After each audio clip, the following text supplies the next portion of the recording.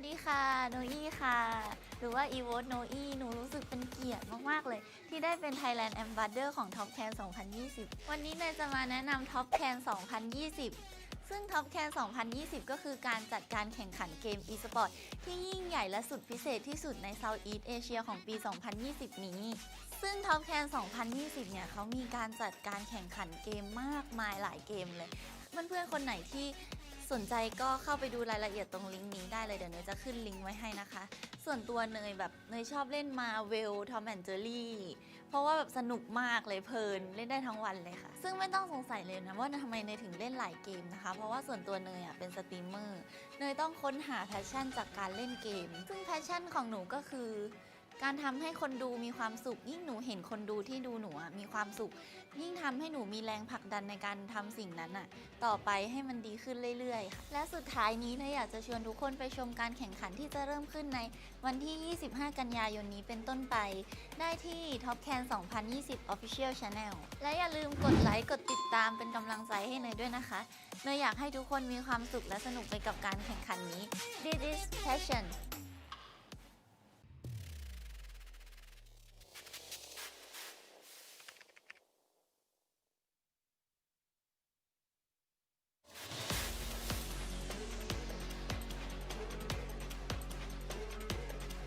Hi everyone, I'm Shir Tolentino Barnacha, also known as Cherizawa, and it is my great honor to be the Philippine Ambassadress of Toplands 2020.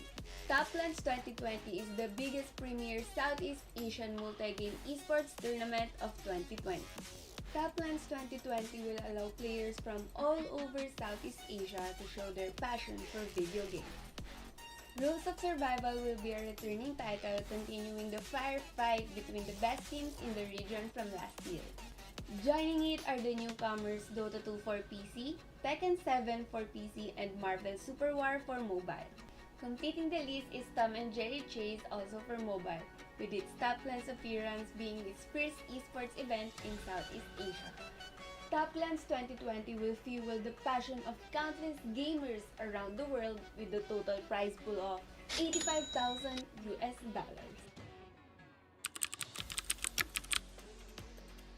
I am a gamer, creator, and Facebook streamer. I've been playing video games growing up, but never in my wildest dreams that I imagined doing it for a living. I officially started streaming over a year ago when Amplify gave me the opportunity. Since then, I have expanded not only the games I'm playing but also my community, and the most important thing is that I find passion in playing games. I mainly stream mobile games and I occasionally play computer games. As for me, passion is doing something without you even knowing it. It's like a part of you is missing if you're not doing that particular thing, which in my case is playing games and interacting with the people I met online, which are now my friends. Toplands 2020 tournament will begin on September 25 and we can watch through Toplands 2020's official channel.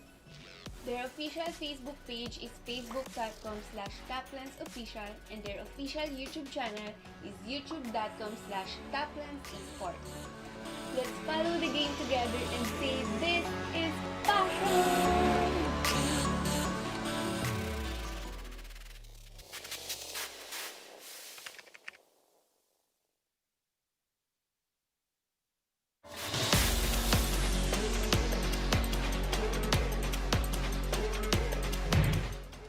Xin chào tất cả các bạn, mình xin tự giới thiệu mình là Đơ Ca Khỉ, tên thật của mình là Phạm Hoàng Lộc.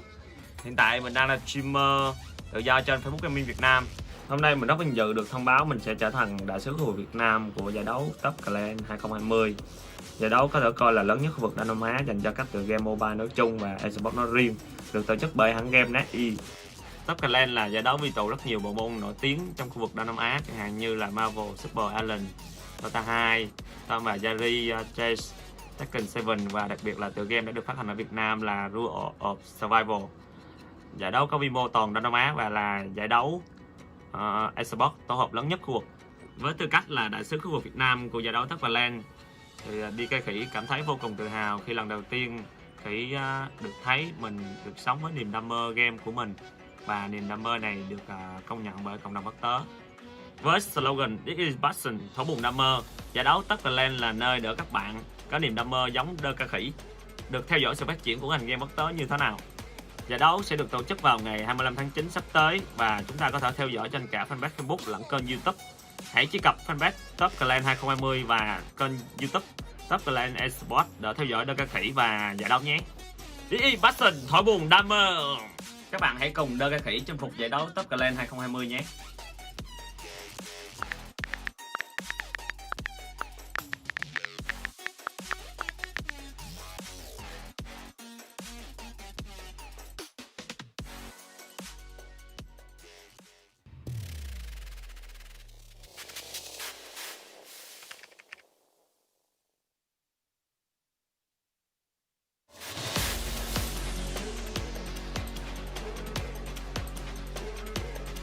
Hai, salam semua. Saya Master Kokan. Saya berasa amat bangga kerana dapat menjadi duta Malaysia untuk Top Clan 2020.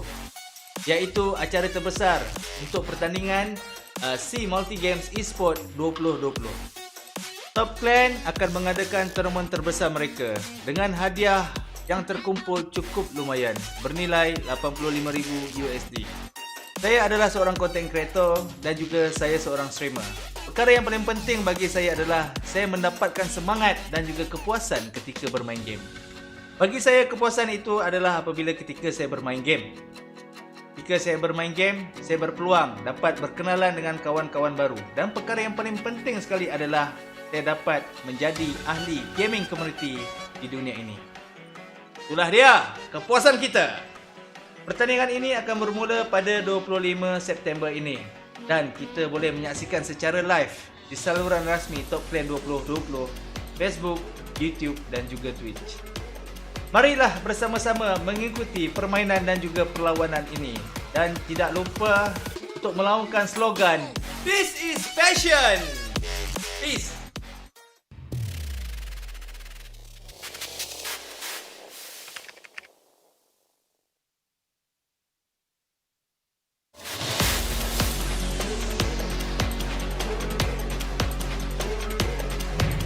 Halo semua, perkenalkan saya Vanji Eko Giovanni, dikenal sebagai polisi ganteng gamer. Sebuah kebanggaan bagi saya menjadi ambasador di Top Clans 2020 untuk Indonesia.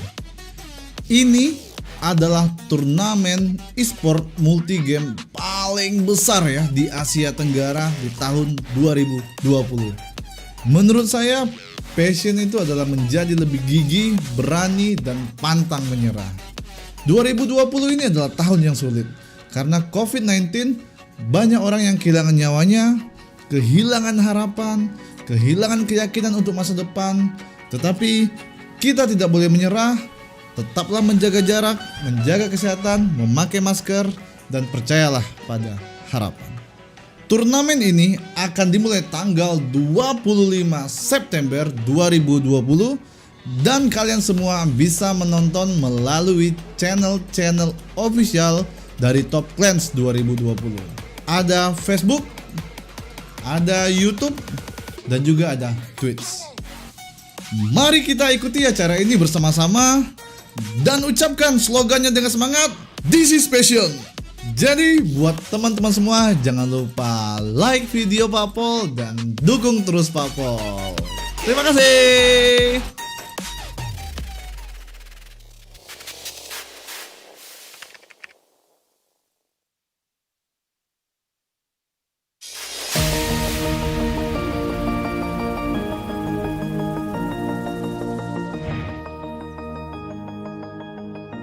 Hi everyone! It's me, your Ate Nikki from facebook.com/playwithnikki. I am a gamer, a streamer, a shoutcaster, and a host.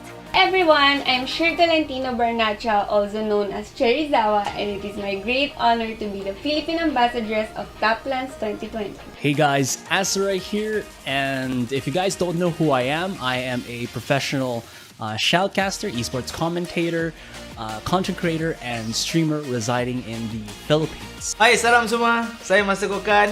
Saya berasa amat bangga kerana dapat menjadi duta Malaysia untuk Top Clan 2020.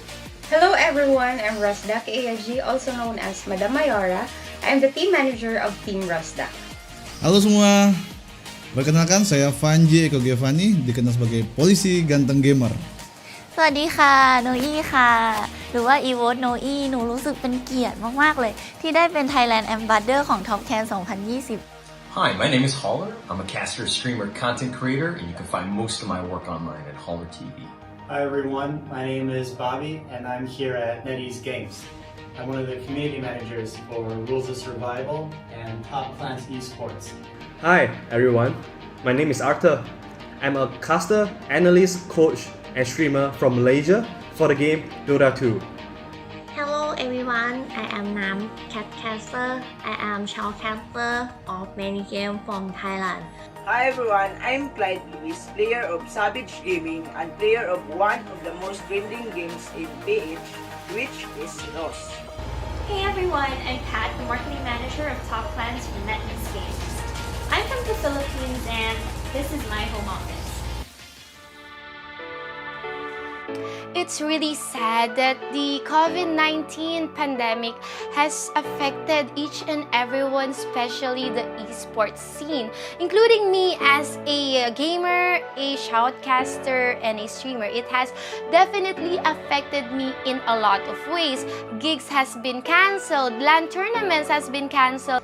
The pandemic affected us in a way that some of our players were not able to practice and play because they don't have their own computer. And we're usually present and cheering for our teammates in person at events like this, but now we're not able to do that because of the pandemic. So this pandemic has definitely hit everybody hard, even those, working in the esports or gaming industry. People might think that, we all do our job at home, and some of the time we do, but some of the time we also do those big events, live events. The epidemic affected us in the ways that we can practice together because one of my teammates doesn't have own computer. But we still practicing and teaching him our new strategy during ECQ. I think passion is defined by how much time you spend in the 24 hours of your day doing something that you love and enjoy. Passion for me is still doing what you love even though it was really hard for you. Passion is what drives me to prove everyone else wrong. Gaming is my passion. Passion for me and for my team is what pushes us to grind harder and what motivates us to push us to our limits. Gaming should not be all about competition, gaming should be about passion. I hope that Top Clans 2020 will bring out the best in every team that join the tournament. And thank you as well for the opportunity for us to play in your tournament. My expectation in Top Clans 2020 is a successful tournament, and I know that we will get a champion and show to all people that our play is remarkable. I hope that Top Clans 2020 will be fair and fun like last year, Top Clans Arena. We have been waiting for this, and I cannot wait to see the result. Top Clans returns this year to become the platform for gaming entertainment and to give an opportunity for competitive gamers to showcase their talents and be rewarded. So I hope you guys enjoy it. This is passion. This is passion. This is passion. This is passion. This is passion. It is passion. This is passion. This is passion. This is passion. This is passion. This is passion. This is passion. This is passion. This is passion. This is passion.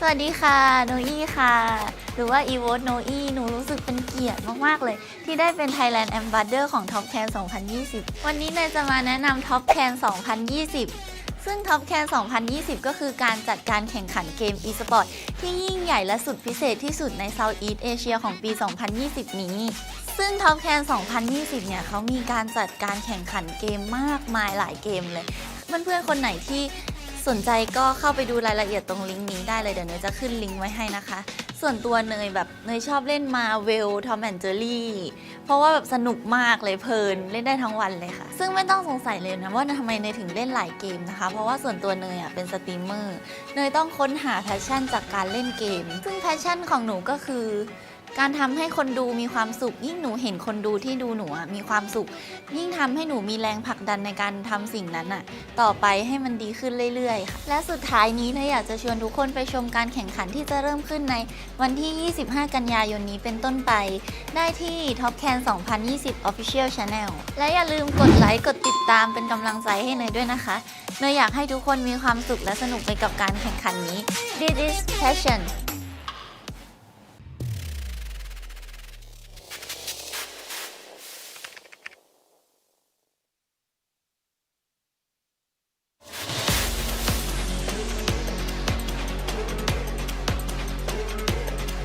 Hi everyone, I'm Tolentino Barnacha, also known as Cherizawa, and it is my great honor to be the Philippine Ambassadress of Toplands 2020. Toplands 2020 is the biggest premier Southeast Asian multi-game esports tournament of 2020. Toplands 2020 will allow players from all over Southeast Asia to show their passion for video games. Rules of Survival will be a returning title continuing the firefight between the best teams in the region from last year. Joining it are the newcomers Dota 2 for PC, Tekken 7 for PC, and Marvel Super War for mobile. Completing the list is Tom and Jerry Chase also for mobile, with its Toplands appearance being its first esports event in Southeast Asia. Toplands 2020 will fuel the passion of countless gamers around the world with a total prize pool of $85,000 US.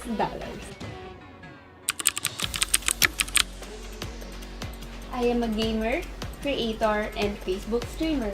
I've been playing video games growing up, but never in my wildest dreams that I imagined doing it for a living. I officially started streaming over a year ago when Amplify gave me the opportunity. Since then, I have expanded not only the games I'm playing but also my community, and the most important thing is that I find passion in playing games. I mainly stream mobile games and I occasionally play computer games. As for me, passion is doing something without you even knowing it. It's like a part of you is missing if you're not doing that particular thing, which in my case is playing games and interacting with the people I met online, which are now my friends. Toplands 2020 tournament will begin on September 25 and we can watch through Toplands 2020's official channel. Their official Facebook page is facebook.com/toplandsofficial and their official YouTube channel is youtube.com/toplandsesports. Let's follow the game together and say this is passion!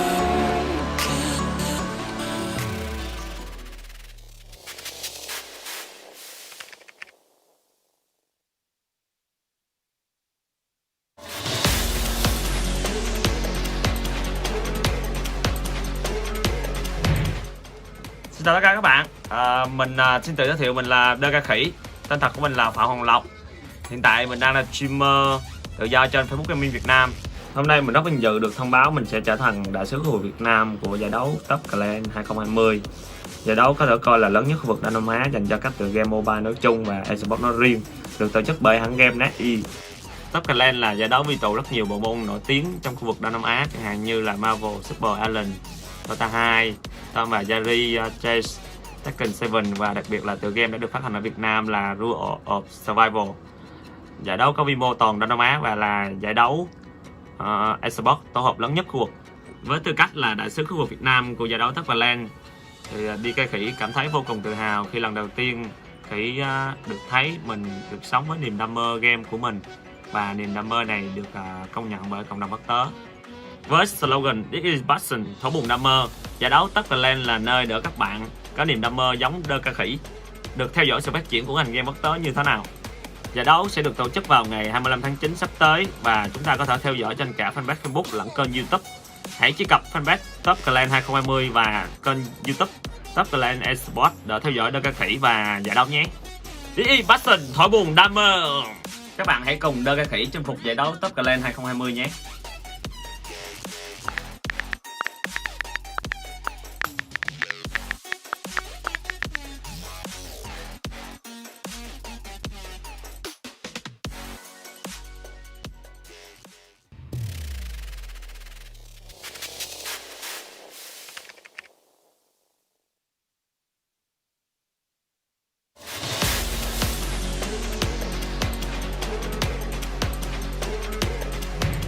Halo semua, perkenalkan saya Vanji Eko Giovanni, dikenal sebagai polisi ganteng gamer. Sebuah kebanggaan bagi saya menjadi ambasador di Top Clans 2020 untuk Indonesia. Ini adalah turnamen e-sport multi-game paling besar ya di Asia Tenggara di tahun 2020. Menurut saya, passion itu adalah menjadi lebih gigih, berani, dan pantang menyerah. 2020 ini adalah tahun yang sulit karena COVID-19, banyak orang yang kehilangan nyawanya, kehilangan harapan, kehilangan keyakinan untuk masa depan. Tetapi kita tidak boleh menyerah, tetaplah menjaga jarak, menjaga kesehatan, memakai masker, dan percayalah pada harapan. Turnamen ini akan dimulai tanggal 25 September 2020 dan kalian semua bisa menonton melalui channel-channel official dari Top Clans 2020. Ada Facebook, ada YouTube, dan juga ada Twitch. Mari kita ikuti acara ini bersama-sama dan ucapkan slogannya dengan semangat, "This is passion." Jadi buat teman-teman semua, jangan lupa like video Papol dan dukung terus Papol. Terima kasih.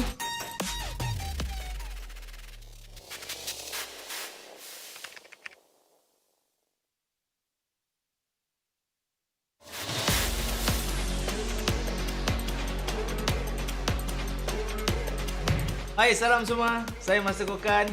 Saya berasa amat bangga kerana dapat menjadi duta Malaysia untuk Top Clan 2020, iaitu acara terbesar untuk pertandingan SEA Multi Games Esport 2020. Top Clan akan mengadakan tournament terbesar mereka dengan hadiah yang terkumpul cukup lumayan bernilai $85,000 USD. Saya adalah seorang content creator dan juga saya seorang streamer. Perkara yang paling penting bagi saya adalah saya mendapatkan semangat dan juga kepuasan ketika bermain game. Bagi saya, kepuasan itu adalah apabila ketika saya bermain game. Jika saya bermain game, saya berpeluang dapat berkenalan dengan kawan-kawan baru. Dan perkara yang paling penting sekali adalah saya dapat menjadi ahli gaming community di dunia ini. Itulah dia kepuasan kita. Pertandingan ini akan bermula pada 25 September ini. Dan kita boleh menyaksikan secara live di saluran rasmi Top Clan 2020, Facebook, YouTube dan juga Twitch. Marilah bersama-sama mengikuti permainan dan juga perlawanan ini. Dan tidak lupa untuk melaungkan slogan, "This is passion!" Peace!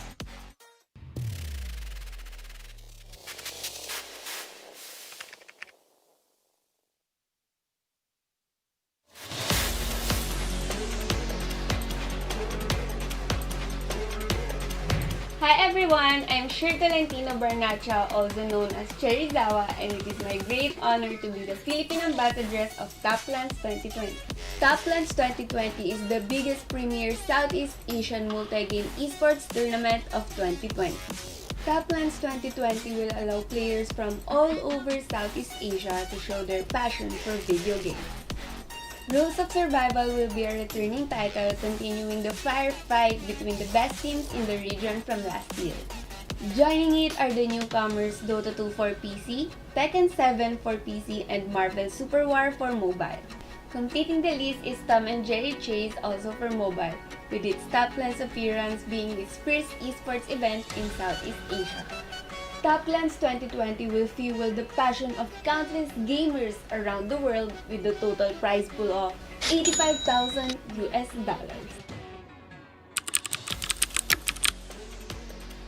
I am a gamer, creator, and Facebook streamer. I've been playing video games growing up, but never in my wildest dreams that I imagined doing it for a living. I officially started streaming over a year ago when Amplify gave me the opportunity. Since then, I have expanded not only the games I'm playing but also my community, and the most important thing is that I find passion in playing games. I mainly stream mobile games and I occasionally play computer games. As for me, passion is doing something without you even knowing it. It's like a part of you is missing if you're not doing that particular thing, which in my case is playing games and interacting with the people I met online, which are now my friends. Taplands 2020 tournament will begin on September 25 and we can watch through Taplands 2020's official channel.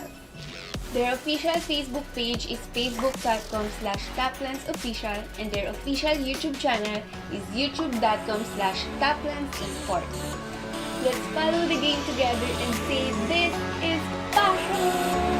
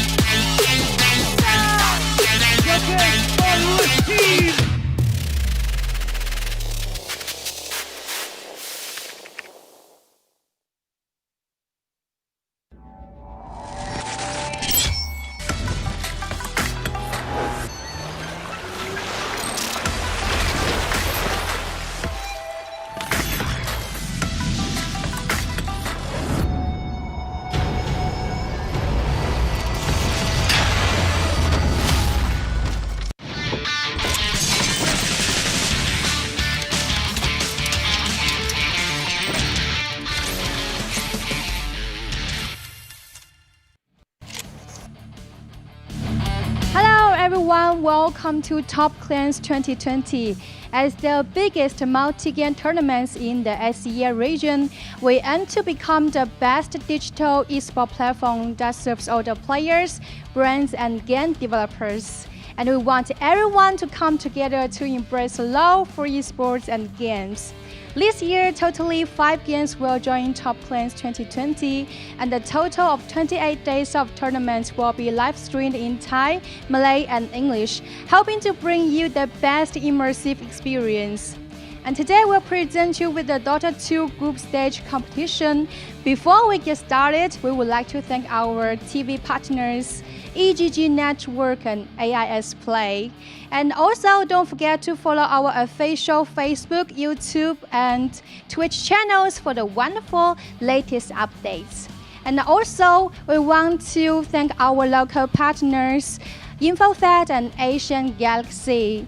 And also you can watch live with our partner platforms and Kumu, Lazada, Lazada Live, Likey, Nemo TV, Twitch, and TikTok.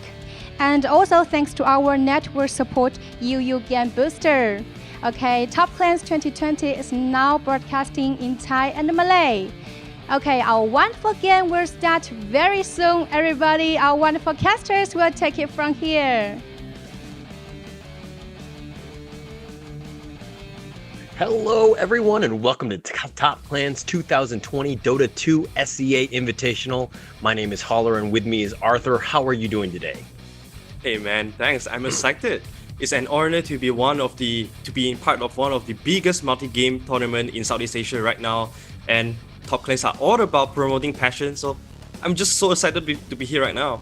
Yeah, I mean, it's great to be here. Obviously, everyone's trying to stay safe.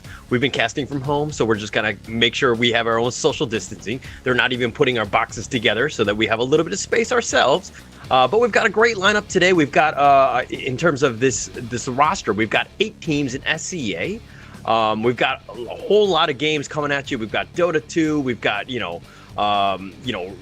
Rules of Survival, Tekken, all of these other games that are going on. So there's a lot of stuff going on, but I'm actually really excited about this league because it's different in the sense that we have 8 teams. You have a group stage, you have a knockout stage, and the grand finals, right? So we're gonna block them up into 4 different, teams for each of the different groups, and they're gonna play a round robin best of 2 with everyone in the group.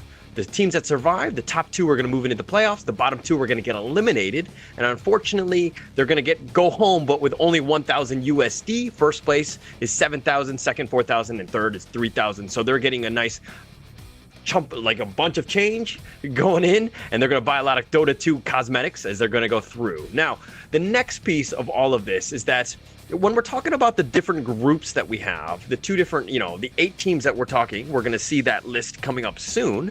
But we're going to have IO Esports, Adroit Esports, Bren Esports, and Motivate Trust Gaming. They're going to play today. And so that's going to be a good one in the sense that if you're a fan of these teams, you're going to see like today is going to be strictly Group A. And if Group B is going to be for tomorrow. So we're going to alternate these things throughout. And we're going to have a total of 10 different days that we're going to be doing this. Of course, you have to move on into the playoffs and to get to the grand finals to play on all those days. But this league is going to be quite long and it's going to be quite grueling in that sense. If we're looking at Group A, who kind of sticks out to you, Leon? Oh, damn. I'm definitely looking out for Adroit and IO Dota and of course MG Trust as well, right? Because they have done so well recently, especially at the BTS Pro Series. They've actually crowned the champion, 3-0ing Boom Esports. That shows you a lot. So these three teams are definitely my favorite coming out from Group A. And for Group B wise, we've got some new team here, Wise Esports, Galaxy Razor, especially debuting in their first international international events. And of course, Neon Esports has been the gatekeeper to the Tier 1 Dota in Southeast Asia for a long time. So this is going to be a very exciting event. Yeah, and one thing to note about Group A is that they've got Bren Esports. This is an all-female team from Philippines. And I've seen these guys play, or these ladies play, in the FSL League, and they've done quite well themselves. They are definitely something to look out for. This might be a tough time, though, being in Group A, as you've kind of named out all of the other ones. This might be the group of death, so to speak. But we're going to start it off with IO Dota, and they're going to go up against Adroit Esports. That's going to be the first series. It's going to be a best of 2, mind you. The second series is going to be Bren Esports versus MG Trust. Now, if we're looking at just the first series, and we'll do a deeper dive as we get into the draft and all that stuff, but is Mushi, Ohio, of all these guys, are those the ones that you're really looking out for?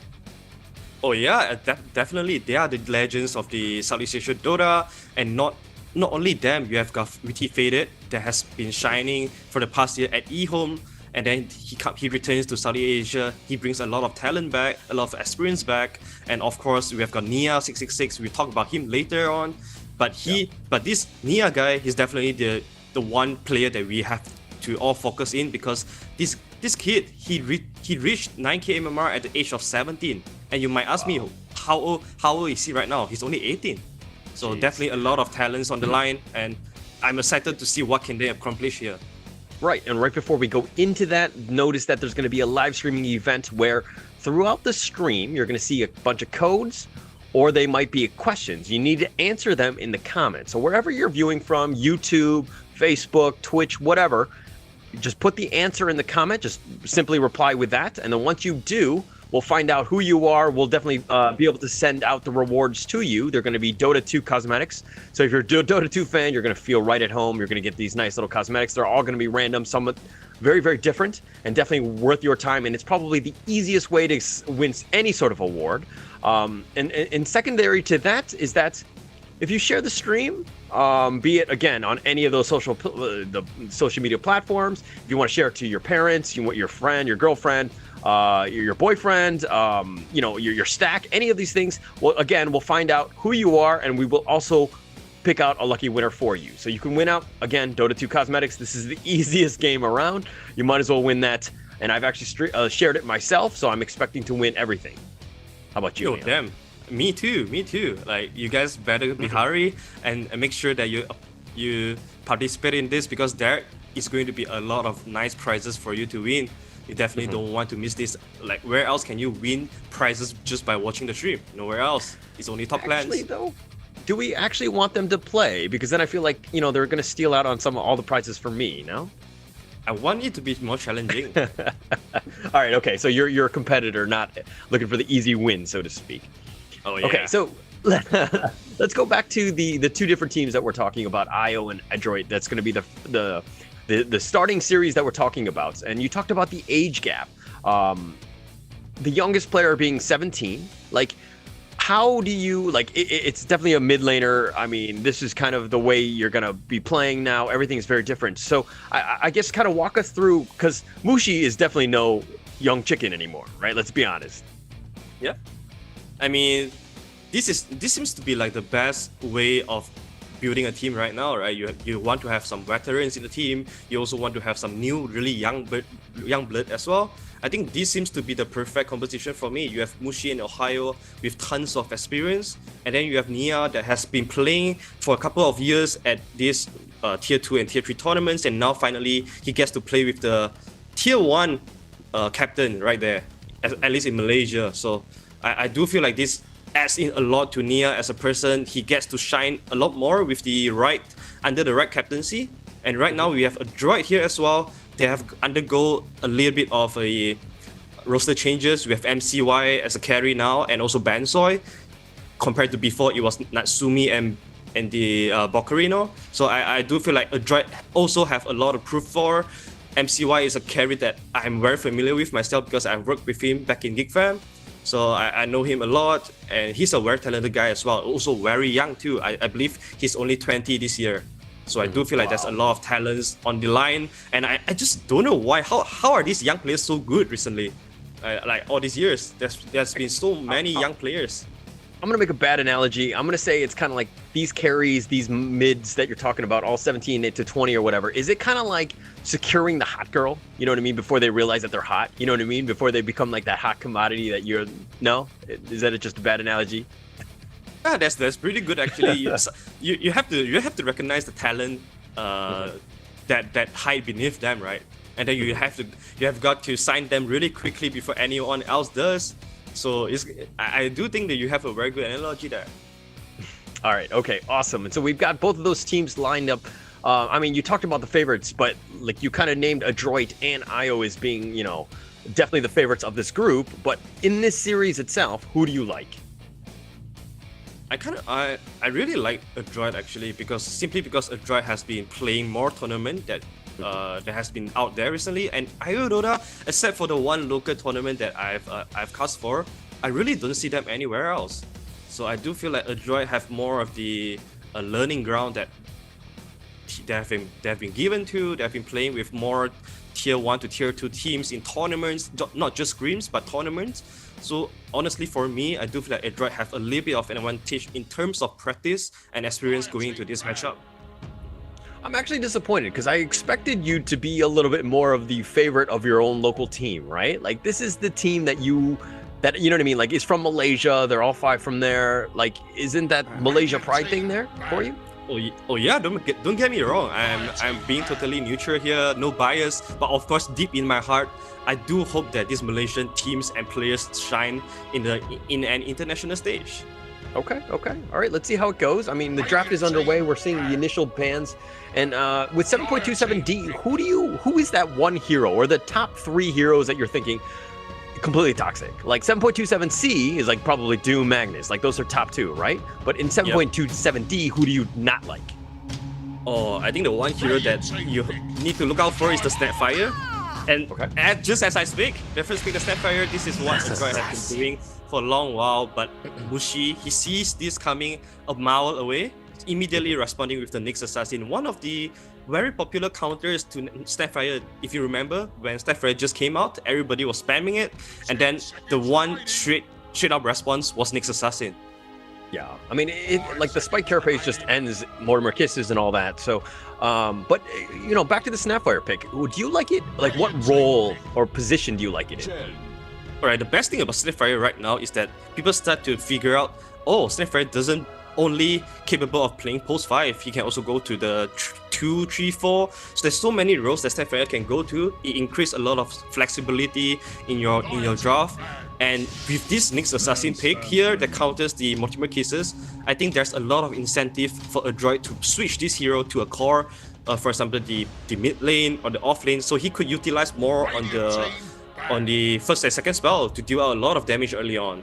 And I'm really liking this Swan pick as well, because if teams are doing a lot on this, you 8 pick the carry so that you can ban out 3 counters to the Swan. And this is exactly what IO Esports is going to do. They ban out the Vano, they are going to ban out the heroes like Faceless Void, probably any heroes that annoy Swan, just to make this Swan games much more easier for Witty Fader to carry. But aren't you kind of overcommitting? You're showing your hand in the sense that, like, Sven, I mean, he's pretty much hard locked into the position 1. I mean, yeah, we've seen some mids and offlane and all that, but generally speaking, he's going to be that position 1. Do you feel like they're kind of hindering that a little bit? I mean, yes, they can counter and they can ban out and stuff like that, but are you showing your hand too early? Oh yeah, that's the hidden risk you have to take. I think in their mind, they are thinking that Swan is the absolute #1 carry in this entire meta, so they have to snatch pick it. Otherwise, they will be giving away this to Adroit. And I do think that they're approaching it right, because what other carries aside from Faceless Void can really deal with Swan? There's not really a lot, and they have already banned out the Venomancer that annoys Swan a lot. So I do feel like they are approaching this at a very good pace, and Adroit, they have to find out some kind of niche pick to counter this one, because there's not a lot in the pool. Yeah. And I mean, Adroit has the Snapfire, we talked about Chen, which is going to be pushing a lot, is creating a lot of space and all that. But is it, like, I guess, what game are you looking to just pick a Chen in? He's just good in everything, or is there something that, like, he kind of just sticks out in? I think like most of the time, teams pick Chen for 2 reasons. One is that you want to play some kind of death board lineup, that you want to push the pace really fast and end the game really quickly with all the summon units. And another one is to stack your sustainability, right? Because you are providing your team so much heal, and if you pick another hero that can also provide some kind of heal, like the Phoenix or anything, or like anything that has some kind of heal, you will be amplified. So all of a sudden you build this lineup that has so many ways to mitigate the enemy's damage. But IO, they responded with the Swen, with the IO. Like this is what they do, right? IO esports going for IO, and IO plus Swen is a horrible.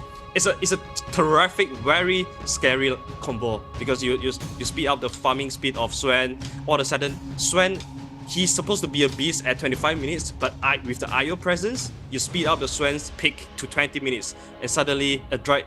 If they don't have a counter to this, Swen might get out of control very early on. I mean, I get that, but now it looks more like a Nyx 3 maybe. You know what I mean? Because IO, I would prefer that as a 4, or do you just play as a 5? What do you like in that in terms of like a role for the IO? I think if you're pairing with the Swen, most of the time you want to lane with the Swen, so it would be a 5. Okay. Yeah, and Nyx Assassin would be a 4, or even a 3, right? But we don't see Nyx Assassin 3 too much recently. But with this pick, we are going to see where Nyx Assassin is going to go, because I do think that this pick will be either the offlane or the post 4, because you want to save the last pick for your mid. Yeah, it's almost a giveaway. I mean, unless they go something crazy like us. I mean, yeah, definitely the mid pick is the last pick. Is going to be the best way, but it seems like a droid they don't really have that hard lockdown. And that's kind of what worries me. Yeah, they got the team fight, they got the mobility and the Pango. Snapfire's kind of just got the team fight with the Chen and all that. But, you know, if you're up against like a Mars, which you're going to see, this is definitely the 3 into the Lifestealer. It's going to be a Mars Nyx versus a Lifestealer Chen lineup. Yeah. I mean, looking at the lane, I feel like Lifestealer is gonna shine in this lane. He's up against 2 melee heroes that is and the reach is just so great against Nyx Assassin, right? All the stuns you are able to avoid all that, and Lifestealer plus Snapfire is a combo. If a droid is looking to put this Snapfire at a core, he'll be rushing the X, and then with the X he'll be able to gobble up the Lifestealer speed to the IO, and they have one way to kill the IO really quickly. So this is one thing you want to play against the IO lineup. You want to have an IO killer, and they just got themselves a 1. So I'm really liking this Lifestealer pick. It's great against Nyx Assassin and Mars. It's just that against Swen though, you need to have a lot of items to go head to head against Swen. Otherwise, Swen with the very early on Monkey King Bar or Daedalus would just chop this Lifestealer down like a piece of cake. And IO has a bunch of strength heroes, so Lifestealer just getting into that percentage damage is actually going to scale up quite high. But again, if we're talking about last pick IO, like for IO Dota, I'm thinking if they had something with a little bit of mobility, a droid would really have a hard time just kind of locking that hero down. I feel like there's a huge weakness in the droid's draft so far. Yeah, I do agree with that. Another thing they might want to consider about is the ability to save, because now knowing a droid's game plan, which is the Snapfire and Lifestealer combo, you want some way to protect your IO as well. So heroes like the OD might come into picture here. Any heroes that can offers you a little bit of save would be very good. I think the Puck 1 Nia, the mid laner of IO Esports, he absolutely loves Pugna as a hero. He shines with that hero a lot of time. I've seen that and cast that myself. So I won't be surprised if their last pick is going to be the Pugna. It kind of gives you some kind of save for the IO by decryptifying him. So, but it all comes down to what a droid last pick is here. Are they going to conclude on a Snapfire mid, or are they going to go for someone else? We'll see in just a bit.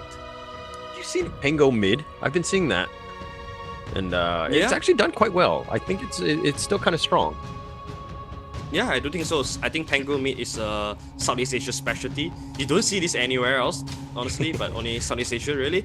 But the thing is, Pangolia, you don't really want to blind pick Pangolia into IO Esports, because Pangolia, even though he's a very good mid laner, he does have a lot of lane counters. So a droid here. What are some of those counters? I think Batrider is one of the very obvious counter against Pangolia. The Puck as well, with the Dream Coil able to lock you down with a lot of ways, with the silence too.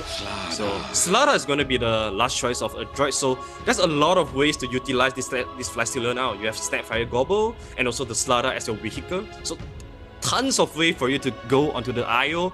And with this Slada Corrosive Haste, all of a sudden Swen, Mars, they're not as tanky as they wish to be anymore. Yeah, but it's like a lot committing. Okay, so if we're talking about the laning, how is this going to work? Is it a Pango mid? Seems like it, yeah. So Mac is going to be playing Pango mid, and Snap Fire is going to be as post 4. But whether you are post 2, post 3, or post 4, one of the items that the Snap Fire always rush for is the Aghanim. So it doesn't change really. It only changes the timing of the item. But because you have this Slardar as the post 3, all of a sudden your Lifestealer could be online so early once the Slardar gets his Blink Dagger. So it feels to me like the Armored there will be the Lifestealer's build. I think IO Esports, they have to see this coming and have to somehow crush this Slardar lane so that he doesn't get a very good Blink Dagger timing, or just to try their best to win the Lifestealer lane. Okay, yeah, I agree with that. Now, if we know the draft, we know, the players have selected their heroes. Who do you like going into this? Honestly, I feel like Adroit have a lot of answers to IO Esports draft. Pugna, yeah, it's good against the Lifestealer. You can always decryptify your teammates, but you're playing Pugna against the Slardar, Pangolier, Snapfire though. If they don't go, they can always just go on the Pugna first instead of the IO. And if you go on the Pugna first, who's there to save him? There's really nobody, because IO, he wants to be always tethering the Swan. I mean, it's going to come down to the laning phase. Does Pugna kind of push, create a lot of space for everybody else for that Sven to get fat? Or is it going to be more of if he gets held back, then I feel like they're going to have a lot of difficulties, because a Pugna is, he falls off very, very fast. Yeah, unless he gets a really snowballing lane and go for the really early 80 lands, they're going to be able to get a lot of kills. Otherwise, I do agree with you, this is a hero that will fall off when it comes to the late game. So it's all about IO Esports protecting their heroes, playing to their timings, and kind of find ways to destroy the timing coming out from Adroit. Otherwise, they will run into a lot of trouble when Adroit's hero gets all the items. Yeah. And Pango starting off with a Quelling Blade and a stick. Are you okay with that? Just kind of starting off as the mid lane, Pango. Yeah, you know that the Pugna will be spamming you a lot of spells. So I do feel like the Magic Stick is a very smart pickup there. But this mid lane though, it's gonna be level 6 is gonna be the game changer here. Because once Pango hit the level 6 with the Rolling Thunder, especially in the mid lane, if he plays it correctly, he'll be able to bounce so many times with the Rolling Thunder, creating a lot of threats towards the Pugna. And that's the one moment Pugna has to be really careful, because 6 minutes is most likely the catapult time you want to be pushing. But also because of this threat of that Pango poses there, you have to be really careful. Yeah. All right, so who is, if we're going to put, if I'm looking at it and I'm looking at IO's team and I'm thinking that the Pugna, I feel like a lot of the weight is on his shoulders, because if he has a bad game, this team just crumbles, right? And if we're looking at the Adroit side, who is that one hero that kind of sticks out to you? Slardar is definitely the one hero that sticks out to me. Okay. You want to try to minimize the impact of Slardar as much as possible. You give him a bad lane. Most of the time, Swen would want to just get to his level 5 or level 6 and then just AFK in jungle. But I think this game, it might not be the same. You might want to stay in the lane more just to pressure the Slardar. Don't give him the very good timing for his Blink Dagger, so that you can buy more time for Pugna to get to his defensive items like the U Scepter, the Glimmer. It's all about playing towards timing right now. And it's all about, for IO Esports, it's all about stopping the timing coming out from Adroit. Well, this is going to be Series 1, Match 1, IO Esports versus Adroit Esports. This is going to be Top Clans 2020, and we are underway with a couple bashes just going in, Stormhammer, and it looks like the Slardar is just going to take that rune and just swim on back to the T1. Yeah, 3 bounty runes on the way to Adroit. Very good start for them already. But Mac actually misses the body block. Is this GG already for Mac? Is he done? Nah, he's much better than this. Mac's a 10k. He's a 10k player. He knows his deal. Just missing one creep. It might be intentional. We wouldn't know, right? Okay, well, I'm not 10k, but I can do a perfect body block. I'm just saying. Okay, apparently that's why he's probably not 10k, or I'm not 10k. He just missed the range creep though. That was a bit unfortunate there. Yeah. It's a big deal now. Now that Nia reached level 2, he'll be able to pose a lot of threats to the Pangolin in terms of trading hits, and Mushi here really trying his best to block the mini camps so that Chen don't get to summons units to zone out the Mars or the Nyx himself. Yeah, Boomy here and just 1, 2, 3, just kind of trading shots here. They're trying to protect that pull creep because it's in a decent spot for Radiant, so that's definitely something on Adroit's mind in terms of pulling it back. Yeah, they want to remain at the lane so that they can always rely on this bash to threaten the Sven on getting last hits. So seems like both of these teams, their supports are doing a good job in realizing how important blocking the camps is. Yeah, looking at Nia, he's already being aggressive on this mid lane because he knows that he needs to gain some sort of advantage if he wants to have a great mid game. Yeah, he needs to start popping off. He really needs to be aggressive. He needs to ensure that he has a good game because, again, a lot of the pressure is on him. And Mushi here is going after that courier. He's going deep, and he gets it. Mushi. That's first blood, but it's only a courier. Yep, he has the boots, so very good ways to go. And he also have a very deep observer ward that sees the courier coming. So this is intelligent experience going into the game, right?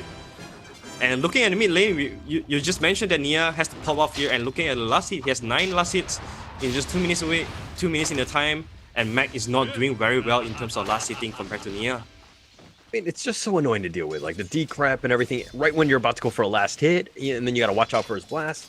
I mean, Pugna has the tools, but okay, as he gets gone on here, the swashbuckle, he's gonna trade shots, and Nia's actually on the wrong side of this. He gets disarmed. Might as well get a little lucky on your way out, but yeah, that should just be the end of that. Yep. Nia's playing extra aggressive now because he knows that his bottler is coming up, so he'll be able to do a lot of trade hits with Mag, and when the bottler is up, he'll be able to regen up. So all this aggression will be worth it once the bottler is arrived. Yeah, it's on the way. He's almost got it, so a little bit of an edge there. One other time, and Pugna's getting a little low, so he does need to be a little bit careful. He's got the decrep and the blast doing a little bit of damage there, but Mac's just going to stick on up, and he should be fine. That was a very good blast that gives you a lot of harassment, and also he secures the last hit on the range creep as well. So perfect efficiency there, and looking at the last hit, 17 to 11. This is quite a gap, Tyler. Yeah, it is. I mean, the denies are one thing too, but VT Faded getting very low, and that's going to be first blood going the way of Boomy. VT Faded a little too aggressive, and 1, 2, 3 not there, not tethered. I don't know where were the heals. Yeah, they're too low levels for IO to pump in a lot of heals. So this is the scary thing about Snapfire, right? It doesn't matter what lane you are on, you're always able to do so much pressure simply because your spells just do too much damage. It's actually crazy, to be honest. Yeah. I mean, you get completely caught out. That's the biggest thing. Like those bashes from Slaughter are kind of like he can queue them up, the 3 and then the crush on top of that. Just it's a lot of burst, and it kind of catches people off guard. And Max secures himself an Invi rune. Very good job from Boomy for helping out Mac on the rune. IO is not a hero that want to be rotating around securing runes, so... Oh, but the rage is going on Mushi. He's trying to fight this. He gets the Impale and the Spear on top of that, and both of the Dire heroes get sent in different directions. But yeah, it looks like Mushi's going to get away here. That's a very interesting teamwork there. You spear the Lifestealer to the left, and then you stun the Chen on the right. That is teamwork, man. Teamwork makes the dream work. It works out there, but MCY is doing pretty well in terms of the net worth. Top on his team, he's kind of keeping on par with the Sven. But the Pugna is doing very, very well, right? Top. What is the first big item you're going on, Pugna? I think Interlance is always the go-to item for Pugna. You always want to have extra cast range so that you can play. Oh, but Benzoy getting really low. The swashbuckle. Mac has made his way there. They got the one bash that was queued up, and here comes a TP from Nia. He's looking to turn this around. They got the decrep and the blast, and he's looking to turn this around with a life drain. VT Faded is trying to move in front. He gets the Stormhammer on, but VT Faded goes down, and it looks like Benzoy gets the stun. One other time, and the Rolling Thunder he's very low, and they're trying to get Nia, and they're get him one more time, but the blast misses. The IO heal is there, and they get one more crush, and Benzoy is looking to turn this on to 1, 2, 3, and here we go. 1, 2. Okay, and Max is gonna secure that kill. Yeah, 1 through 3, falling in 1 through 3. Oh man, this is such a painful loss for IO Esports. They lost 3 heroes, 2 cores at the minute of 6.5. This is just how strong Pango is against Pugna. Once you're rolling Thunder out, there's just no way Pugna can go. Force Staff is an essential item for Pugna here, so that he can kind of position himself in a safety ways. You see, there's a lot of ways for a droid to stop the combos coming up from Pugna, especially the heal. You have the cookie, you have the stun from Salada, you also have the Rolling Thunder as well. So this is not going to be a very easy game for Nia at all. So are you saying that IO picked incorrectly with that Pugna pick? Because you're picking it into a lot of counters that you just talked about. They definitely know this as well, knowing that Nia is a very experienced Pugna player. But I feel like I feel like this might be the hero that suits them the best in their current hero pool. So they have to take this, even knowing that there's so many counters. It shows that the team has a lot of confidence in this particular player playing this hero, that even though he's facing so many counters, right? Yeah, but I feel like at this point he should be putting some pressure on that T1, right? He's actually fallen behind in terms of levels. Mac is, level 7 versus Nia, level 6, but it seems small, but that's definitely not the position you want to be in as the Pugna. Yeah, Pugna is a hero that you never want him to be dying in any point of the game, because every time Pugna dies, it means that there's 20 or 30 seconds without tower pressuring coming out from the opponent's side. So I agree with you, Pugna. He wants to prioritize on his own tempo right now instead of helping his own team. I do feel like the one mistake that he did was to TPing down bottom, because knowing that the Pango was bottom, he could have taken his time pressuring the mid lane, right? Yes. Instead, he went to bottom, help us his mate, but unfortunately he died there. Once again, he's moving on to the bottom side. Yeah, he's making another rotation. The Stormhammer does catch him out, the Decrep and the Life Drain and the Impale on top of that, and that is a dead Snapfire. Yeah, this time they have Mushi coming in here as well to offer the extra stuns, so that they have the ability to burst down one guy. But all these 4-man rotations, it just in return for Snapfire though. Is it really worth it? I'm not sure, but they are definitely happy with this. But a droid side, they're feeling okay as well. They're thinking themselves, 4-man rotation, just for Snapfire, it's okay. But they didn't really get anything out of that in terms of objectives. Like this Slaughter is still there, still kind of in the top lane we see MCY ended up killing Ohio, and they're diving deep. I mean, right under T1. MCY is actually very strong with face boots already. Yeah, like this Pango, even though he had a very slow slot, but utilizing his Rolling Thunder, he has already created so much impact in the side lanes. And I do think that Mac is doing a very good job in terms of creating space comparing to Pugna. Do you think MCY, it looks like he's going Midas first. Is that the right call? Ah, interesting. I thought he would want to go for the Amulet into their Soul Street, but I think that's because he knows that their laning are pretty solid right now. They've won at least 2 of their laning phase, top lane and bottom lane, so he is able to go a little bit greedy. Oh, but so all the Chen creeps are getting killed here. VT Faded is getting something out of this. He's going to pop God Strength as well, in addition to Warcry, and they're just kind of moving through into the jungle. Boomy here is trying to get level 6. Speaking of Midas though, I think with this Midas, it's going to create a big difference in terms of XP between Nyx and the Swan. The reason being is because Swan is always tethered to the IO, so whatever camps he's farming, he's sharing a part of the XP with the IO. So this Swan is not going to have a very high levels going to the mid game. Warcry, they found the Chen, who's in a bad spot. Boomy's in position as well. They do need to be careful. Mushi's going to use Spike Carapace to buy himself a little bit of time. They get the Impale, but they're looking for that 10-minute rune, and it looks like VT Faded does pick that up, but it looks like they're trying to fight here. MCY, Snapfire Cookie. He's gonna fall here, and MCY is trying to go on Nia, but he obviously doesn't have enough damage there.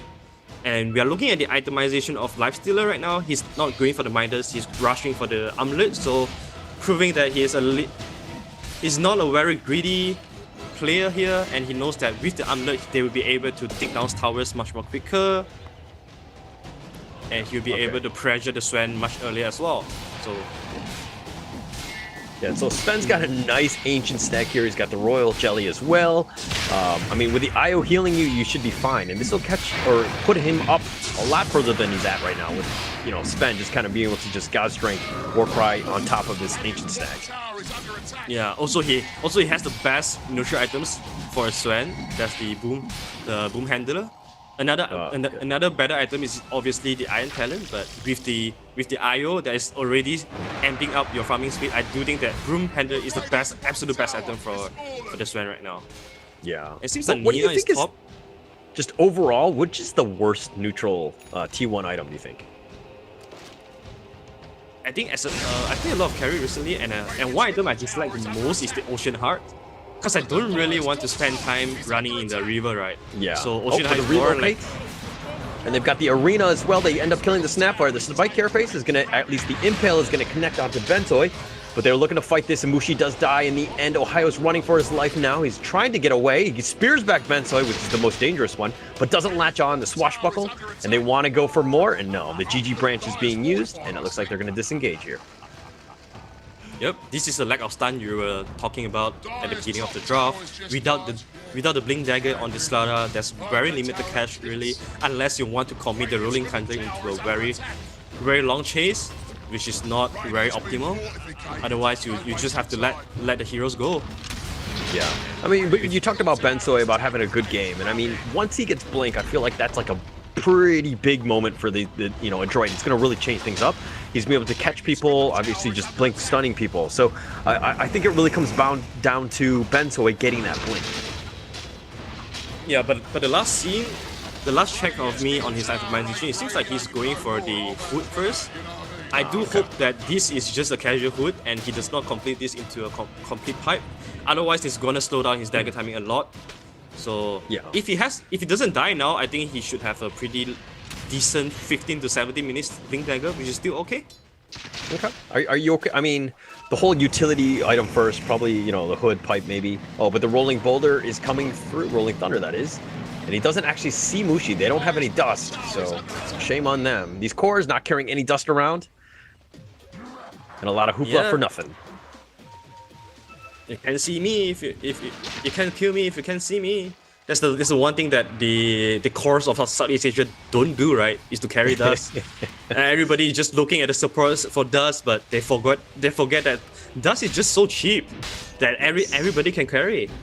Yeah, it's actually pathetic not seeing a core carry some dust around. I mean, they're going to definitely need it against that Nyx Mushi. Just being able to bend that away there is a lost opportunity, but. One thing that kind of stuck out to me was CML is only level 5, and it's been 13 minutes. He's kind of had a rough game himself. Yeah, he has been playing a lot on the team tempo. If you compare CML's Chen with someone like a Papi will spend a lot more time in the jungle, just that he gets more level, more resources, because you know that Nyx will have a pretty uncontested lane, right? So if this were Papi, I do feel like he would be playing much more greedier, but this is just different kind of playstyle. CML is more of a team-oriented player, so it's not surprised to me that he's sticking with his team most of the time. All right, so when I'm playing position 5 and I'm level 5 at 13 minutes, I can just be like, oh, I'm a team player, and then everyone will think it's okay and they won't report me. Is that what you're saying? That is true. That is kind of true. Yo guys, I'm so poor because I've been sticking with the team all the time. It's not my fault. I'm a team player. But Mushi's on the high ground here. Mac trying to find him. They get the decrep, the life drain, but the Rolling Thunder is going to go on out, hits out Mushi, and they do find him. Somebody's got, I think they've got the vision. Yeah, he's not going to go anywhere. They got a sentry down just in case, I believe, and they should be fine, and that's going to be Mushi down for 25 seconds. Yep. It's very scary to lose a hero at the side of your map, especially at the top and mid side, because this means that every time you lose an important hero, it means an opening for a droid to get Roshan, especially with the corrosive phase. And this is what they do exactly at the minute of 15. They're already going in because thanks to the Pangolier Lucky Shot and of course all the summons units coming up from Chen to be able to get this Roshan in very early timing. And Corrosive Haze just makes quick work of that. It's going to be like you got one pick off, and that turned into Roche. Right, so really nice play by Detroit. Just definitely on point in terms of their objective-taking ability. Yep. Exactly. Right, so it looks like Lifestealer did go Armlet. So he's got that. He's going to go Desolator. You were talking about that build, so definitely also, faster. Howler, he's holding a dust on live square. So this is definitely something that is very happy to see, and all the core players out there should be learning this as well. Oh, they got the Impale, the Arena of Blood, all on the Pango. He's kind of stuck on through, and he's got a Rolling Thunder, and he's got the exit on out, and they ended up killing the Pugna there, and that should be the end of that. Oh, they're going for Snapfire, and they did get Mushi in the end. Well, it almost turns out great for IO, to be honest, because Sven and the IO was trying to take down the mid tower, but fortunately for Adroit, they have the Glyph to save that tower. So it turns out to be a 2-for-1 trade, of course, in the favor of Adroit, and they will be looking to push the tempo very quickly with all the summon units and the Deso coming out from the Knights. This is why Armlet and Deso timing, if you rush them, it gives you such a early timing, because all of a sudden you will be able to deal so much hero damage and also tower damage. It looks like the Glyph has been used. They're kind of just deter them from going for that T2 mid. But CML does have his army of creeps now. He's got 2 centaurs, but he's been spotted out by Mushi. They get him the Impale as well, and the Spear will lock him into place, and he goes down. They actually have VT Faded here, just looking to kill the creep army. Might as well get as much farm as you can out of Alba. Yeah. I mean, Sven is sitting at 9k net worth, so that's a very decent timing for Sven. He has got an Echo Saber as well, so that is going to amp up his farming speed a lot more. But the thing I worry still is that he's only level 10 at 17 minutes because of the IO presence. The IO is always sharing his EXP, and this is something I want to share with you, is that I personally talked to MCY very recently. We talked about itemization, and then he says that when he is playing Sven with an IO, he always go for the Midas, just because he knows that he will be not having a lot of XP. So yes, so Midas will be able to help with that. Yeah. But I feel like if you're gonna go MOM and Echo, you have like 2 mid-tier items, and then like where do you kind of fit in the Midas? Like if you got Midas first, like it makes sense. Like, you know, that kind of works. But like a 3rd mid-tier item, I don't think that's the way to go now. Oh yeah, that's why when you are going for the Midas, you're not going for the MOM. Because you already know that IO will be there to provide a lot of heals, so you don't really need that extra attack speed. But mid lane, the Arena, and they do get the Spear on Mac, and he's going to get Life Drain here, the Snapfire Cookie to push him back. They don't really have that burst to deal with Mac, who actually going to turn this around. He's got Rolling Thunder, he's got DD, he's like, you're going to go for me? We're going to go for you! He's got the Clumsy Net locked into the Arena, he's got a 4-man. And on top of that, they're looking to go. Sven is looking to fight this Warcry. The IO is there. The Aegis has been popped. Benzoe goes down, and it looks like it's all-out retreat for Adroit. They're looking to run away, but Mac, or MCY, is looking to just rage on out of there, and all they've lost was Benzoe. Wow, this BKB coming up from VT Feder is definitely the saving grace for IO Esports in that fight. Otherwise, they would have lost at least 3 heroes. I was wondering how VT Feder gets to a BKB all of a sudden. That's because he disassembled the Echo Saber, and then he disassembled it so that he could get a very early on BKB, because he knows that without the BKB they won't be able to survive through all the fights. He has to do that. Obviously, it's not optimal, but you just have to do it because of the circumstances, and that was smart, and that was very smart and rewarding. I think another thing is that Mac, though, is that yes, he's been gone on, but he's tanked the Arena, all of that burst, and he's been able to survive every single time, right? And if you have a hero that can just get away, like they're losing a lot of their ultimates, or they're using them and not even be able to secure a single kill on that.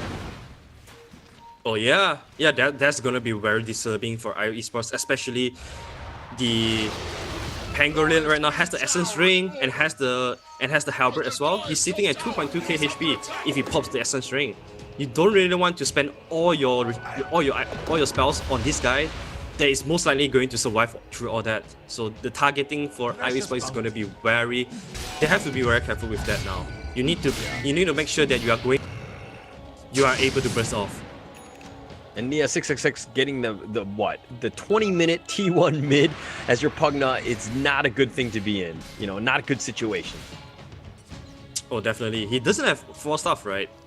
The last check, I don't see a 4 stuff yet, but he's only sitting at 1k gold. Actually, sorry, VT Faded actually has MOM, Echo, and BKB. Oh, but the Crush is on top, and they're looking to turn this. He's got God Strength. Benzoe thought he was a trap, but he got the heal from Chen. And it looks like MCY really wants this IO. He does end up killing him, but Bentoy, will he go down or are they going to kite BT faded? BKB's been used. They're just going to kind of like try to trigger this one out. The Snapfire Cookie buying CML a little bit more time. The Stormhammer does lock him into place. And oh, they let him go. CML is looking to run away. The Decrep is there, slowing him down. MAC is looking to fight this one, and Ohio is going down as well. Oh, this is just great targeting coming, great kiting coming out from a droid. And Swen, he might have gone for a wrong target. He spent most of his time with the BKB chasing the Pugna, chasing the Chen.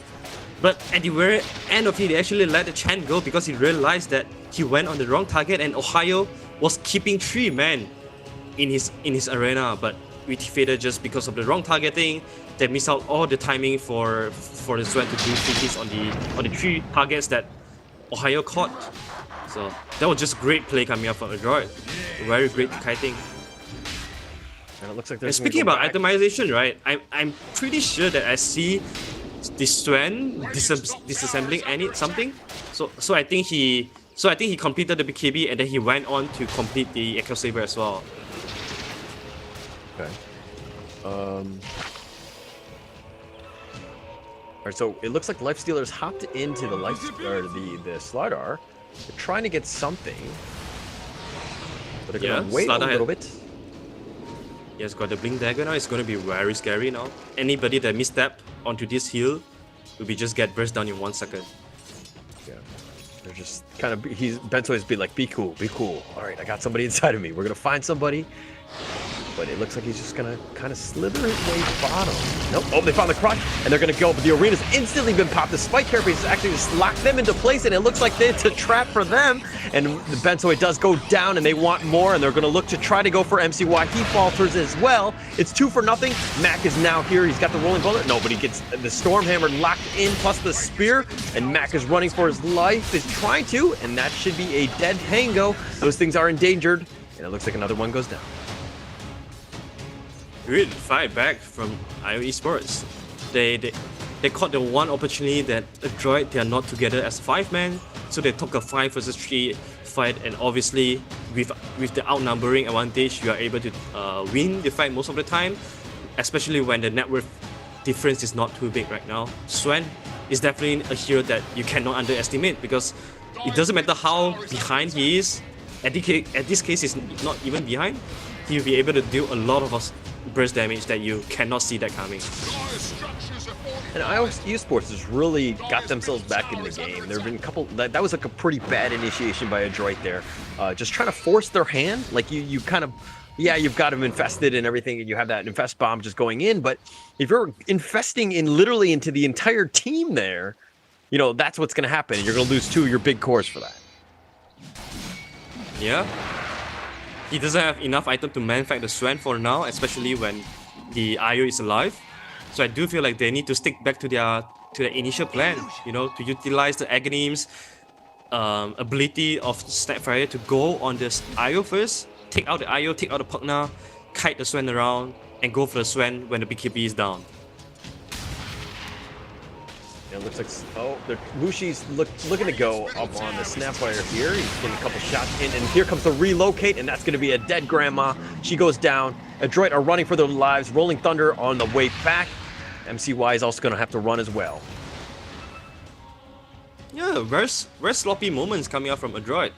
They need to know that they're slowly giving back their advantages, all the advantage they have gained with their superior movement at the early game back to the Swen. Look at the Swen, 14k goal lead already, 3k ahead of the Knights.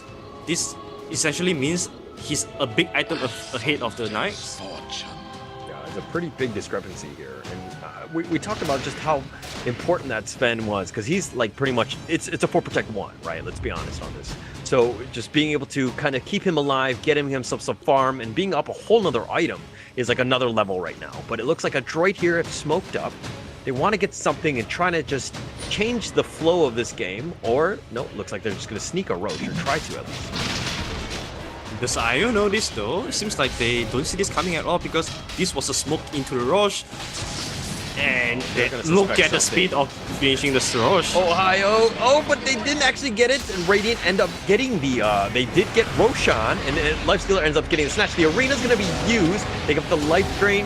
It's going to go on in. The BKB is now being used by Sven. He's looking to fight this. And no, he's going to look to disengage. And he's going to go back to Mac. Nope. Stormhammer. And he rages that one off.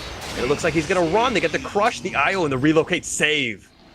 And it looks like VT Faded will survive. IO, this is probably a one-way ticket to hell as the Adroit team is waiting for him. And there's no going back. You are gonna die here. 1, 2, 3. Unless, alright, never mind. Very nice time coming from Bensoy, from crushing the hope of getting out of there. But very good move coming up from Adroit. The ability to just sneak the Roshan like that. They finish off in less than 10 seconds, thanks to the Deso plus the lucky shot armor reduction as well, and the corrosive haste, of course.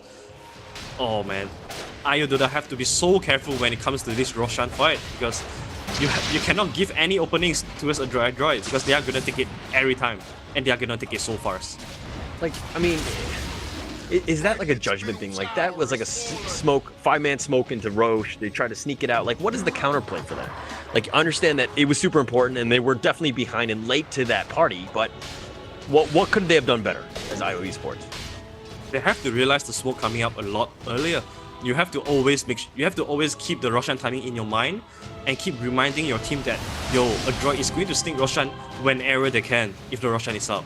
So you need to position yourself always at some places that you can break the smoke. You want to find some way to scout the Roshan, or even better, if you can just sit on the jungle of a droid so that you are able to push a droid away from the Roshan area. These are the things that you can do, but you couldn't do them without a huge net worth lead though.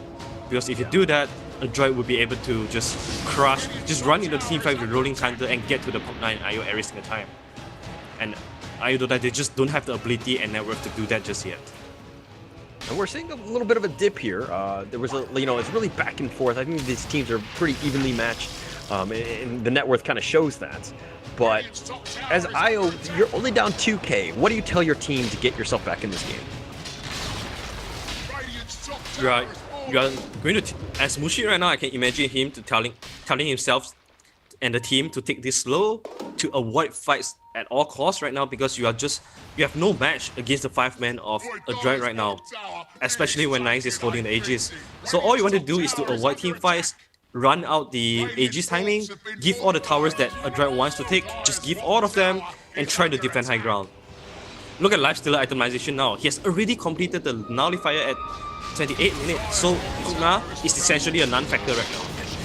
Snapfire, Boomy getting really low. Rolling Thunder, Mac, one other time. Bensoy actually misses where the BKB's there, nullifies all of that. And it looks like they're going to try to stick around, but Bensoy getting gone on here. God's strength. And it looks like VT Faded really wants this fish, but no, he's not fast enough in the river. He's going to TP on back, the relocate on back for 1, 2, 3 as well. And that should be the end of that. They did get Grandma though. Yeah, top lane though, MCO has just taken down the tier 3 tower. So, I mean, it's a good trade, right? Because losing tier 3 tower is not a big deal anymore since the shrine has been removed. But most importantly, you are able to create some sort of distraction at the mid lane, getting a kill on Snapfire. But right now, this is the real deal. Defending the high ground without BKB, without the God Strength on the Sven is gonna be tricky. But Lifestealer taking a ton of damage there. He's trying to toggle as much as he can. And they do find Mushi on the other end. 1, 2, 3 is going to keep him healed up now. Full heal, but Mushi going down. That is a dead cockroach. And VT Faded trying to go in. He's been disarmed.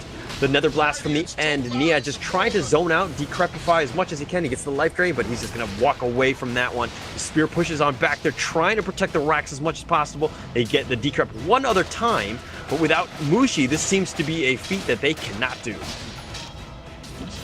Yeah, I mean... Oh my God, look at that. Cookie, the throw on in, the gobble up is going on in the arena, trying to keep him up. Nia has to use himself, at least for now. He does die in the end. Sven is trying to fight through this. Mortimer kisses on the back end of all of that, so the arena, it just kind of lines him up and makes it easy for the Snapfire to get some shots. the synergy is so beautiful here, Haller.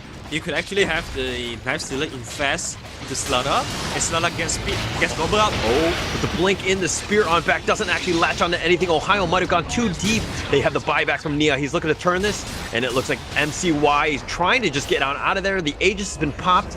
You don't have Bentoy to kind of help you out. The Rolling Thunder just locking him in. VT Fade has got BKB, doesn't care for that, and he's going to look to keep on going. The War Cry has now been used. They're going to get the Grandma Snapfire one other time. Mac just trying to buy a little bit of time. He's been disarmed, and now he's stuck on in. Swashbuckle one last time, and then relocate in the back just in case, but VT Faded will end up getting a double kill here. 4 for nothing. That was a very crucial tower defense, and especially this is a team wipe coming from Dota. Losing the top Rex doesn't mean anything because you always have the Swan to push out the lanes in a super quick, fashionable way. And I'm absolutely loving this item build coming out from Swan. He's not going for the Aghanim's, he went for the Assault, BKB, and the Daedalus so that he could man-fight the Swan, and he knows that he's always being tattered with the IO. So if you have an Aghanim Scepter, you are going to break the tatter, and this is one thing that you don't want to do.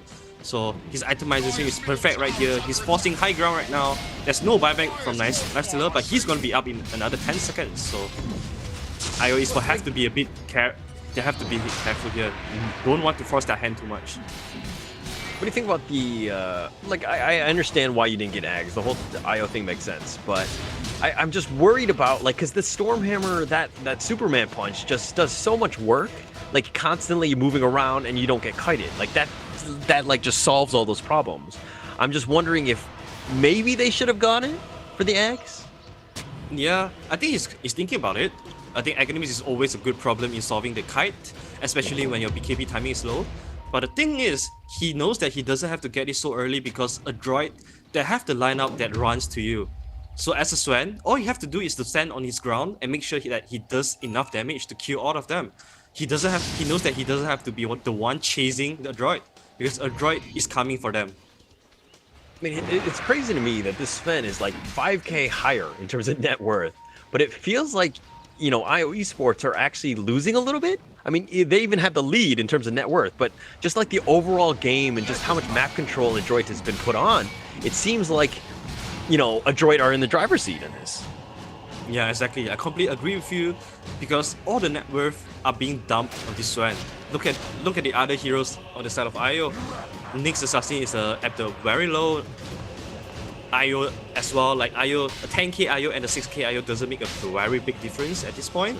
Given that Lifestealer has the Nullifier, he will always be able to kill the IO or the Pugna.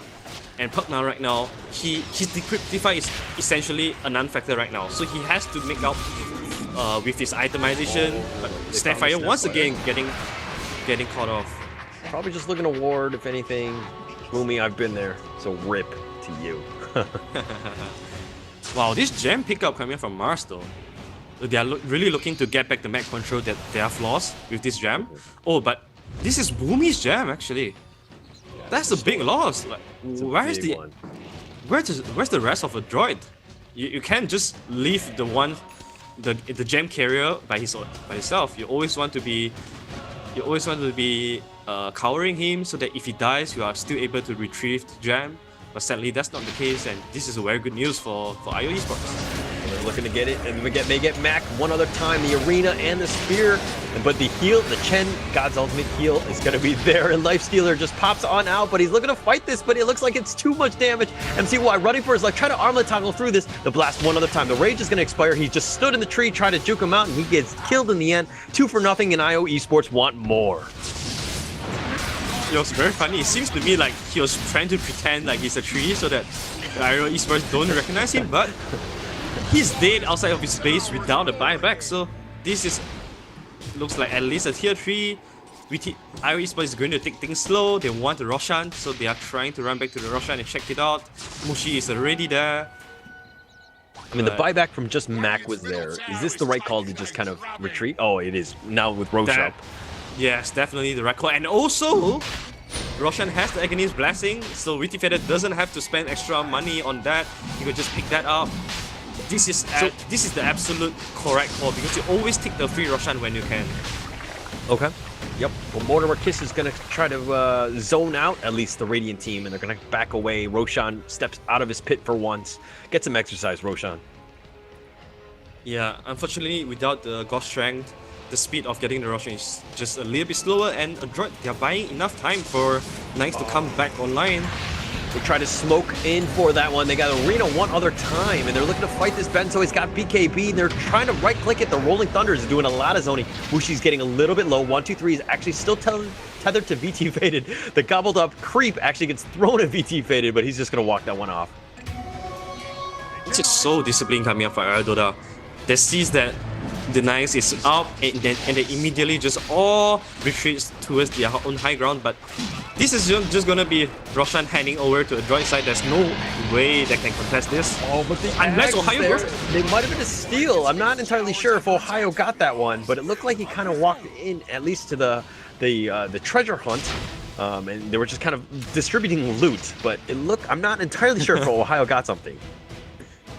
Yeah, I think he guessed the Aghanims because I don't see any Aghanims on the side of Dire side. Oh, that'd be crazy. I see the cheese and the Aegis on the lifestealer, but I don't see the Aghanim, so I'll assume that Ohio guessed it. Wow, what a boss. What a play. I mean, I think it's worth it. I mean, so long as you don't lose it, but the lifesteal, the pops on out. VT Faded is there, but he's got the IO to tether him on forward. They want more. Ohio just blinks on forward. He misses the spear, though. And it looks like Benzo, he's been BKB'd. He's looking for the crush, and he's looking to fight this one, and he's looking to go on through, but that's going to be the end. They get the Impale up on the Snapfire one other time, and he's going to get chunked in here by VT Faded, and Snapfire goes down. Rolling Thunder, a little bit more zoning. They're going to try to back away now. They've gotten just the Snapfire, and that's going to be it. And IO Esports are going to look to just back off here. Yeah, finally they're really finding a lot of they're really struggling to find kills, but they're actually 8k goal ahead of Adroit. Just like what you say, right? They have the goal lead, but it feels like they are always at the back foot of this game simply because there's just too much kiting coming out from the Adroit side. And every time Swan pops his BKB, it just seems like he couldn't finish anybody with the BKB on. It's more of like the whole Roche thing. Like having the team having Aegis is just, you know what I mean? Like they're able to kind of push onto you, but it really hasn't like turned into like T3 rack, you know, T3 tower Raxes and all that stuff. So it seems very, very odd. Like IO Esports are definitely winning, but it doesn't really feel like it. Yeah, absolutely.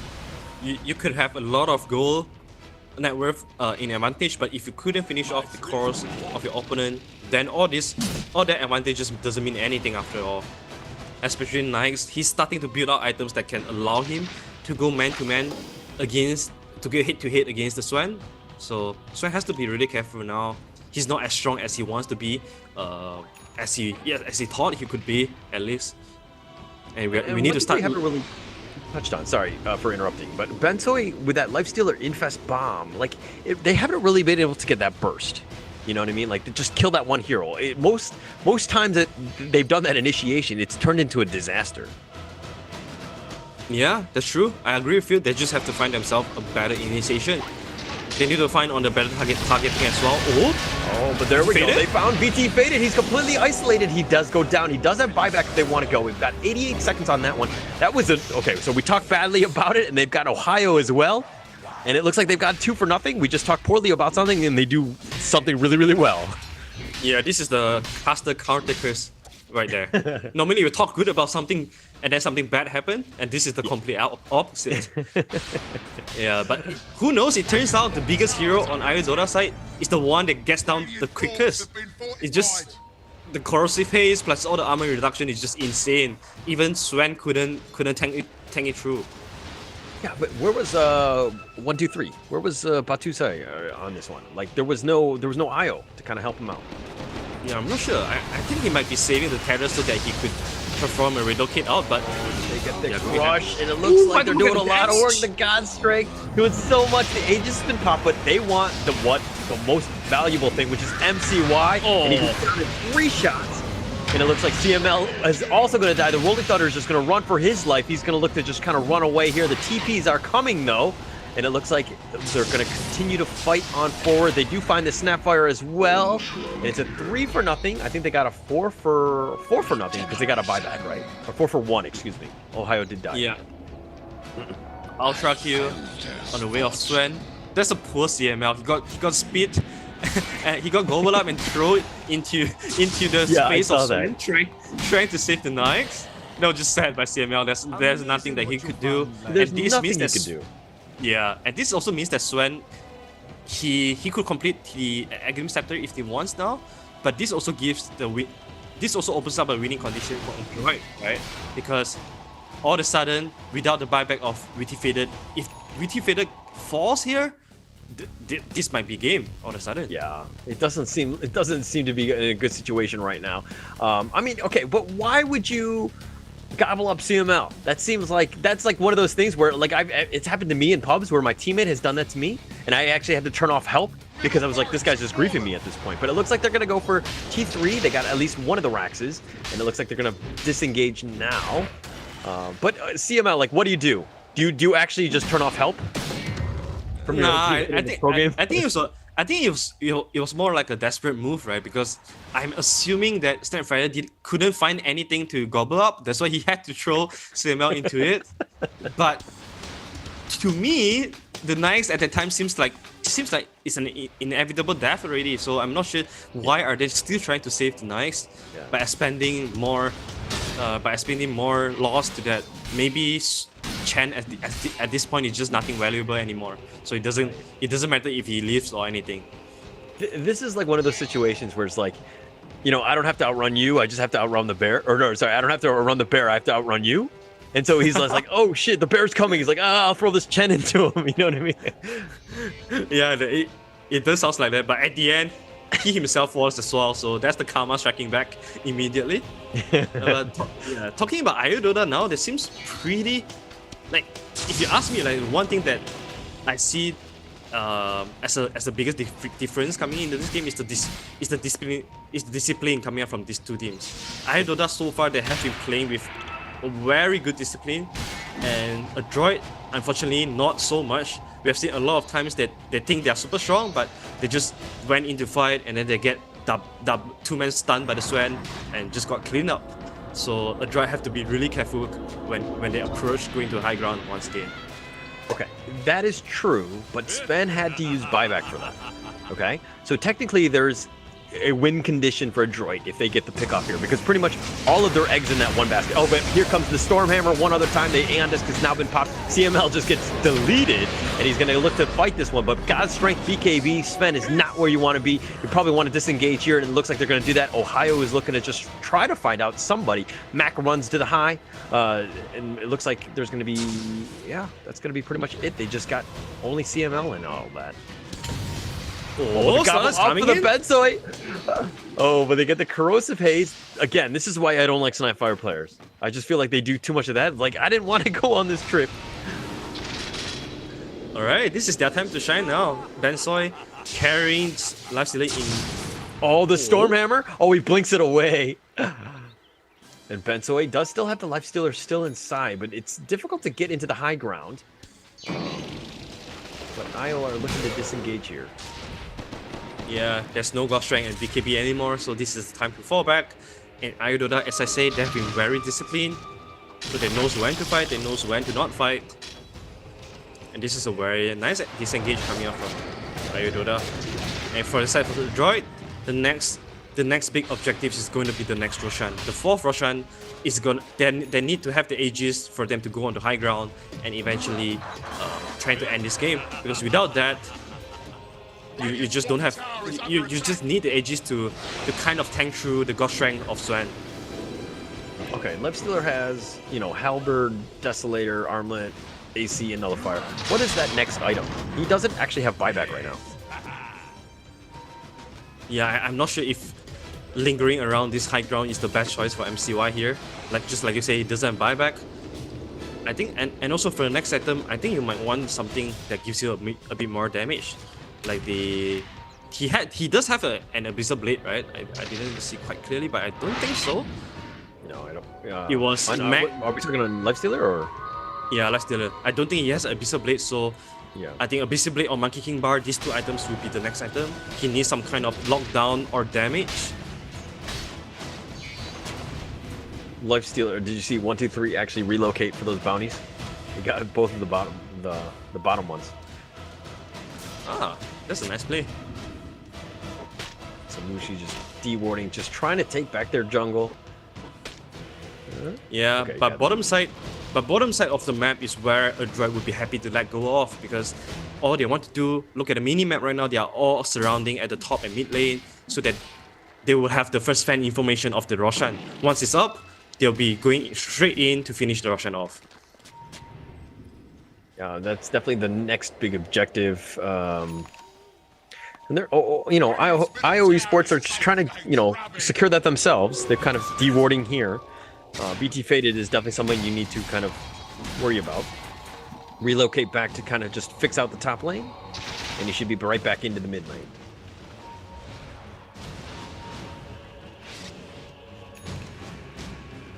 Yep, both of these teams are just waiting for... This is the calm before the storm. So both of these teams, they are definitely just waiting for the Roshan, and they're just trying to find themselves a good position to start off the Roshan fight here. It seems like BT Faded is just casually walking to the high ground. Oh, but here, Bentoi going right on that IO, and they are looking to turn this. The Arena just locking him out. The IO is surviving through Nia's life drain in the back end. Bentoi, the Hand of God's doing a nice heal there. Stormhammer, Superman punch. Bentoi goes down, no buyback. Snapfire's down as well. And Ohio's looking to just kind of back up, re-engage this. Rolling Thunder, just a little bit of zoning, but not really much else. Stormhammer does end up securing onto. He does go down. MCY is getting chunked in here. Sven looking to just fight this. Gets a lot of right-click action. Stormhammer one other time, but Mac trying to just zone him out. MCY running for his life, trying to get to the fountain. And if anything, Mac swashbuckles to the high ground, or the fountain that is. And IO 123 is going to probably steal some mangoes. And he gets healed one other time, and they're going for T4s directly. Glyph is now going to be used. Is this actually game? This is a very risky attempt though, because there's no God Strength anymore, there's no BKB anymore. BT Faded, You've there's got 2 still... heroes down. Like, they definitely would have bought back by now. Like, you know what I mean? Yeah. You asked the question. And it doesn't look like they're going to be able to do anything. Oh, but Mac comes on in. They get the life bearer bomb one other time, but he gets stunned in the arena one other time. This is a do-or-die battle for the end. MCY just trying to fight him. BT Faded is looking to just kind of like turn him. Break has been used. Sven getting a little low. He gets healed one other time. Stormhammer as well. And MCY goes down one last time, and that should be it, especially since there's no buyback. And BT Faded focus on the Ancient, and GG 48 minutes, 35 to 20. Really well played by IOD Dota. Yeah, there's no GG coming out from a droid side, so you can really tell that they are upset about this loss, because they have gained themselves such a good, decent advantage, even though most of the time they're not having a go lead, but it looks like they're having a pretty good game with all the map control, with the Roshan control as well. But this is definitely the experience and discipline coming into play to help Dota clinching this victory. You know, we talked about Slardar and how Bentoi had a really good game, and I felt like he started off strong, but he had those items for the longest time. Like, he had Hood, Blink, and then, you know what I mean, like, and like 20 minutes later he got BKB. So he really, like, as you were talking about in terms of just like pressure and making sure that he was playing well, like that team kind of faltered because of this. But let's hop into a highlight real quick of that last game.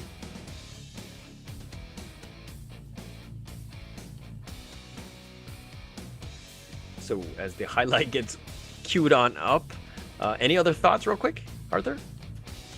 I'm impressed. I'm impressed by the disciplinary that Dota showcased to us. I think it really tells you that how much experience is valuable right now in Dota these days. It's not all about skills anymore. It's about shot calling. It's about drafting. It's about directing your cores to fight at the most optimal time. And I feel like Dota has just showcased all of us that in today's game. But it's only a first game though, and we have seen what a droid can do with their very explosive drafts. So the second game, I think, is going to be equally excited as this one, and the playing field is just about the same. I feel like both teams are pretty even when it comes to their standards. Let's get into the highlight.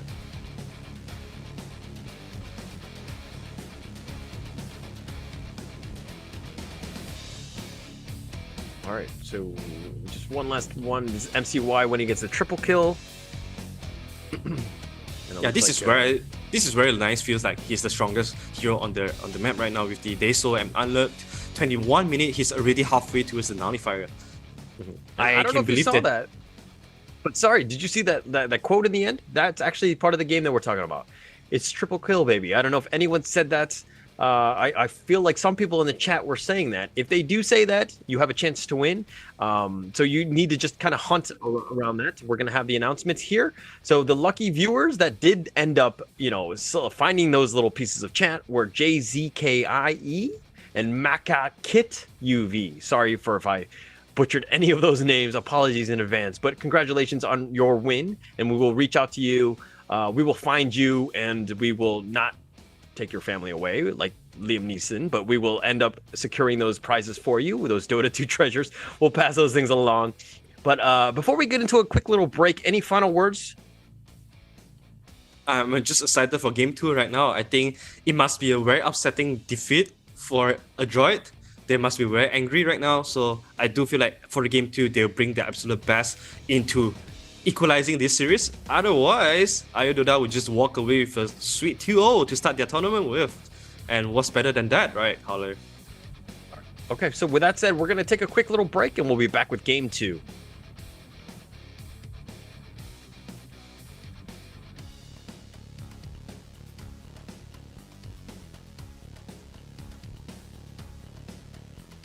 Okay. Okay, so IO Sports and Adroit, they're going to be having Game 2. They're getting into the lobby soon. But after that's going to be Brenny Sports and Motivate Gaming Trust, or Trust Gaming. I think I said that order right. Motivate Trust Gaming. That one's going to be coming up. That's going to be a burner. That one's going to be probably around 3 or the end of this game. So please do stay tuned. Again, you want to stick around for all of the mini games that we have in terms of the chat, making sure that you can win out Dota 2 cosmetics. And the second thing is that please do give a share. Top Clans, this is all about spreading the wealth in terms of Dota and just making sure that everybody's been able to play, especially during this time of COVID. So it's good to see everybody just kind of making sure that we're seeing high level Dota here, and the opportunity's been great. So we should have a little bit of a break soon, but before you do, please give a like on the Facebook, YouTube, and of course Twitch. Please do follow Top Clans for doing this awesome tournament. And before we go into the break, I'm wondering, droids are going to be upset, but what else can, you know what I mean? What do you tell a droid if you were the coach?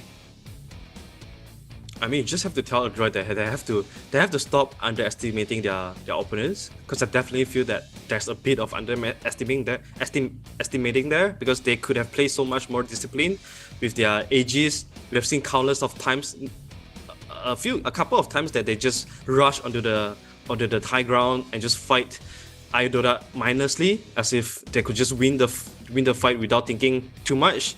But obviously, Dota is not some easy team to be just stepped over to. So you have to respect that. You have to respect the fact that they have Mushi, Ohio, two of the very experienced captain in Malaysia, and also a bunch of very talented kids as well. So as a coach of a droid, I think this might be the time that you step in and say, let's forget about game 1.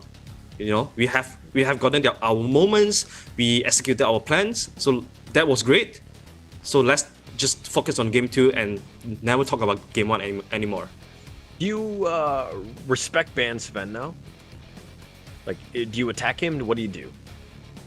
I think you might want to snatch this away if you have the chance, because now that you know what are the heroes that Dota is prioritizing at, which is the Sven. So you want to find some way to stop them from getting that, or at least pick a couple of counters early on, or any ways that you can deal with the Sven in a better ways. I do think that they had a very good strategy going into this game, though, countering the Sven with the Pangolier, with the Lifestealer and the Slaughter. It's just that the gameplay itself is the problem. It's not the draft issue, in my opinion.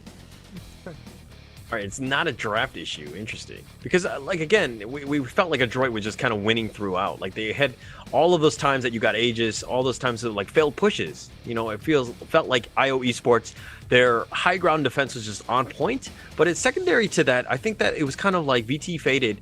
Every time he had God Strength, a droid continued to fight. right?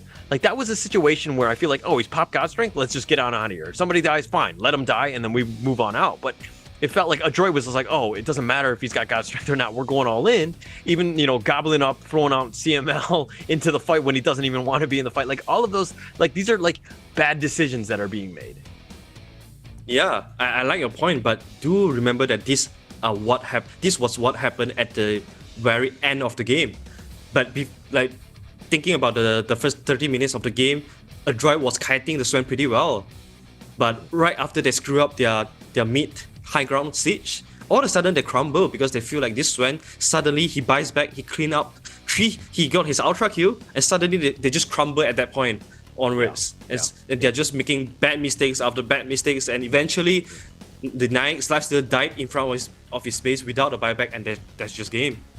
So actually, you bring up an interesting point. Like that buyback from the Sven was literally the tipping point. Like from that moment on, like IO Esports were totally in control of the game, right? Yeah. And the fact that like when the buyback happened, why didn't Adroit back off? Like that doesn't make any sense to me.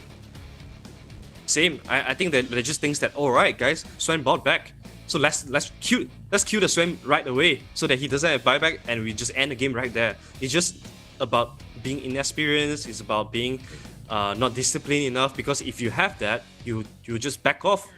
But as we say, we are jumping into game 2 right now, and IO Dota, obviously they're having one game lead, and we'll see if Sven is getting respect ban here, or will Adroit snatch the Sven away. Like you've got the Venge ban. What do you think about this Venge ban? Yeah, it's a targeting hero towards Adroit, because Adroit have this Venge plus Drow and Slaughter lineup or strategy. And IO Dota, obviously they did their homework. I think this research can be found on even Dota Buff or Scream Records if IO Dota ever scream with them. So yeah, I think that might be it. And Snapfire will be the second ban coming out from IO Dota. So apparently they thinks that Snapfire is a bit troublesome, especially at the laning phase. So it's better to remove this hero. Team pick. They have the first pick, so they are going for the Mirana. This is the IO Dota special as well. 123, also known as Batusai. He absolutely loves this hero. And IO Dota have this very good combo with Mirana, as always, with the Sand King, with the Mars. So it feels like both teams are just getting their pretty comfortable heroes on their hand right now. Bloodseeker is also a hero that Adroit has been running for quite a while, since Bloodseeker has been introduced to the offlane role. 10 seconds remaining. 5 So seconds we'll see if remaining. Sven is gonna be the pick of IO Dota here. Sven is not banned out just yet, because if IO Dota don't pick the Sven here, it might very well be snatched away by Adroit at the second pick. So IO Dota has to be really careful here. It seems like Tiny is gonna be the pick for IO. You have Tiny and Mirana, two heroes that are best at the post 4 in the current meta. So I'm not sure how do you want to allocate the roles for both Mirana and Tiny to make them at the most really efficient like that role. Yeah, I kind of don't like that. I feel like they're both kind of position 4s. But do you think that this Bloodseeker is an insta-pick off-lane Bloodseeker? Yeah, I think Bloodseeker has been pretty strong in this meta, especially because of the spells, the regens. Your sustainability is so high, and having the Rupture essentially is like a Doom, right? You just remove one hero in the team fight. So any heroes that has the ability to do that is going to be always strong. Skywrath Mage. So Skywrath Mage, alright, this is one hero that really caught me off guard. We don't see a lot of Sky recently. Skywrath Mage hasn't really been a good hero ever since teams are starting to pick up more pipes, 4-star, Gleamer Cape, and that's really the fallen of Skywrath Mage. So I'm excited to see what can this hero do. I mean, it's gonna be a ton of damage. Like, just that guy is just so annoying in lane and everything. Just, but my only thing is that if you got the Bloodseeker who can just kind of rupture everybody. You don't really have the stun, because if they decide to TP away, yes, you have Mystic Flare, but like, I don't know if that's the right call. Like, usually you want somebody like to kind of just help complement the the Bloodseeker's playstyle. Yeah, exactly. I totally agree with you on that. Bloodseeker plus Skyrock Mage, they do a lot of damage, but definitely lacking a lot of disable as well. They're gonna do fairly good in lanes, but after that, without disables, anybody can just literally TP off until the Bloodseeker decides to get a Uceptor to stop that. But yeah, it's definitely not optimal to pair these two together. So a droid have to find some ways to salvage this. The next 3 picks better to have heroes that offers you a tons of disable. You definitely need something like that. Like, I like Mirana and I like Tiny, but I just don't like them together. You see, they're both post 4, so unless you want to put Tiny at the mid lane or the off lane, which is not that optimal in my opinion, unless you have a very special way of playing, like for example PSG LGD, Faith Beyond, he's one guy that can make Tiny off lane work. With the carry build, you know, he goes for Drum, Silver Age, Blink Dagger, heroes like that. That makes Tiny a very explosive hero. I think that's the only way you can make Tiny work, aside from post 4. But you need to have a very good understanding on that kind of playstyle. Like, I understand that Mirana is definitely 4. I think it belongs there, but I've seen it as a 5. What are your feelings on that? It's just bad. I mean, let's just put it this way, right? I play at a high immortal bracket, and if there's one game that I will see a Mirana post 5, I'll just double down straight away. But it's on your team then. No. I mean, if there's a Mirana post 5 at the opponent team or a Purge post 5, I'll just no doubt double down straight. Yeah, it's just that bad, man. You never want to run a Mirana post 5. This hero, she shines with items. You want to get her with the Uceptor, the Guardian Greaves, the Spirit Wrestle, anything that can make this hero more than just the 5-second arrows, right? Right. And look, looks like IO Dota have just kind of gone on a tear in terms of like trying to ban out as many of the mids as possible. Well, TA, Ember, Morph, like those generally you're speaking are mids. Well, Adroit are kind of Arc Warden, Faceless, and then the Bat, right? Is there like a hero that you're seeing or that you would ban that you think is kind of vulnerable to one of the 2 lineups right now? I think Adroit right now with their bans, they're definitely eyeing on the Terrorblade. All 3 heroes are the Terrorblade counters. Bat Rider, Arc Warden, also the Faceless Void. And I know that MCY is a big Terrorblade player as well. He's a big fan of that hero. So I won't be surprised if Adroit ending up having Terrorblade as their carry. But I do love this Doom pick a lot. Like we discussed early on, any heroes that have the ability to just remove one hero off the team fight is great. And they have two heroes that have the same ability now with the Doom and the Rupture. They're able to do that. So I do that. They have to find heroes that are just strong enough to ignore the Doom or the Rupture. They can just stand there straight, tanks everything, and still manage to fight back. Something like a Wraith King. I think Swan could be one as well. Or even the SF, to be honest. I remember back then a lot of people just pick SF into Doom and Bloodseeker because even if you get Doom or Rupture, you just stand there and go for physical build and then you just right clicks. Okay. But like, what do you counter as IO right now? What is that pick? Okay, well, we'll find out right now. The Wraith King kind of solves both of those issues. If it gets ruptured or doomed, you know, at the end of the day, you got your second life. So I guess that's one way of dealing with it. And we've seen kind of VT Faded play these strength style heroes. But Wraith King is a different beast than Sven. 10 seconds remaining. Oh yeah, definitely. Wraith King is in a very awkward situation now because he's definitely situationally good a lot of times. But this hero he's not so strong on lane. He doesn't farm super fast as well. And Radiance is just not a very great item right now in this patch. So I think he might want to go for another route, which is the Armlet Dazo build, like what Lifestealer did last game, so that you could help your team a little bit when it goes into team fight. But Adroit just double down on their combos. You have double Doom, double Rupture right now. So having only a Wraith King might not help you survive through all that. But how are you going to lane this? Like, the Bloodseeker or Doom could be off lane, but one of those, I mean, they both need to be cores, right? So you're talking like mid lane, or is this like maybe even a position 1 Bloodseeker, like old school? I think there's a big chance we see a Blitzkrieg 3 and Doom be pushed to the position 2. I think position 2 Doom has been popular for quite some time. And Dota, interestingly, going back to the Warlock. So lots of heals to help your cores go through, tank through and sustain through the Doom and Rupture, and also a very great counter initiation as well. So a droid, they are looking at a team that they're looking to have heroes that are going to run towards to IO all the time. All they want to fight is Dawai. And Warlock is just a great hero in stopping all the Dawais. You run, you can try running into the Fatal Bonds and Warlock and the Golem and see who's win. And see who wins. So, okay, position 5 Warlock, definitely, right? So, between Mirana and Tiny, who is your offlaner? And which one plays 4 then? That's a good question. I do think that if this is ending up to be a Tiny mid, it could be quite well against the Skyraft and Grimstroke. You always want to be playing Tiny against some kind of squishy supports, that's for one.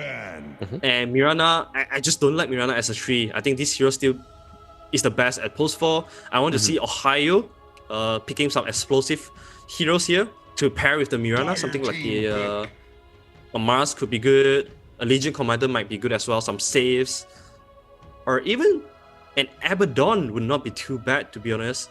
Of course, it's not a popular pick, but you do have the sustain to save your pals through the Blitzkrieg ulti and the Doom ulti as well. That makes sense. But I mean, okay. In this case, though, you'd be laning the Tiny against the Doom mid. Are you okay with that?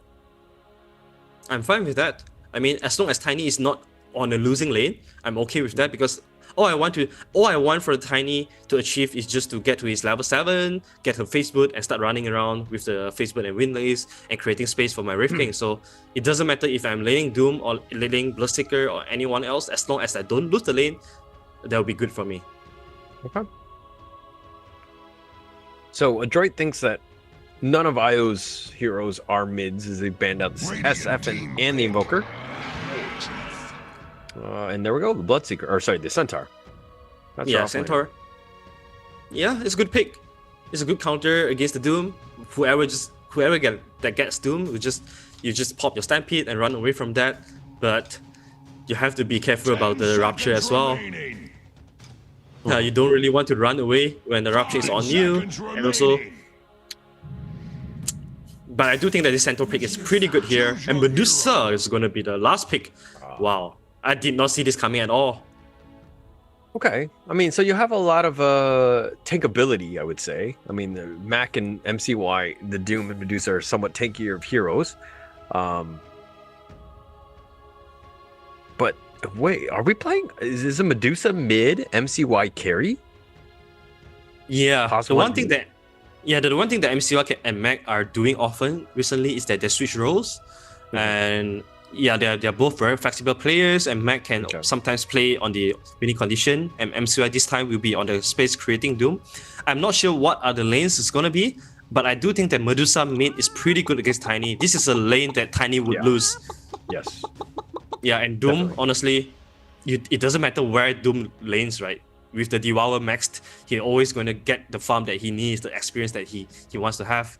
But I do think Adroit this time, they have a winning condition that looks pretty unstoppable. There's no hero on Iron Dota side that can fight against the Medusa unless they snowball completely on Adroit. Otherwise, if these games go even and goes into 30 minutes or 40 minutes, Medusa is going to be untouchable. And Adroit really needs this win. Let's be honest here. If you're going to do a round robin best of 2 and you literally only play 3 other teams, that's 6 games potentially. If you're down 0-2 to an early one, you pretty much need to win out. So to get yourself into the playoffs where only the top 2 move on, definitely very important for Adroit to play very, very strong and to definitely win this one. Yeah, O2 is going to be so dangerous for Adroit because bear in mind, you are also having Motivate Trust and Brand Esports obviously MTG as a very, very strong team right now in the same group. You are not allowed, if you want to get out of this group, you are not allowed to drop drop games to teams that you are not supposed to lose to. So 1-1 is definitely the best result here for both teams. If this is a 0-2, I'm afraid Adroit they are putting themselves in a very bad start. Yeah. Could be rough, but all right, we've got the lanes, we've got the lineups, we've got everything that we need. Who do you like in this game? If a droid doesn't get snowballed by IO Esport in 30 minutes, I would say a droid. I think Medusa would be able to carry his team to victory on this particular game, simply because there's just no counters coming out from Dota.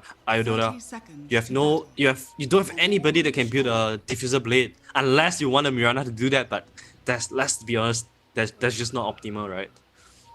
Yeah, definitely not great. I mean, you're going to see the position for Mirana here, so I mean, we talked about that being ideal, probably the best one for this case, at least in this game as well. But can she hit her arrows? We're gonna have to find out. Yeah, she does have good partners to help him set up for the arrows though. They have the tiny stun, the stun coming out from Rift King, and also of course the Centaur as well. But looking at the bounty rune, both of the teams are gonna get their fair share, 2 for 2. And this mid lane is definitely the lane that we want to look out for. Tiny's tempo and his start is going to be very crucial this game because it all comes down to Tiny. He's the only one that can make move in this game. Okay.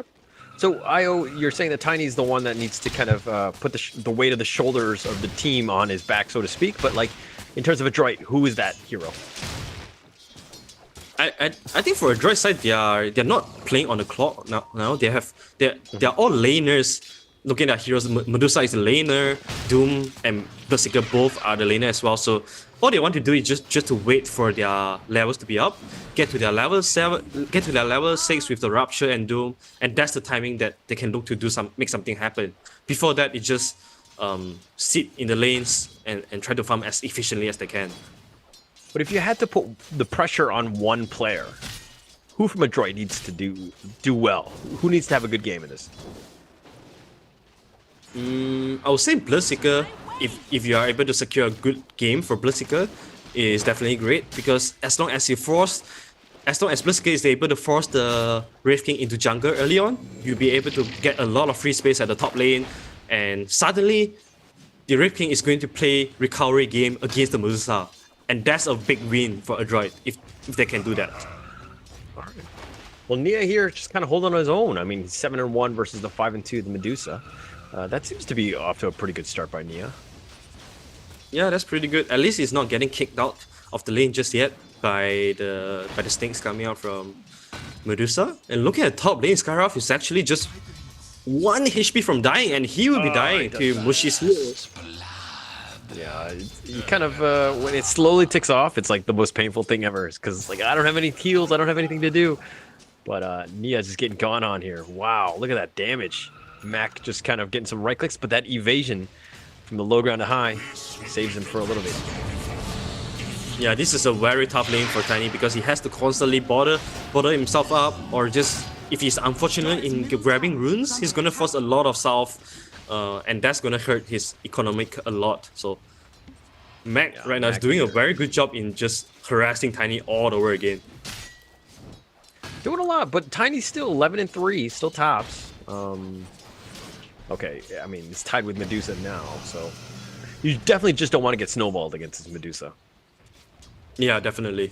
A lot of people think that Medusa is a very defensive hero, but in fact, it is not at all, because Mystic Snake is such an offensive spells, especially against mid laner that's on the mid melee laners.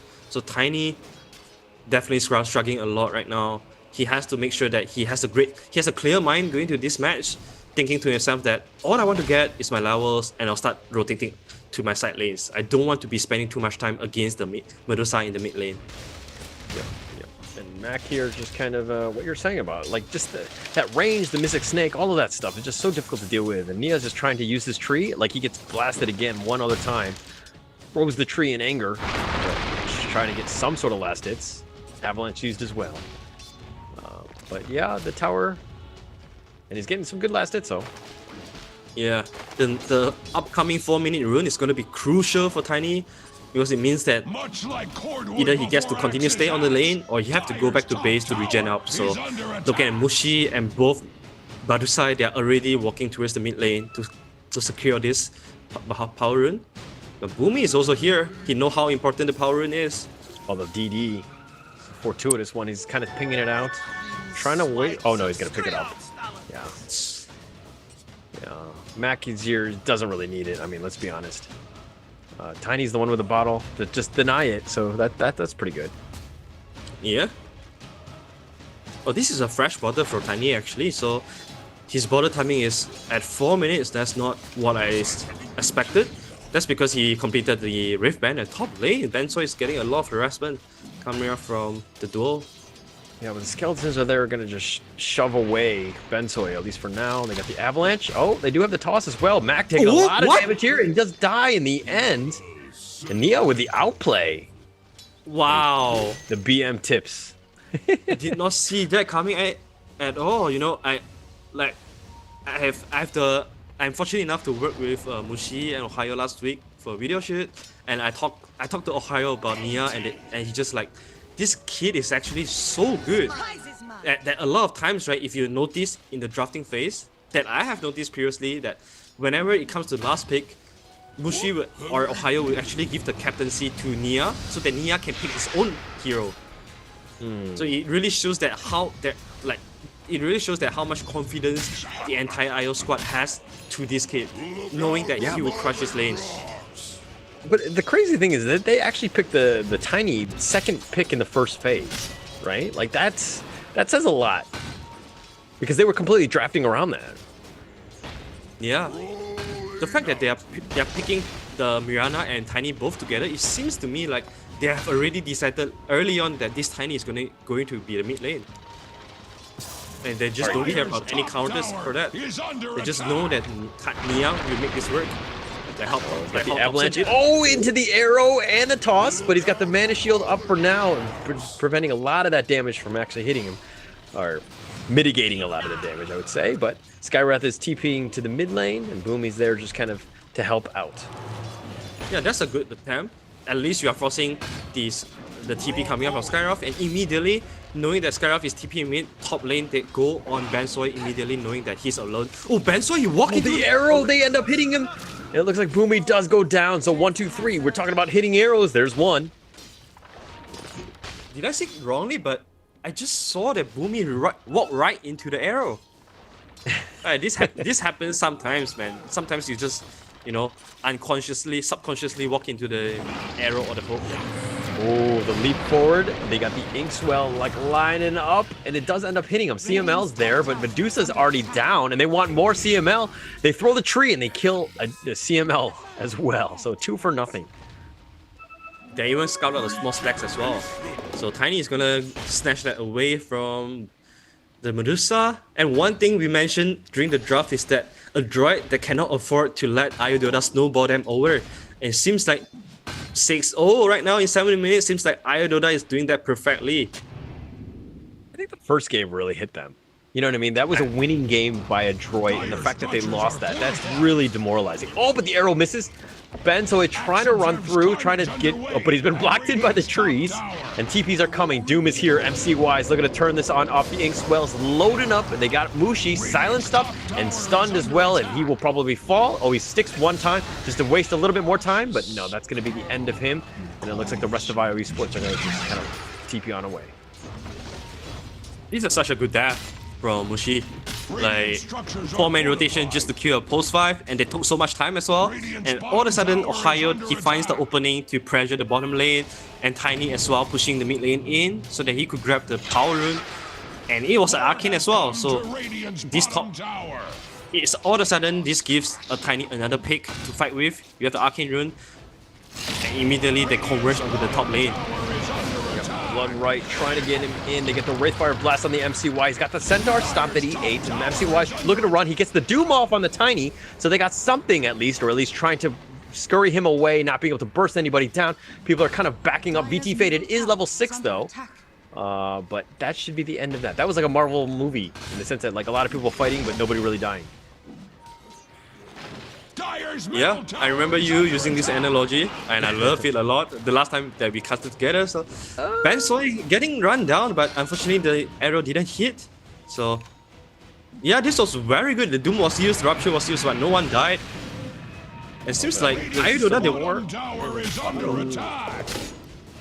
Alright, Rupture was used for nothing.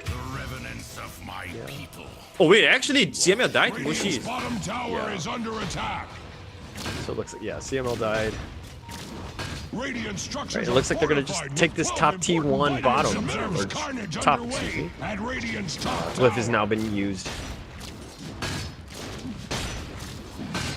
But 1, 2, 3 is like the rotations have been there. Like you know that a kill is gonna happen when 1, 2, 3 is in the area.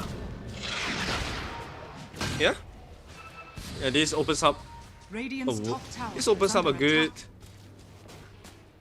tower for Dota, and this is very important because it means that with this tower down, you are able to just intervene into the triangle of Medusa, and you'll be able to drop some deep wards, pressuring Medusa in getting his precious ancients. And bottom lane, MCR is gonna TP to the top lane, but he doesn't have the Doom though, so that was funny because like the Centaur stopped and Doom just like TPs away like that, like kind of afraid or something. Yeah, I think he wants to just TP back to the triangle and make sure that his team secures the power rune, the bounty rune. But this also means that Ohio gets a ton of space at the bottom side. He has already gotten like I believe 4 minutes of uncontested farm. He has taken down 1 tower. He's constantly pushing in the bottom lane. And he's gonna hit his dagger timing very soon. He's already gotten himself a hood.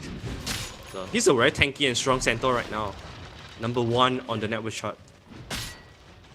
Yep, and it looks like a little bit more push by Ohio, just creating a lot of space. But yeah, another in the Avalanche, just gonna miss the Mystic Snake one other time, but actually doesn't hit the Tiny. It does hit Ohio though.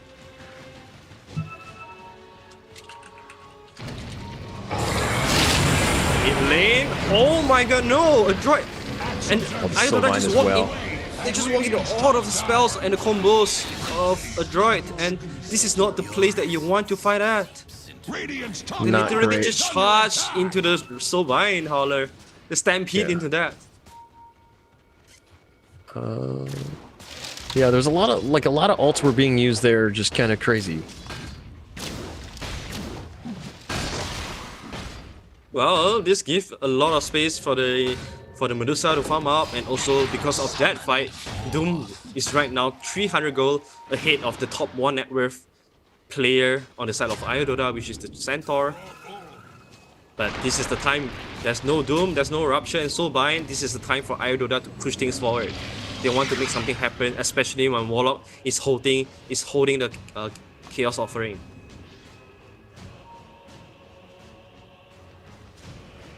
So it looks like Tiny's just making his way in the river, just kind of doing a little rotation top.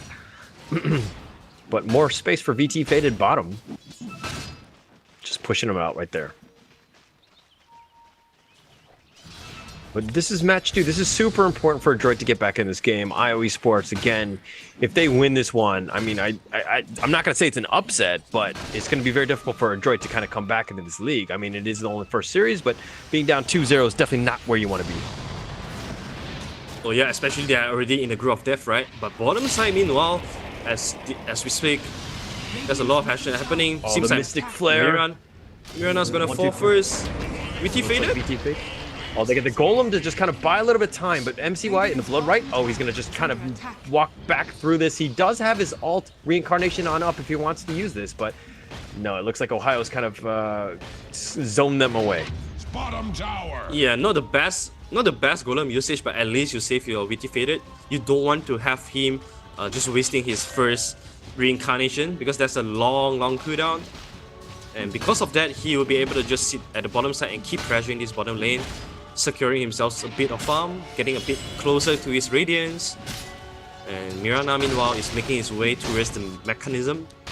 So with the mecha, they'll be able to sustain through all the bursts coming out from the droid side, and that's going to be very important. Radiant's bottom tower is under attack. Diney has enough money for the Blink, so if he wants to go, now's the time. But Mac here doing a little bit of efficient farming. He's got Yasha, is going to have Manta up soon, or is at least aiming for it. But is that the right? Is that the first big item you want to go? Manta style to dispel. Sorry, but the stomp in, they do find CML. He does go down in the end. And Ohio's just going to kind of tank this tower here. Going to start working on it. Utilizing on the passive, dealing more damage to the tower. That was smart. And looks like they want to make something happen at this bottom lane though. VT Faded, he has gathered up all his oh, the Mystic Flare pops in. Reincarnation is now going to be used. That's it. But they found him, and it looks like Boomy's like, but I killed him. But he came back, and he's even stronger than ever. And it looks like they're going to look to take the T2 bottom, and they've got the Skeleton Army as well. And they're starting to chip down this T2. Oh, this is definitely worth it for Iodota. They get the kill on Skywrath, even though it was at the expense of Reincarnation, but they also get to do a lot of damage to this tier 2 tower. Nia also has the Blink Dagger. Don't forget about that. This is gonna be the power spike of Iodota. You see a Stampede and the mid lane. Oh, but they use Moonlight as well, and they're gonna just kind of run away here. Max gonna pick up some of the runes. VT Faded as well as Ohio pick up one. Alright, so you're up 942k. Are you still like... Are you... I mean, you have some of the map control and all that. Oh, but look, a fight is coming on forward. The blink reveal is there. They blow up Boomy. He just gets destroyed, but he's been silenced. And it looks like Nia is going to go down for that. It's all about the vision game here. And 123 running for his life as well. Leaps forward and does get away. The Phantom does end up clinging on, but that's about it.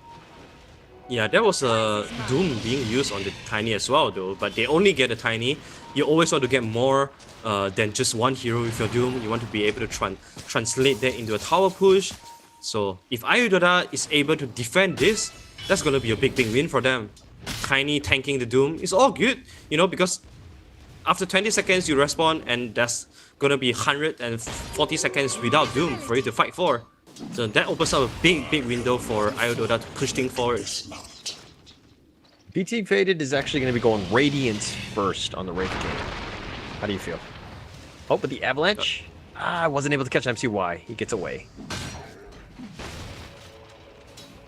Yeah, I do like that. I think the Radiance, the evasion that it creates to help his team is going to be pretty helpful against the Medusa. Because all of a sudden the speed shots, they have more chances to miss. They already don't do much damage until you get a lot of items. Right now it's just going to be tougher for Medusa to do damage with the speed shot. So I definitely like it a lot. Also, even if you get Doom, you are still able to do some kind of damage with your Radiance, right? So so that is another reason why VT Fader wanted the Doom, wanted the Radiance against the Doom. Okay. They're kind of posturing for an attack, but they haven't actually gotten the T1 mid here. Max continue to farm. Benzo is kind of in position. He hasn't been really getting the ganks that I expected Benzo to be getting. Like him and I feel like him and Boomy should be just ganking everybody, right? Like Rupture, Mystic Flare whenever it's off cooldown. Yeah, that's also because Iodota has been in control of this game.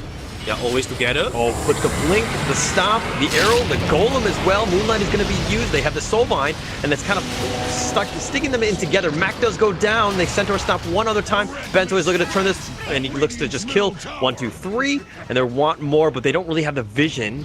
It looks like Mushi's going to walk away, and they do find Nia, but he's been moonlighted. Phantom. It's going to silence him there. They get a nice 2-man stop from the Doom. And it looks like they want to get at least the Tiny, so they got something, and they want to get more. They're looking for Mushi now. They're looking to turn this. They have the stop. Oh, they have the attack. What is that called? And they have the stop and the stun for Mushi. He's not getting anywhere, but the VT Faded does get away. Yeah, the Infernal Blade was great, helpful there in helping to stop the Warlock TP, but that was a very bossy attempt by Iodota because fighting 5-on-5 into a droid is gonna be very tricky as they have the Soulbind, they have the Doom, they have a lot of counter initiation. So they had to throw every single thing onto the Medusa to get him to the death. But imagine if the Medusa don't die and manage to pop the ultimate, that's going to be way worse than what we see just now. So the next fight, Iodota, they have to be approaching it more carefully. I don't think they want to fight into a 5-on-5. I think pick off is the best that they can do right now, and then translate that into a outnumbering team fight. I think that might be the best case for Iodota. Yeah, the only thing is like I'm okay with an engagement. I'm just not okay with the location of the engagement because it's like right under the T1. You know what I mean? Like, I just felt like it was super rough where not even everybody was together. It's a very messy fight by Io. Yeah, that's true. The terrain is also so narrow, right? So it's hard for them to disengage as well. But VT Faded does have Radiance. Yep. Looks like they're going to just take that one down. That opens up the outpost, which is perfectly timed for the 20 minutes, but there doesn't seem like there's a heads-up play here because you could deny a lot of XP if you were to just take that outpost bottom. Yeah, that's because they are also focusing on the mid lane. Do they have enough time to run back to the outpost bottom? Mushi is trying. He's pinging it out. Oh man, Mushi is running his hardest to the outpost. It seems like he's gonna get it. Yeah, he is. Like this is perfectly. 6-second channel or something? Yep. So this is calculated, Howler. Okay. Calculated. My bad. I would have played safer. Maybe that's just me. But then probably I wouldn't have got that mid T1 which I got. Yeah, maybe this is why we're here casting and not playing, right? Because they just know. Yo, man, the They truth know hurts, things right? better. Yo, man, the Oh truth- man, my okay? bad. My Like, bad. I shouldn't be saying this out loud. I'm hurting both of us. Hurting both of us by saying this. Alright, so Medusa, a little bit more farming, does have Manta, is going to be going Scotty next, does have something on the courier at least. Max taking care of that ancient stack. I like that he's going Scotty straight because look at all the heroes on Dota side. They're either tanky or they're melee hero that don't have a lot of mobility. So Scotty definitely going to be very, very useful here in kiting. They got a smoke here. Oh, they got the blink in, they got the stop in as well. CML dying one other time. I mean, he tanked that gank, but I guess that's the one you want to sacrifice. I feel like it was intentional because he was literally standing at the high ground, trying to block anything that's going onto the way of Medusa. So that was definitely a very good defense coming up from CML. But this also means that they are giving out this Roshan towards Dota. They are not exactly the team that does the fastest Roshan, but if a droid don't do anything about this, they might just get it for free. They got a smoke here. They're going to look to find this. The Rod of Atos and the Mystic Flare on top. The mech is going to try to heal. The Stampede is going to be used, and the Golem is on the back end of this one as well. Mac just doing a lot of split shot damage. They do have the Medusa. Stone Gaze has got locked in and VT Faded, but he's still fine, and he's looking to turn this. He gets a Refire Blast on the, and as well as the arrow, and Medusa is just trying to stand his ground and fight this, but the Avalanche Toss combo is going to kill that Medusa, and really nice fight by IO Esports there. Oh, and they're going to get more as well. MCY. Tried to get the stop, but the toss. He gets squished like a bug. It looks like they're going to turn this and finish Roshan here. Yeah, that was a weird way to start the fight because they saw the Mirana first. Mirana was very well positioned to break the smoke there, and they couldn't burst the Mirana down. And all of a sudden, they just fall to this insane AoE damage coming out from Dota. And they just clean out one by one by one. And also Grimstroke wasn't there, so there wasn't the Soulbind Doom and Soulbind double Doom and double Rupture combo. So I do feel like a droid, they have to approach to the fight with more discipline. They need to be waiting for the heroes to be in place before they start the fight, because they definitely need all the combo to be done perfectly to win the team fight. It's such a hard engagement for a droid. You know, like if you get the jump on one person, then like you might get golemed, you might get, you know, toss comboed, centaur stampede. You know what I mean? Like there's so many different ways for them to kind of deal with this counter initiation. And so you really need to find the perfect initiations to get any sort of team fight going for them. Yeah, I agree. One way of doing that is to position your Doom in front of your team fight. Let Dota go on the Doom first because he's the tankiest guy right now, and then you counter initiate on that. What do you think about Vlad's on Warlock? Oh, Stampede, stomp. They got Boomy, and he just gets squished. Oh, he's still alive. Boomy's looking to turn this. The Mystic Flare is going to just lock in Ohio, but he's just going to shrug that one off. Bensoy is getting gone on here, and that Warlock, the slow is there. And yeah, they're doing a lot of damage, but Bensoy is going to just walk away. No, he gets tossed on back to 1, 2, 3. And one other time, Bensoy, one slowly but surely. No, he does get killed in the end. Double kill by Nia. And they want more. They're going to look to continue to run on forward. Do they find him? CML, one other time, gets you know, I want to say he's like Mario and he just like jumps on the guy and squishes him like the tortoise that he is. Yeah, I mean, right now, their heroes are just getting bullied one by one. They're getting killed apart. It's just sad to see this, man. I feel like Adroit is truly crumbling right now. Yeah. Don't get me wrong, I predicted them to be the top 3. They are one of my top 3 candidates. It's just sad to see them crumbling so hard because of the first game. But also happy that Dota is playing fantastically in this game, in this series. What a homer. You're such a homer. I'm kidding. All right, the T2 mid here, and it looks like they're going to back off here. They got what they wanted. DD's being pinged out in the bottom. But what is that next item? When are you comfortable as a Wraith King to go high ground? I think you want something like the BKB or Abyssal Blade, but as a Wraith King, you never feel comfortable just to walk onto the high ground and siege the tower because your mobility is just so bad. Once you get gone on, it's very hard for you to retreat back to the low ground. So, Atos, Mystic Flare on Ohio. Stampede is going to be used, and they found almost everybody. VT Faded trying to fight on in. Mac is going to be used on for the split shot, the Centaur Stomp, and the silence is there, and the Soulbind as well. And they're looking to continue to fight. VT Fade is getting very, very low, as is Nia as well. Bloodright is there, should do the pure damage. Nia gets popped. He's going to come back with Aegis. And it looks like Wraith King as well with Reincarnation, and everybody's back. The Centaur's been down already, but I mean, it's a 2-for-1 effectively. Wow, the team fight is still strong though, even being AK go behind from Adroit side. And bear in mind, the Doom wasn't even used as well. So the next final round, Tiny was able to survive through that thanks to the Aegis, but without the Aegis, next time it's going to be much more harder. And that was a fight without the Doom as well, so it was impressive that Adroit could actually hold that off. I haven't seen like the Doom be like, oh, this is the. I mean, it comes back to like the whole countering of the draft in IO, because like if you Doom the Centaur or even the Wraith King, it's like not the end of the world, or even the Tiny because they're kind of tanky. But I feel like we haven't seen that like team fight winning Doom yet with like the Soulbind combo, right? That's true. That's true. Like all these Dooms are just not very threatening so far. I agree with what you say, but I also want to see Doom doing more than just offering the ultimate. I want to see him running into the back lines with a BKB and Infernal Blade, charging onto Mushi so that he doesn't get to do channel the whole slowing thing, and also try to get Mirana out of position, just something like that. But that's because as for now, I don't see a lot coming up from the Doom. It doesn't feel like he offers a lot to the team. Yeah, and I mean he's like your position 1, right? Like, or I mean, the Medusa is, but she played it in the mid lane, right?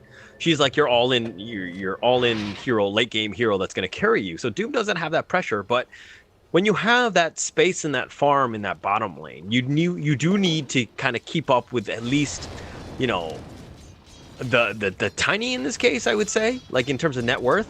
And he kind of is, but like in terms of team fighting effectiveness, we haven't really seen that. Yeah, definitely. I totally agree with you. And I think this might be because of this itemization. He might need something more offensive to do that. I think Halberd is a really, really good game. Really, really good item in this game, specifically for the Wraith King, because Wraith King is all their source of physical damage, and seems like a 3-man smoke is going to head towards IO Esports. And are they prepared for this? They're trying to use Mac. Oh, but then Blink in forward. They got the Mystic Flare on Ohio. He's kind of tanking all of that. He's been muted, and yeah, he'll probably die for that. The Golem is going to be used as well and doing a ton of damage. The Avalanche as well. And VT Faded is now in the fray, and he's looking to just fight this one. Upheaval's on the back end, just slowing him down. Got really nowhere to go. Wraith King doesn't care if he's silenced, and he's going to go on through 1, 2, 3, gets the Starstorm off, and Mac is just going to stand his ground, and he's going to die with the rest of them. And 4 for 1 so far. What a sick Featherborn and the Golem. That was a very good counter initiation, and then the Tiny and the Mirana just flanked, just fracked from the side, and I was wrong. Medusa is no fight against the Wraith King. She has no fight. Yeah. She just couldn't do anything. AC, Yeah. Even with the Skadi, he wasn't able to do anything. I think high ground defense is the last saving grace for a droid right now. They don't want to be picking fights outside of their high ground, so that Medusa don't just get gone on every single time by the Wraith King. You want to play with your high ground advantage now. And MCY really not be able to do anything. Tried to push the lanes out as far as possible, but man, that's looking to be at least... I mean, you got one set of racks. Oh, they got the blink forward, and they got 1, 2, 3 a little bit sticking around. He's been ruptured as well, and Nia is going to be there. The Yule's on for the Murana, just keeping him alive just a little bit longer. Let's get the Infernal Blade, and MCY's BKB's there. The Inkswell's about to pop. They're going to try to find Mushi. They get the stun up on that one, and they're looking to just right-click him down. Mushi is probably going to die for this, and it's a 2 for nothing so far, so at least you got something. Yeah, that's not the end of the world for a droid side. They're just 1 Rex down, and we all know that Dusa, she's the best hero when it comes down to 2 Rex down, right? So they can still get... They can still give away another 1 Rex, and then that's where the game really starts. We're looking at Medusa right now. He's going for the Divine Rapier. She feels the kind of desperateness now, and she knows that the only way to win this game, to salvage this game, is the Divine Rapier. Yeah, I don't think that you really have much time, but like, do they have the save potential of everybody else to kind of just keep her alive? You know, like the team fights, I feel like, yeah, she's been the last one to survive, but they've just been focusing out, like, you know, the Skywrath has just been instant deleted. The Grim is almost next on that list. Like, they don't really have the heroes to kind of just survive and to create that sort of space that, like, Ohio would on his Centaur. Yeah, I agree. That's why they have to rely on their high ground advantage now. Oh, because the saving ability is just not quite there. That's why they need to utilize the advantage that terrain can give them. And wow, look at this Tiny. He is huge. That's what she said, am I right? I'm just kidding. Yep. So yeah. So you got Basher up on the Wraith King. He's going to be going MKB next with Abyssal on the list. Like, VT Faded. Like, this is turning into a pretty scary Wraith King. Yeah, it is. But the thing is, once a droid side decides to turtle and stay on the high ground, there's really not much Wraith King can do, except for waiting for the next Aegis. We are starting to see the careers are being placed in the Roshan pit, so that they get the first-hand information about when Aegis is gonna be, Roshan is gonna be spawning. Without the Aegis, there's no sieging from IO Dota so far. They're playing this discipline, very disciplinedly, camping the high grounds and waiting for a droid to make mistakes. What do you think about Mindbreaker on Medusa? That's great. A lot of people actually overlook that Mindbreaker gives you 25 extra attack speed. Yeah. And I think that's going to be very... Blink stun. They found the one they wanted. They're going for Medusa. The Golem's going to just kind of throw him back. The upheaval. Mac is having a hard time trying to run away from this. And it's Stampede, and they're going to disengage. They couldn't really burst that really tanky Mac Medusa there. Wow, that was scary. That must be scary for Medusa. Yeah. Alright, just like you say, a lot of spells being used, just like Marvel movies, and nothing, and no life is being taken. Unless Wraith King dies here. No, he does have reincarnation if he really wants to be sticking around. So he's got that life to play with, and it looks like they're going to disengage and at least go for Roche, or somebody's pinging it out. Yep, well, she's already there. The career is also being placed there. And one thing that we should look out for is the Medusa is only one component away from his Divine Rapier. Ooh, Vansoy just walks off blind. He gets stomped, and the Inkswell as well. Just trying to low in. The Avalanche is trying to attack, and Mac is just right-clicking forward. And if they get the silence, one at a time. The reincarnation has now been used, and they want more. And they got the Doom up on the Wraith King. So VT Fate is on the high ground. He's got nowhere to go. He's been RTZ clipped, and he's stuck up on that high ground. They do have the wards, and they do just shoot him down, and it looks like it's an all-out retreat by the IO team. Really King Fight coming for a droid side. This might actually give them an opening to secure the Roshan themselves. Or if they want to take the tower, they could try as well, but that's going to be hard, knowing that Tiny has the Agni Scepter. It's going to be very easy for him to clear out all the waves. But a droid... But that was on Mushi, for the record. He's the one with the Force Staff. He's the one that forced VT Faded up onto that RTZ cliff. So if anyone's, you know, finding people at fault... I mean, he's probably dead in the end, but... That's just unfortunate. Yeah, I agree with you as well. I think he's gonna die either way because he's also beat Doom. Yeah, on the But second it's life, okay really if not they, much. yeah, if they don't lose the Roshan, it's okay for Ayo though, because after all, their objective is to get the Roshan. I'm surprised that they did not win the last team fight, given that they have the perfect high ground vision. But looks like there's a smoke coming out from a droid. They are trying to gain themselves the high ground advantage, which is the right thing to do. Yeah, Wraith King's up in 7 seconds. Oh, smoke's been popped. Oh, but the Blink in the really fast fingers by Ohio. The Mystic Flare was used as well. And everybody's just gonna go back into their own base in shame. Wow. Whoever dares to say that age is a problem right now. Like, that reaction timing was top notch, man. They've got Moonlight. They want something. They're kind of making their way, at least in the Radiant jungle. They don't really find anything. Everybody's on the high ground though, so I think they're going to turn this at least into a Roshan. Absolutely. They're gonna take it pretty fast now, given that VT Vader is pretty big. He's going for the Monkey King bar, it seems. And that's gonna give him a lot of this burst damage towards this Medusa. And Dusa losing this Aegis really feels bad for her, because she wanted to hold this Aegis plus the Divine Rapier. Taking this away is gonna hurt her a lot. That might have been it. You know what I mean? Like that, if they got that Aegis there, that could have been game winning. Absolutely. Divine Rapier plus Aegis. That's a comeback. Yes, yes. Alright, but it looks like sorry, who picked up the Aegis? I think it was Nia, right? Yeah, it was Nia. Okay. The last time it was Nia as well, because yeah, Wraith King has another life, so it's a bit overkill if he holds the Aegis. It's a smart move to give it to Nia. And oh, look at the career! Oh, this is the long-range Divine Rapier pickup. Note that, like, I love the fact that they locked it, like the Radiant, the Sacred Relic, so that it doesn't combine and they don't, like, drop the Relic if this courier dies. But Moonlight one other time, and they're going to try to find it. They Centaur stop, they found Bentoi, the silence there. The Golem is going to lock him into place, as well as the Arrow, and they toss back Mac into a bad position. He's in the upheaval, the Centaur Stampede, and it looks like the TP is going to be used for Mac. He's going to get on out of there. So all they lost was Bentoi. Yeah. Alright, so Medusa does combine the Divine Rapier because she knows that this is the time. It's do or die.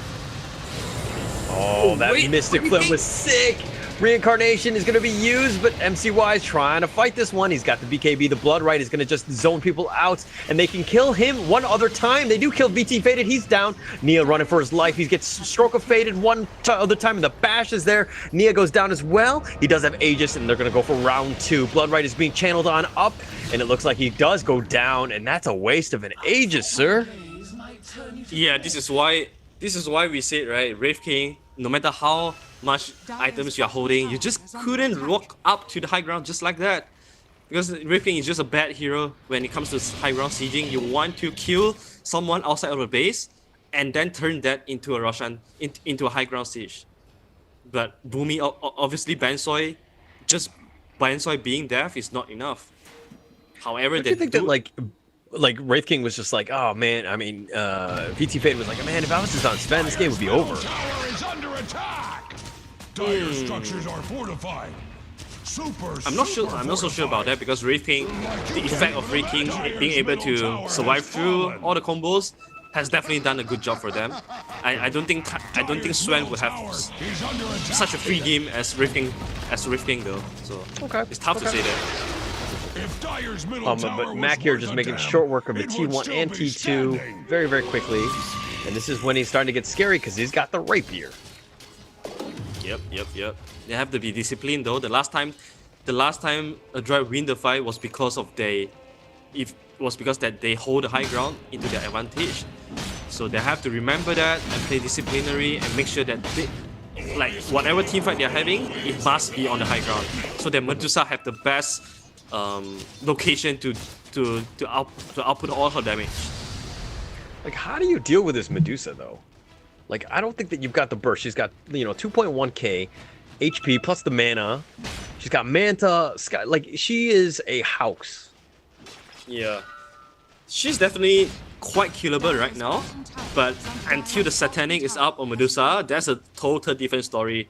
She'll be sitting on a very high HP, she'll be having the ability to just lifesteal back with the Divine Rapier, and that's going to be scary. And until that point, I think Medusa is going to be pretty untouchable, unless they pick a bad location to start the fight. Dire's bottom tower Mac is here under just going to attack. TP on back. They really want to just defend the high ground. All the lanes have been pushed, at least the mid and the top, so they're just kind of falling back in kind to kind of deal with this. Moonlight as well. Moonlight and the smoke. All right, let's see if they can find some sort of pickoff. They don't Seems really like see Adroit anything is- though. Yeah, they're running into the wrong way. Yeah, like two ships passing in the night. They don't see each other. The Radiant went top, Dire went bottom, but they'll take the outpost. And they do see that, you know, obviously when your outpost is being stolen like that, you can see that, so. And instead, they're going to secure the top runes here. Yeah, it's fine for Adroit. This is totally fine, even they are 9k behind, but it definitely feels like they're 9k ahead with this Divine Rapier on Medusa, with the Satanic completed as well. 2.8k there, 2.8k HP, with the ability to instantly heal all the damage up again, all the HP up again. This is gonna be a Medusa that is sitting at 2 life. This is scary. I mean, once she gets BKB, like, I mean, she's already super scary right now, but like just getting 6 slotted and the BKB in addition to anything, like there's no way to control her, so, oh my gosh, this could be very, very scary right here. Oh, Adroit. Alright, they have to get back now because it seems that Dota is trying to defend the top tower and you don't want to be at the low ground, so knowing that, I think Io's their winning condition is to try to find fights that are not at the high ground. So Medusa don't have the location advantage, then that would be a great fight for you. And also Raping is going for the Aghanim Spirit, so that's gonna help them a little bit. So you're here, even though you're dead, you still get to use your spells at your last breath, so that's interesting. Yeah, and look at these illusions doing wow. Look at all this chip damage. Like they're doing a lot of work on these towers. Like somebody needs to come back and deal with this. Obviously, there's a siege catapult there as well, but Ohio's now come in. But that tower took a lot of damage. Yeah, it feels like a very awkward time for Dota now because they want to advance, but they're running into the Medusa with the rapier. You're just like a wall, a huge brick wall that they cannot punch through. So, but they are trying it again. They're trying it again. Smoke here. Walking on him. Moonlight as well. Oh, they found him. The avalanche. And they found Mac, and they toss him all the way back. No, they're gonna look to fight this one. Upheaval's on the back end, but Stampede, they're like, oh, we're out of here. DD spawn at the bottom side. It's gonna be picked up by the Tiny. So Tiny with the Aghanim Scepter.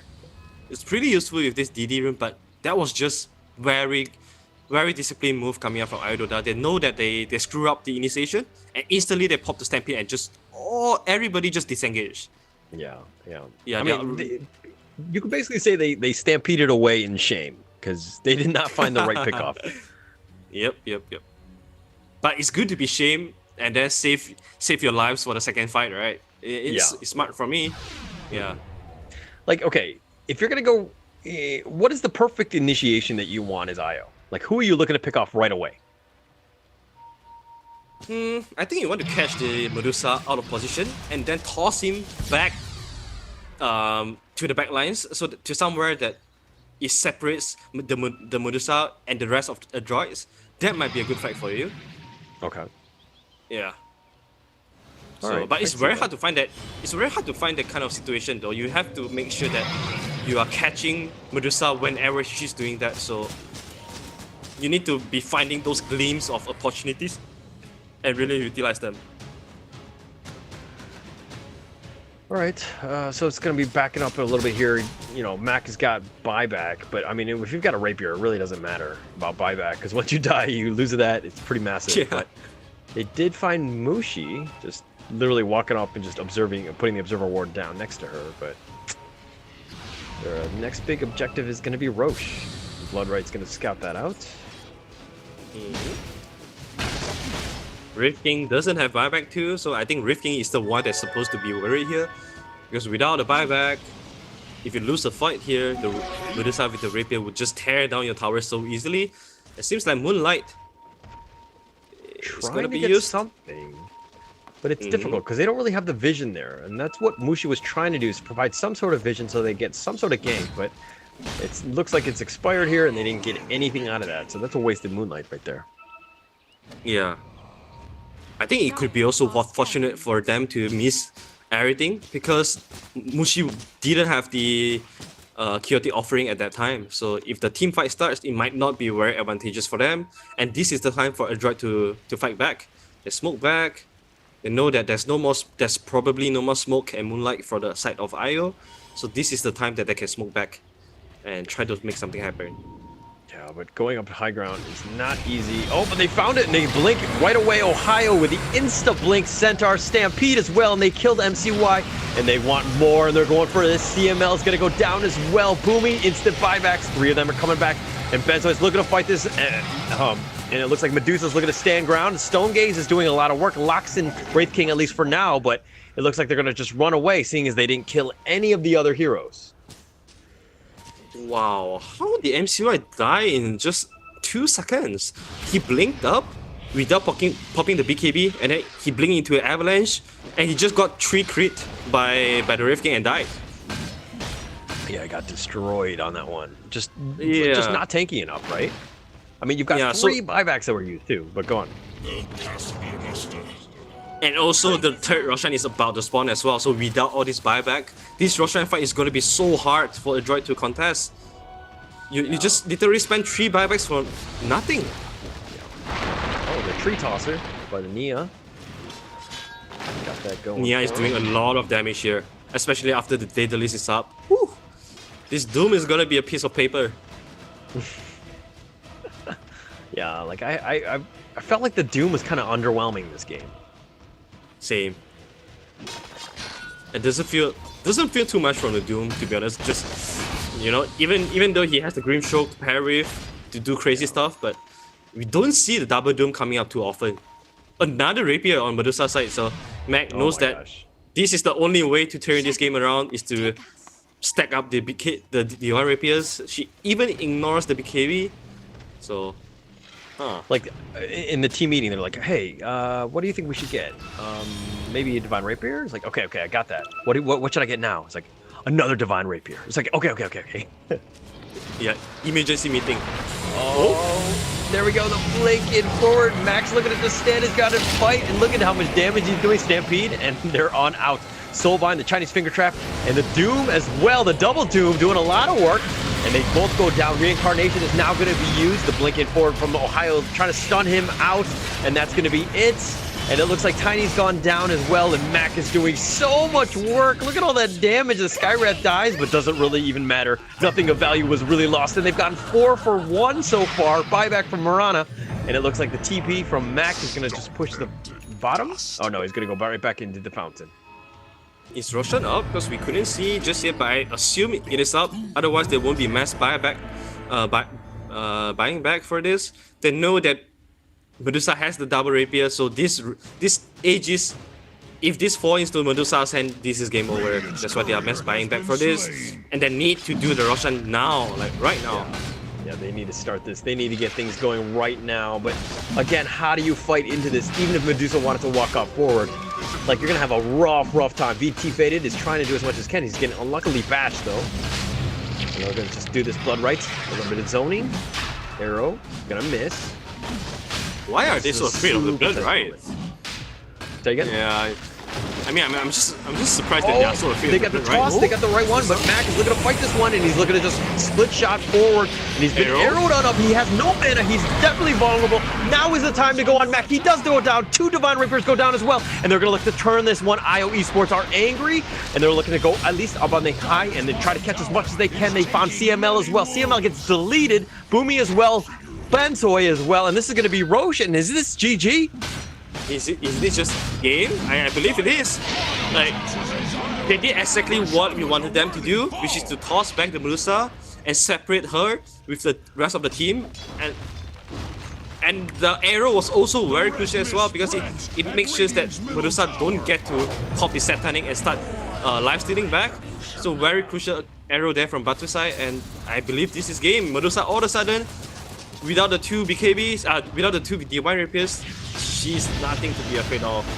She's got nothing. I mean, the rapiers have been split around, and even the towers go down so quickly. Another buyback from Bensoy, just kind of trying to buy them time, but time for what? I'm not even sure. Look at Tiny's got the rapier. He's got Daedalus as well. Ags, like this guy is a house. If he's throwing trees at you, these are like spear, kryptonite-leaded spears on you. And Bensoy gets tossed on back, and Mac just trying to fight it in. Upheaval just doing a little bit more zoning. What? Atos? Mystic Flare, but it just kind of tickles the Wraith King, who's just going to get silenced. He does get popped. Okay, so that's at least the... and he's going to look to fight Stampede as well. As he look to fight this, Mac is just going to stand his ground and try to get as much as he can, but they're getting very, very low. And here we go. Mac is doing so much work. Ohio just trying to stun on out. Wraith King is turned into an ethereal form, and Ohio is just trying to run away. Moonlight as well, but TPs are going to go on out. Mushi's trying to get away at the last second, and Wraith King and Centaur do go down. What is happening in this game, Howler? Like without they could actually win. They could actually win team fights without two divines. That boggles me, and I have no idea why is Vitifader not using the Minotaur Horn just to survive through the initial burst of Skywrath Mage. Yeah, that was so weird. That was very, very weird. Like, Wraith King just lost his rapier as well. So I guess, like, Medusa's back in the game. Like, got one of her rapiers back? Like, what? Why are we swapping these things? Yeah, I have absolutely no idea what's happening right now. Like, they're just winning team fights they are not supposed to win. And they are losing team fights they are not supposed to lose. Yeah, that felt like game here, and 1-2-3 is actually pushing the top lane, so they create a little bit of space. But with Wraith King and Ohio, both of these guys do not have buyback. This could be a problem. But you're getting Raxed here top. I think they sacrificed this. Do you go Throne at this point? And it looks like the call has been made. T4s are underway. They get the Golem to just kind of lock in. That's a double Golem, but Benson would take a lot of damage. They do need to be a little bit careful with this, but those Golems do go down, rip very, very quickly. And Mushi goes down as well. That's T4. The arrow does connect, and 1-2-3 just try to buy a little bit of time, and Ancient has now been exposed, and chunk. Ancient is dead, and Adroit have done it. What a comeback. 24-34. Really well played by Adroit on that one. What a series of game, Howler. I mean, that was both teams at both games was comeback games, and man, this roller coaster ride are just so tough to swallow for both these teams. I'm glad that Adroit, they keep their composure, they managed to come back in this very tough situation. I think this is a make or break though. If they lose this game, they're gonna be down by 0-2, and I don't see them coming. It's gonna be super tough. Miracle has to happen for them to go through this group stage, but thank God it's a 1-1, so that's gonna be. I'm just like so excited. I've seen it live, and I'm still kind of like I'm still in shock because I was like, oh, this game is over. They stole both of the rapiers from, you know what I mean? Like Io had both the rapiers, right? And then that siege high ground T3 was disastrous. Like. I don't understand why they got caught out, why they tried to go back in. Like that was just like befuddling to me. Like that's crazy. Like that fight and you lose the entire game. I mean, very well played by Adroit, I guess, in the end. But exactly, Vitifader has been having a fantastic game, perfect game, until the point that all the outer towers are being taken down, and he has to walk up to the high ground, and that's just where the game turns. Because every single time he does that, he just dies. And this is where the early game is, and I believe you'll see the code very soon. Yeah. So let's watch out out for for that. This is that. about to happen, but this is the fight where Benso gets a little bit caught out. He gets gone on here, he gets slowed on in, he's got nowhere to go, and he gets tossed on forward, and that's going to be too easy for Nia666. I did see a couple people with those chats, so congratulations. Again, we're going to announce the winners very, very soon, but if you're new to the stream and you're just tuning in right now, basically we put up a little code like that. And so what you need to do is you either repeat the code, or if it's a question you need to answer the code, put it in the comments, and then once we do, we'll find out who you are, like this gentleman here. The lucky viewer is going to be Mohammed Aziz bin Bujan. congratulations. We're gonna get you. We're gonna reach out to you. We're gonna figure out how to get you your prize. But again, good stuff. Thank you for being a very detail-oriented viewer and being able to see the little codes that we're going to have hidden throughout the streams. And mind you, this is going to be a league that goes on for the rest of the month. So whenever you see this, whenever you see Dota, please feel free. This is the game that we're going to be playing throughout. So it's a very easy way to win prizes. So good stuff there. But back to the game. Again, I'm still kind of in shock by all of that. Yeah, I need my time to breathe, take a deep breath. I cannot imagine what is going through in the bootcamp for Aero Dota. There must be like a moment of silence after the game is end. And how are you approaching these things, man? It's just that you have to make sure that you don't die to the Skyraft. That's just that. Yeah. And that just absolutely crazy stuff there. And if you like the games, that was a pretty momentous game of Game 2. That was pretty amazing. If you like what we're doing, give us a like on our Facebook, YouTube, and Twitch. Quick shout out to our partners in EGG Network, AIS Play, Kumu, Lazada, and Lazada Live, Likey, Nemo TV, Twitch, TikTok, and production by InfoFed and Ancient Galaxy. Because without those guys, we wouldn't have any of this. Where can they find you on social media, Arthur? Yeah, I'm very active on Facebook and also Twitter, so do find me at Leon Dota. How about you, Howler? You can find me at Howler TV. Yeah, Howler does a lot of educational content on his YouTube as well, so do give him a follow if you guys want to be as good as this Dota and Adroit guys. Definitely, you should check it out. All right, well, thank you so much for that. We're going to go into a little bit of a break here, and then as we get the next series lined up, the players are definitely going to have to be called in now. We're going to have Brenny Sports and Motivate Trust Gaming. I keep getting the order of them. Motivate Trust Gaming. We're going to have them going up against the all-female team in Brenny Sports. That's coming up next. We're going to take a quick 10-minute break, and we'll be back with the second series soon.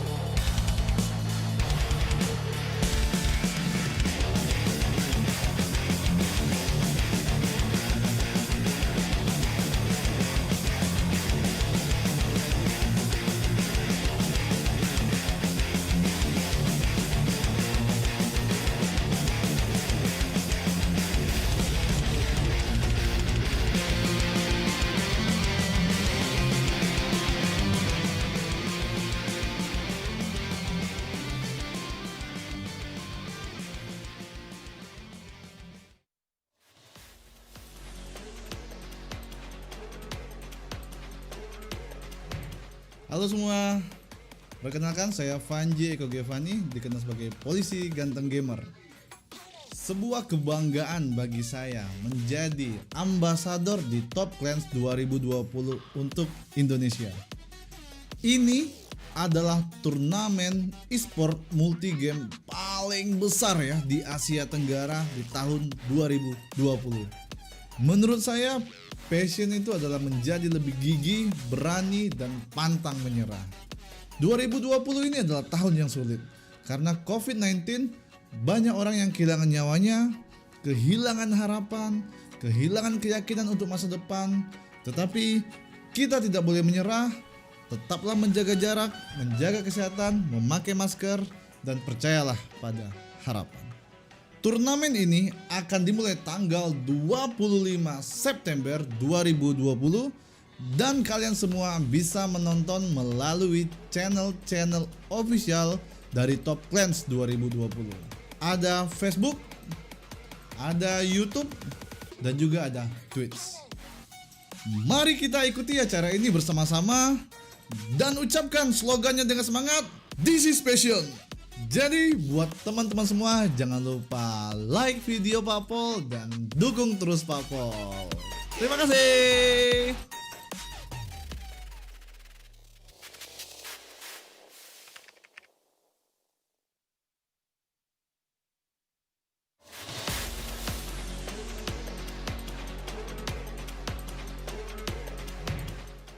สวัสดีค่ะโนอี้ค่ะหรือว่า Evote โนอี้หนูรู้สึกเป็นเกียรติมากๆเลยที่ได้เป็น Thailand Ambassador ของ Top Can 2020 วันนี้เนยจะมาแนะนำ Top Can 2020 ซึ่ง Top Can 2020 ก็คือการจัดการแข่งขันเกม e-sport ที่ยิ่งใหญ่และสุดพิเศษที่สุดใน Southeast Asia ของปี 2020 นี้ซึ่ง Top Can 2020 เนี่ยเขามีการจัดการแข่งขันเกมมากมายหลายเกมเลยเพื่อนๆคนไหนที่สนใจก็เข้าไปดูรายละเอียดตรงลิงก์นี้ได้เลยเดี๋ยวเนยจะขึ้นลิงก์ไว้ให้นะคะส่วนตัวเนยชอบเล่นมาเวลทอมแอนด์เจอรี่เพราะว่าแบบสนุกมากเลยเพลินเล่นได้ทั้งวันเลยค่ะซึ่งไม่ต้องสงสัยเลยนะว่าทำไมเนยถึงเล่นหลายเกมนะคะเพราะว่าส่วนตัวเนยเป็นสตรีมเมอร์เนยต้องค้นหาแพชชั่นจากการเล่นเกมซึ่งแพชชั่นของหนูก็คือการทำให้คนดูมีความสุขยิ่งหนูเห็นคนดูที่ดูหนูมีความสุขยิ่งทำให้หนูมีแรงผลักดันในการทำสิ่งนั้นต่อไปให้มันดีขึ้นเรื่อยๆค่ะและสุดท้ายนี้เนยอยากจะชวนทุกคนไปชมการแข่งขันที่จะเริ่มขึ้นในวันที่ 25 กันยายนนี้เป็นต้นไปได้ที่ Top Can 2020 Official Channel และอย่าลืมกดไลค์กดติดตามเป็นกำลังใจให้เนยด้วยนะคะเนยอยากให้ทุกคนมีความสุขและสนุกไปกับการแข่งขันนี้ This is passion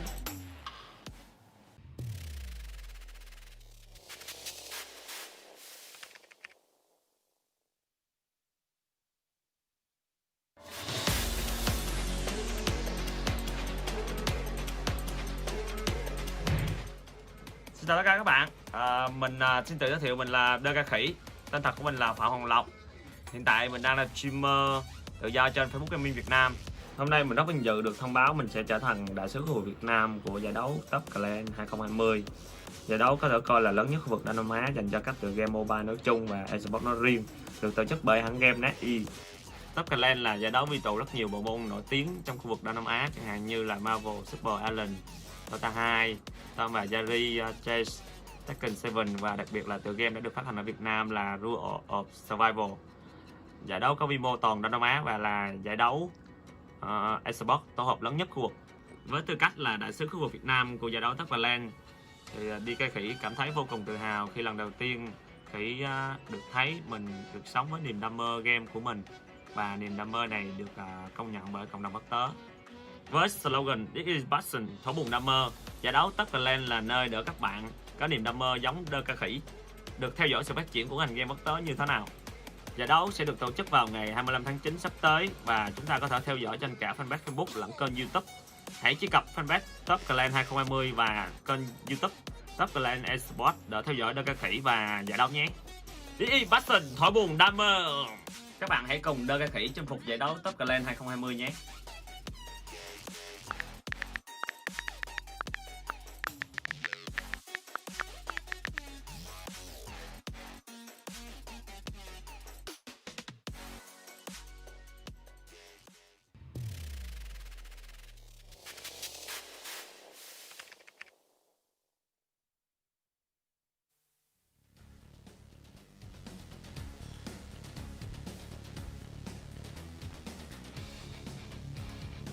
Hello and welcome back to Top Clans 2020. My name is Holler and I'm with Arthur, and we just saw an amazing first series between Adroit Esports and IO Esports.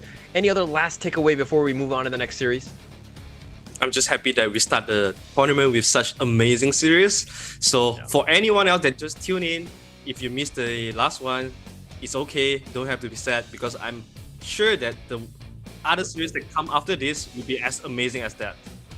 Okay, yeah, that was an amazing game. Obviously, if you missed it, you definitely want to check the replay on that. And you can see that on the Facebook on Top Clans. But let's give a quick shout out to our partners at EGG Network AIS Play. Let's give also a shout out to Kumu, Laz Live, and Likey. And of course, Nemo TV, Twitch, and TikTok. And from the Thailand local production partner, we're going to have InfoFed. And Malaysia is going to be Ancient Galaxy, their esports hub out there. And the network support is going to be UU Game Booster. So a quick shout out to all of those guys. Without them, we would not have had any of this. So a big shout out again to them. So we're going to go into the next series of the day, the final series of the day. It's going to be a best of two between Bren Esports and Motivate Trust Gaming. We know that Motivate Trust Gaming has won the BTS most recently. Yes, the Beyond the Summit Pro Series Season 3, and also note that they stormed through a lot of the very good teams as well. They 2-1 Among Us, which is the dream team for Southeast Asia, consists of 23 Savage, Cuckoo, Abed, and Ko. And of course, in the grand final itself, they 3-0 Boom Esports, which is a very big statement from these Motivate Trust Gaming boys. And also, if you're new to the stream, what we're doing is it's a live streaming event where you find the code. We're going to have this code that comes up, at certain times of the game, in terms of, it might be a First Blood, Rampage, or whatever it is. And basically, you take that code, you put it into chat, that's it. Or if it's a question, you answer it however you see fit. Basically, you'll know right away when you see it.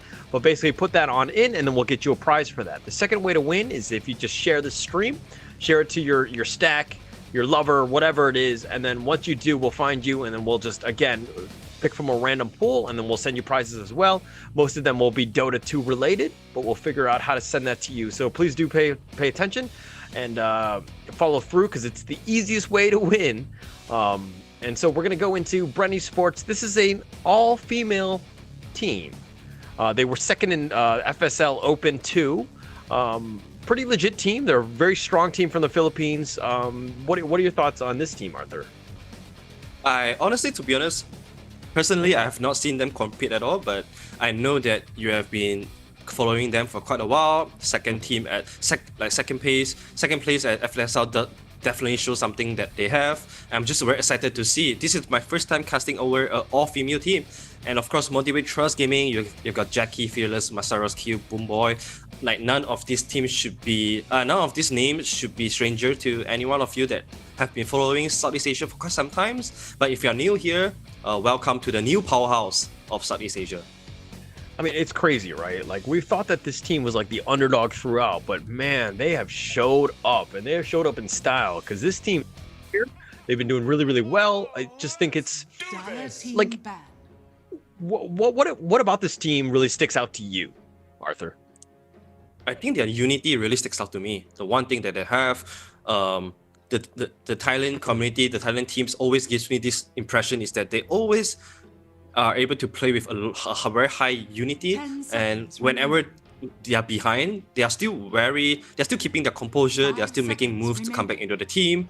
It feels like they are always on the same page, and that is what always amazes me. Okay. Yeah, and I liked it how we're in the band picks now, and we're seeing the names that have been set up, and this is going to be very confusing for us to cast. So I think we're just going to name the heroes, because I'm unfortunately not going to be able to read out 76561198065 whatever it is has given a first blood or whatever it is. So we're not going to play to their obviously they're trolling us here, but we're going to actually just call them out by the heroes. But interesting enough, Motivate Trust, they actually ban out the Tiny, which I feel like is a very strong hero for their own team. I know that Boom Bell played this hero a ton in BTS, and he just kind of dominated throughout. So banning it on his own team, interesting choice. Same. I've been doing research on them. I see them they are not shy to first pick the Tiny every single time when they have the first pick. So it must have another hero in their mind that is more worth the first pick. I think the Sapphire are still pretty popular right now. It's so super strong. Not only the hero spells are strong, but also the flexibility that it gives to your team is also strong.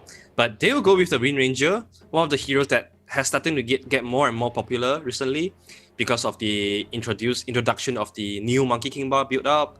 Wind Ranger has become strong. Another way of playing Wind Ranger is that you put her on the post 4 and you can build something like the Meteor Hammer, and that could be really good. And Leech is going to be the first pick for Brand. Yeah, I think that like the Wind Ranger 4 is incredibly strong right now. I feel like it's a very powerful thing. But plus, the Wind Ranger, I love the fact that when you pick it first, you can like flex her into almost any lane. So just the amount of, you know, options that it opens up is just amazing for the team. Yeah, that's right. A lot of the teams right now, they are prioritizing this flexibility a lot more compared to before. And Brand Esports, they are not doing exactly the thing. They are following the path of IO Esports, 8 picking their carry so that they can ban out most of the counters that Faces White don't really want to play with. But comparing to the Swen though, I do feel like Faces White has a lot more counter that 3 bans are not going to be enough. So, okay. Like which are the main 3 that you're like, oh, I see this Faces Void, I pick this one, he just gets countered hard. Alright, there's a few that can name straight. The Puck is very hard to play against. The any heroes that can save, you know, Oracle, Shadow Demon, these are all very annoying heroes to Faces Void. And if you want to talk about the cores, I mean, Wraith King is great, right? There's so many better heroes that can be up against the Faces Void. So aside from compared to the Swen, I do feel like Faces White have a lot more weaknesses, and it's up to Motivate Trust to counter this. For the record, I only asked for 3. So you said more than 3, and now you're just showing off. So shame on you. Nonetheless, we've seen the other bands in the Bat Rider and the Phoenix. Again, some nice little combos into Faces Void. But they're banning out the AM Sven. What else do you just kind of... Okay, so the Tide to protect the Faces Void even more. So okay, I'm okay with these bans. Dire team pick. Yeah, I'm fine as well. And they'll go for a Grimstroke. So this is a very classic Leech and Grimstroke combo that we are seeing a lot of the teams used to run this back when Grimstroke was just introduced into the game. Motivate tries to going for the save, like we said, right? The Oracle, Shadow Demon, Venge, this kind of annoying post 5s are the one that you don't want to waste your ban on. So Motivate tries to go for the Venge. It could also open up the Drow, Venge Dusa, Venge TB, a lot of combinations that Motivate Trust can play with that are also good against Faces Void. Actually, that would work really, really well for Motivate Trust, that is. I mean, in the sense of like the Drow, like you have the Venge for the aura as well, and then you've got the Wind Ranger who can kind of just capitalize on all of these auras. So it kind of makes sense if they decided to do that. Oh, boom, there we go. So we've got the Drow, so they've got the theme, they've got the clock to kind of just create a little bit of space and to provide that support up front. But in terms of the laning, how do you expect this MTG lineup to go? Well, the Drow is definitely the one, right? Yeah, I wish to see the Drow. I'm still digging their roles right now. It seems like Venge and Drow are going to be on the same lane unless Motivate Trust wants to put the Venge on the mid lane or on the off lane. Otherwise, I think Drow and Clockwork could be a very strong lane as well. But the one thing I want to point out is that this Drow has a lot of value going into this game. The silence on Faces Void and Void Spirits are going to be so great. And also look at the supports from Brand. They're so squishy when it comes to dealing with Drow. You don't have anything really except for the Void Spirit that can jump onto the Drow. So you want to pull off your amazing wombo combo, you have to survive through the Drow damage first. I do think that this Drow has a lot of playing ground to shine this game. Yeah. I mean, I've got high hopes for the team, but it seems like there's like MTG. This is a really nice pickup by Beast. You know, the Beastmaster here. It provides, not only is it a great offlaner pusher, and it kind of goes with the theme of what the Drow, Venge, and all these guys want to do, but it provides superior vision. Like if you have superior vision, it's going to be very difficult for Bren to even get the jump on that Drow. Exactly, I love this one. And also, Beastmaster is also another nature counter to Faces Void. He jumps in he wants to come into chrono. If you don't catch the Beastmaster in the chrono, he'll just raw you, and there's 4 seconds of you not hitting inside of chrono. So it just feels like Motivate Trust, they have a lot of answers to this Faceless Void, and this last pick from Brand Esports better to be a pocket pick that can solve all this coming out from Motivate Trust. So what do you pick here as Brand then? Like, you've seen the lineup, you have the last pick, you need that trump card. What is it that you pick? You need something desperately now to deal with this Drow Ranger. I think any heroes that can close the gap or help your team close the gap would be helpful, like the Centaur. I think Centaur with the Stampede would be very helpful. Other than that, heroes that can deal well with Drow Ranger is really not much, because Drow and Venge they are really strong laners. And I feel like Motivate MTG has kind of got this like lineup where no one's really going to be together. You know what I mean? Like, you might have the Clock and the Beastmaster kind of up front, but they're going to kind of space themselves out a little bit. But the Lich and the Grim are so squishy that they just get bursted down. And like, it's going to be hard to get that perfect wombo combo, you know, with the Faceless Void, you know, the Chain Frost, the Soulbind, you know, all of that stuff, right? It's going to be super difficult to get that perfect combo that they're looking for. Yeah, I agree with you. I feel like even though they look like a very scary when it comes to team fight, but Motivate Trust, because of the Beastmaster, if they always have the vision, how is Brand Esports going to start their wombo combo? It's not gonna be easy for them. In fact, they have to be worrying on Motivate Trust initiating on them first, because if you get swapped, if you get raw, there's no save coming out from your team. Anyone that get initiated on is just dead. Okay, but in terms of Brand Esports, what is that one hero that really needs to pop off? Who's the one, like, all the weight is on? I think Sand King and War Spirit are the 2 heroes that have to get themselves a good lane. First of all, Sand King, you want to be able to at least not die too much on the lane towards Drow, because Drow Ranger and Vengeful, these are very strong healing lanes, and you're a Sand King. Just put a sentry down and you have got nowhere to go. So Sand King might want to just change up his game plan a little bit, cut creeps, make sure that he gets to his high levels, and a fast blink dagger timing, because I think the dagger timing is gonna be the saving grace for Brand Esports here. That's gonna be the thing that make or break their tempo. Okay. All right, so the teams have loaded up. I think we understand how things are going to go, but mind you, this is a Wind Ranger mid, something that we kind of weren't 100% sure where she was going to go, but it looks like mid lane is going to be it. It's going to go up against Fearless, that is, against probably a Jaina Void Spirit mid. What do you think about that matchup? I would say Wind Ranger have a bit of advantage going into that, because thanks to Wind Ranger superior attack range, she will always be able to harass War Spirit off, and also you have the Wind Run to help you trade hits, right? So I feel like Wind Ranger is gonna be a bit advantageous here, and we see all the teams coming onto Hizalia, the Sand King here. So she says thanks, starting it off with 500 extra points. So regardless of what happens, you're coming out positive. So good stuff by Brand Esports here, and they're gonna start things off very, very strong. But are you doing this to get in their heads, or what was the point of that tip? I don't know. Like, if you're talking about getting into their head, right? Normally you tip them when they make a mistake, but this feels to me like more like a friendly tip. Like just like a bit of greeting friendly going on. Yeah, before friendly the game tip, starts. I don't think I've ever seen one of those. Like even you know, within my own team, like people will always tip me, but like, oh, he's doing this sarcastically. He doesn't really mean it. That's true. Yeah, and another tip coming out. Another wave of tips. Think so.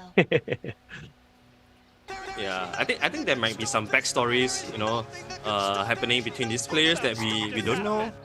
But at least they are showing some kind of friendliness, and that's always happy to see. Oh, I love it. I mean, I'm sure these players have played against each other. C is only so big.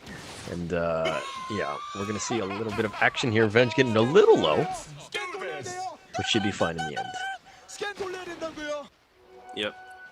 Also, for those who are not too familiar with Motive Trust, not only that they have just crowned the very recent champion at BTS Pro League, but they also have 2 10k players as well, both Fearless and Jackie.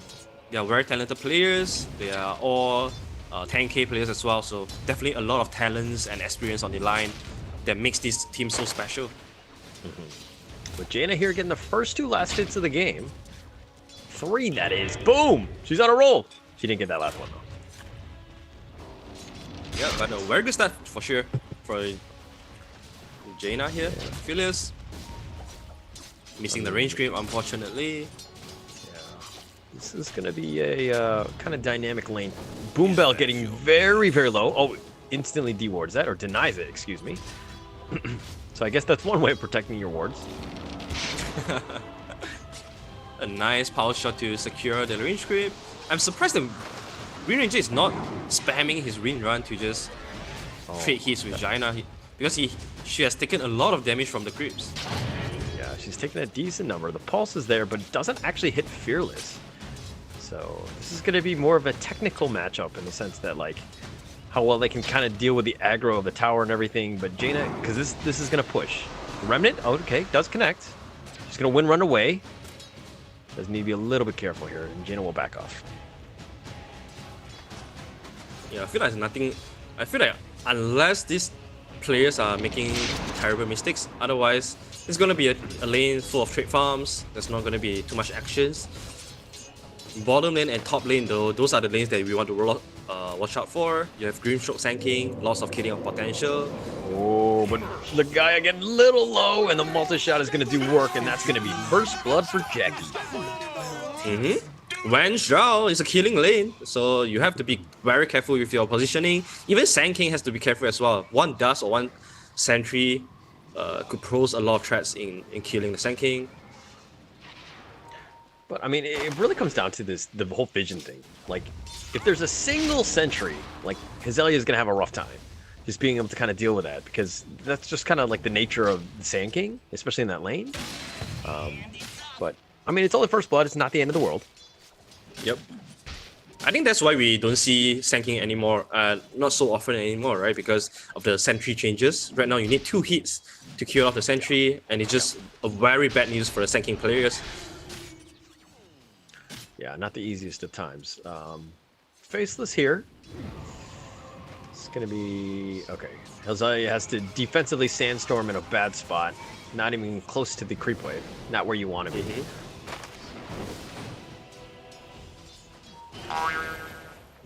So they've done a good job of zoning out, so to speak. Yeah, Hazelia really needs to pull the wave back, because it's in the perfect spot for the Drow. Yeah, Wench is also playing at a very safe position as well, making sure that every time Sand King tries to advance a bit more to the Wench position, the Wench should just back off, because he knows that Wench and the Sand King has also a very strong killing potential as well. So good positioning coming out from Wench. Top lane once again. The multi-shot right into Hazelia, but Boom Bell does go down. Hazelia is probably going to fall for this with the Frost Arrow slow, not being able to get away. Even the creeps are getting in on that action. The guy's going to just Salvan up and back away. Definitely a good trade. You are more than happy to just trade your post 5 lives for post 3, so that's okay. Ligaya is also doing a great job in securing the rune, stealing the regen rune away from Fearless. But Fearless, he's getting a bottle refill coming out from bench. Yeah. That's second-hand water. I don't know if that's good. Oh, Jada get a little low. Ouch. Pulse. Gonna keep her alive, but that was actually very close. Masaros is also having a very good time at bottom side. 22 last hit compared to the White's 19. Seems like Motive Trust is getting a nice 3-lane victory here so far. Radiant's middle tower is under attack. But look at this. Look at this level advantage already. Jackie's level 5, Hazelia's level 3. So never a good start, especially since the fact that it's not even 5 minutes yet, and your Drow is already level 5. Oof. Yeah, you have to give credit to Boombell on the bench, because first of all, he's not leeching a lot of XP from the Drow. Second of all, she's generating kills for the Drow as well. So this Drow is having the lane of his life, sitting at 30 last hit so far at 5 minutes in. Look at the difference between the Drow and the Void. Yeah, but Boom Bell's only level 2 at 5 minutes, so completely sacrificing everything for it. But I think it's worth it in the end. If your Drow can get to a good lane and can just, oop, they do get another kill as well. Hazelia, the one they tipped. Yep.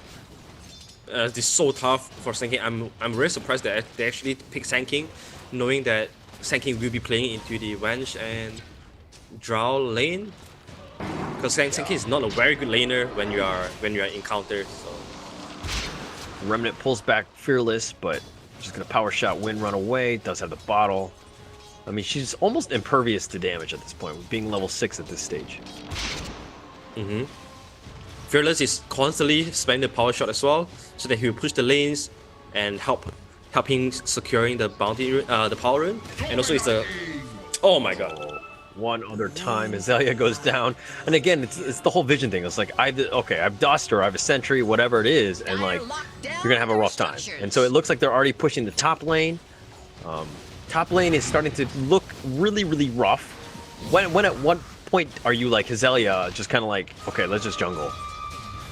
Ooh, but the creeps are coming. The beasts are all around. They will have Jill getting very low frost armor, just not enough. The Sinister Gaze does lock him in, but Trust is like, okay, I'm going closer to you. And Cat is going to go down in the end as well. The TP from Legaia, just the shackle is there, and that's going to be a double kill. Really nice rotation by Fearless. Radiant's top tower is under attack. They're really utilizing the catapult timing right now, and also the peak timing of Masaros, right? Once he get the Necronomicon one, he instantly use that and pressure on the Pistol. Also, they have the very big wave as well coming.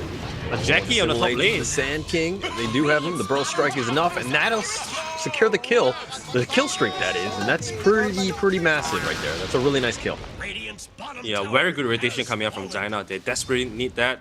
You need to kill this Drow, otherwise you get too good of a lane, too good of game, and it also helps your Sand King to recover a little bit. This is the job of Westbridge here. She has to do everything in this game. I just love the fact that, like, yeah, Fearless rotated bottom, secured that T1. I mean, there's a couple of other kills as well, but the fact that they were like, okay, Boom Bell, I know that you're level 2, so just take the mid lane, soak up as much as you can. And she's already level 5, so it's almost like the perfect rotation. You know what I mean? She's going to be level 6 in time. Like, the team is really in sync. Yeah. Like I said, they are always on the same page. They know how to help each other out. They know that this Boom Bell has done a lot in assisting Drow, so it's time to reciprocate a little bit, reward him a little bit. And also, Fearless is one of the most selfless players that I've ever seen. He is always prioritizing the team's tempo rather than his own. So I'm not even surprised that he's doing this early rotation at level 7, taking down towers, making plays with catapult. These are the things that the good post should be doing. Yeah. Instead of just farming. Yeah, Wind Ranger here already has the Javelin. I mean, I think she's got boots on the way as well, but this is very early timing for Wind Ranger. Yeah, absolutely. With this Javelin, all of a sudden he has this huge potential in solo killing anyone that is out of position with one shackle, power shot, and the ultimate. So everybody has to be very fearful of this very big Wind Ranger. Have you tried the position 4 Wind Ranger? Yeah, it's one of my favorite actually. I love it. Like, I think it's just it's in a really good spot. As somebody who wanted to play, but it looks like Jaina's gonna not get shackled. She's gonna dissimulate, at least for now. She gets an astral step in the wrong place, and the roar is there, but the focus fire, and Jaina does good power shot it in the end. Hazelia is getting knocked back. She's only level 5, and the cogs are just working against her right now, and that's gonna be 3 kills for nothing for Motivate Trust Gaming. Once again, it was because you have to give credit of the superior vision coming out from Motivate Trust. The 3 heroes are completely exposed under the cliff ward, so the raw, there's no way Westbury can get out of the range of the raw, and she just did that. Faceless White also needs a lot of time to come back into this game. He has to at least get a muscle magnus before he can do anything. Boom Bell's getting a little low. They have the magic missile just to kind of lock Jaina into place. Doesn't really have any of the cooldowns, and she gets power shotted. 360 no scope from the Wind Ranger right below the T1. Oh, they got the shackle. I heard that one.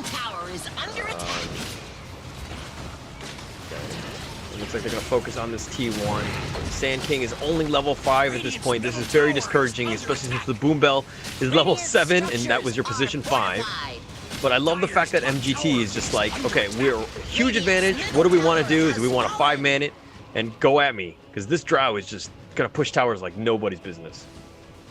Exactly. This is a good thing about Drow. Once you have a very good lane, all of a sudden, your 5-man potential is so strong, especially with the Wands and Beastmaster. One thing that I'm not too sure with is Drow Ranger is going for the Midas. Is that necessary though, after having such a big lead? I'm not too sure about that. Yeah, but never. Just like style points, or yeah, I'm pretty sure it's just brownie points and style points.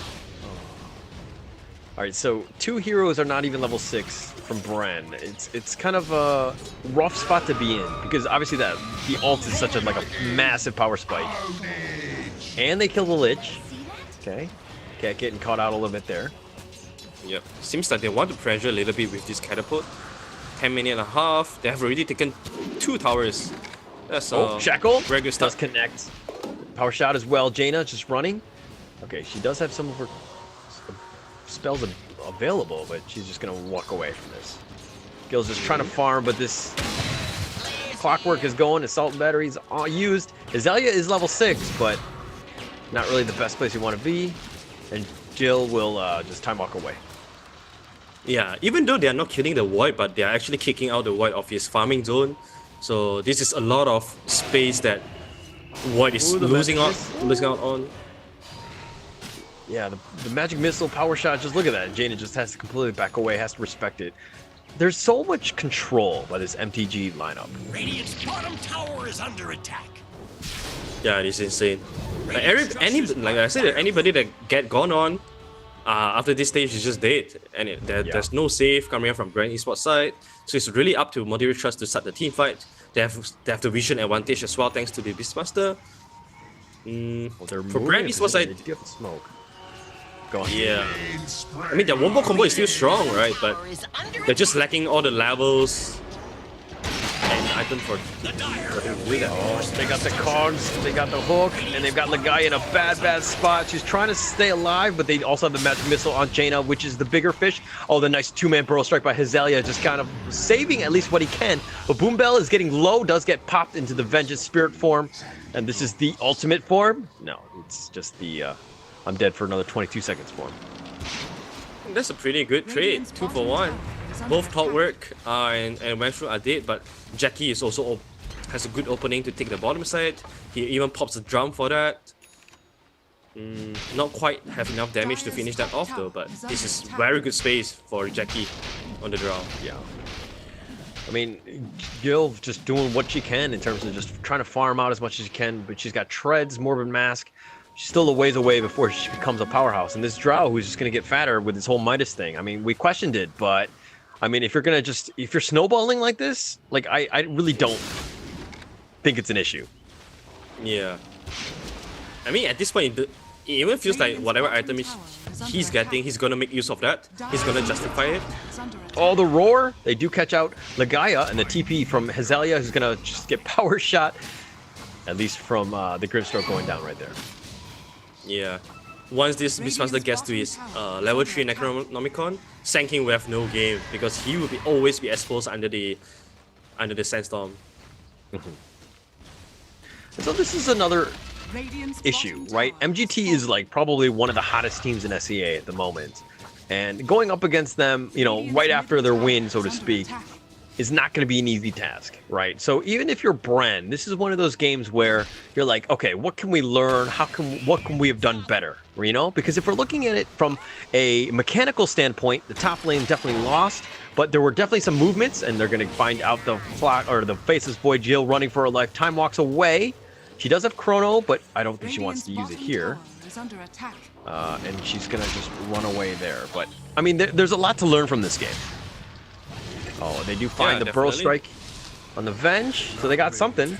Let's get this. All it takes is like one of those, a couple mistakes here and there, just trying to get back into this game. But you got to be careful, especially since that Drow is on the way. The Chain Frost is going to be bouncing back between the Boar and the Vengeful Spirit, which is already dead. And it does bounce around. That Beast Okay, Beastmaster taking a little bit more damage than he should have. Yeah, I agree with you. This can be a very good learning experience, and not to say we are counting out the chances of Ren winning this series or winning any games, but yeah, I do like what you say. There has been some good movement coming up from Ren Esports side, especially from the Voice Spirit. So I'm really liking that, and I feel like this Voice Spirit he knows what his role is in this game, and she's just doing very great about that. But just that motivate trust, yeah, 5-man power is just too strong right now. Look at Jackie, just taking towers miles away, even outside of the. Without Dragon Lance, he's already hitting outside of tower range. So. You might as well. I mean, he's got Yasha now. Midas up on cooldown right now. It's gonna pop that one through. Okay, there we go. Yeah, but again, I'm not saying that they're out, right? But this is somewhat of a clinical game by MGT, right? We're just seeing just how well the laning phase wasn't that bad for Brent, right? A top lane was kind of a disaster, but I'm talking about like the mid and the bottom. They weren't the worst, right? They were ways to get back into this game, but it felt like the whole coordination, like the roaming of what MGT had done after that, where they've just kind of taken over the map, has just been kind of a testament to the fact that this team is really on another level. Yeah, I totally agree with you. And yeah, having all this map control, having all this net worth, they're just walking into Roshan, having the medallion as well to make the Roshan even easier. It seems like everything is online for Motivate Trust. All the items that they need, all the levels that they need as well, it's all come to the place. So it's all up to Motivate Trust to advance in this game. Yep. And I like the fact that they're pushing bottom here, just trying to get as much space as they can. If they get this tower, I mean, he's got the Chrono lined up, so they have a defensive way. The nice Shackle, Focus Fire, Remnant does lock him in. They'll time walks most of it away, but the Focus Fire is consistently on the power shot. They're looking to run, and the Chrono is going to be used defensively, and they actually catch out 2, and that should be the end of that. And she's going to TP on back, so you got something out of it. And Azalea goes down here. Lazaros is going in the Inkswell. He's been locked into the cogs and he does not want to be there. He's just trying to at least just right-click his way on out of that, but he's been stuck in, and Q locks him into the cogs. 2 for nothing, and Jackie is gonna go up to this high ground, and this is gonna be much better than the last game that we see.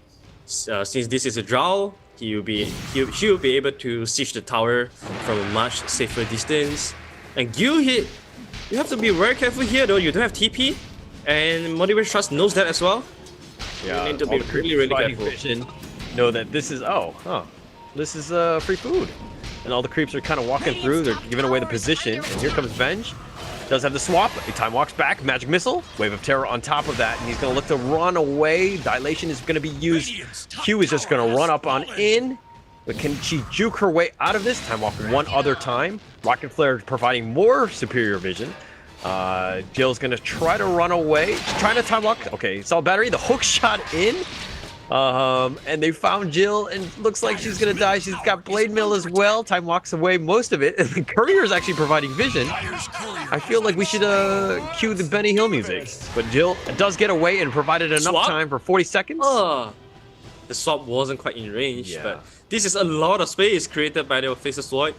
But meanwhile, Jackie is also taking down the top tier 1 tower and just farming in the triangle. So I'm not sure how much space that creates though, but definitely a little bit of breathing room for the Void Spirit. Yeah, a little bit more space, but I would prefer if Void Spirit was providing space for the Faceless, right? Like I think Faceless is the one. Your late game hero of choice. The Remnant's gonna miss. Oh, okay, and everybody gets on and away, and it looks like MGT are just gonna look to turn this into a T2 top. Radiant's top tower is under attack. SNY on Drow, by the way. Yeah, there's no stopping MTG right now, and I don't know what do they have. Do they have Sanking Dagger? I couldn't quite see the Sanking itemization right now, but if they don't have the Sanking Dagger, I don't think they can pull off this tower, unless Motivate Trust misposition themselves really badly. But look at them, look at how far of a distance they are sieging at. They have perfect social distancing, right? Like, I mean, the only thing Fearless doesn't have is a mask, but at the end of the day, like, everybody's just so spaced out, and like, there's really nothing Brent can. Oh, but the Burrow Strike misses, been silenced, and is gonna pay for that with a Gust, the Dissimulate, and the Chain Frost is now gonna bounce around. That's gonna do a little bit of damage, but Cat does get killed in the end. Jackie gets a double kill, and they go back to sieging. That was a dagger in, right? So unfortunately, they didn't have the Grimstroke with the combo that they planted for. The execution side could be a bit better if they can line up this double soul bind, the soul bind into double chain frost. It could be a way to defend this high ground. Oh, Silence. It's a perfect one on Jaina. She does go down and looks to be. And there's no way you can defend this at this point. The Frost Armor is there, and they're just be like, okay, I'll just take the other racks. But this is actually going to be this top set. It's going to be very, very soon. Azalea just can't really zone that. Glyph is going to be used, but really, I don't think you can engage into this. Oh, Azalea catches him out with a Bro Strike. They do have swap if they want to go. They got the Gust up on Cat, and she's going to get multi-shotted, plus the power shot, and that's going to be a dead Lich. I feel it's funny that when you see, like, Lich dying, because it's like, he's already dead, right? Like, how can you kill the Lich again? That's true. All right, nonetheless, they are not stopping this. They are going right for the second barracks. and for the viewers at home right now, there is a little bit of a bug in the sense that Brent Esports, this is 0-0. This is the first game they've played. It's going to be a best of 2. But so basically, Brent Esports does not have that one game. Okay, just so that everybody's clear. But it looks like they're going to go for the mid racks here. He's doing a lot of work. And, Clockwork is the announcer. Is kind of freaking out in the sense of calling it out. Frost Armor one other time, and man, they get the blink. They do find Boom Bell. Oh, it's been swapped. That is. It stimulates, and they do find him. Void Spirit does go get killed. The Roar is going to be used. The Soul Bind is there. The swap back on Cat. She dies. The Chain Frost is bouncing all over the place.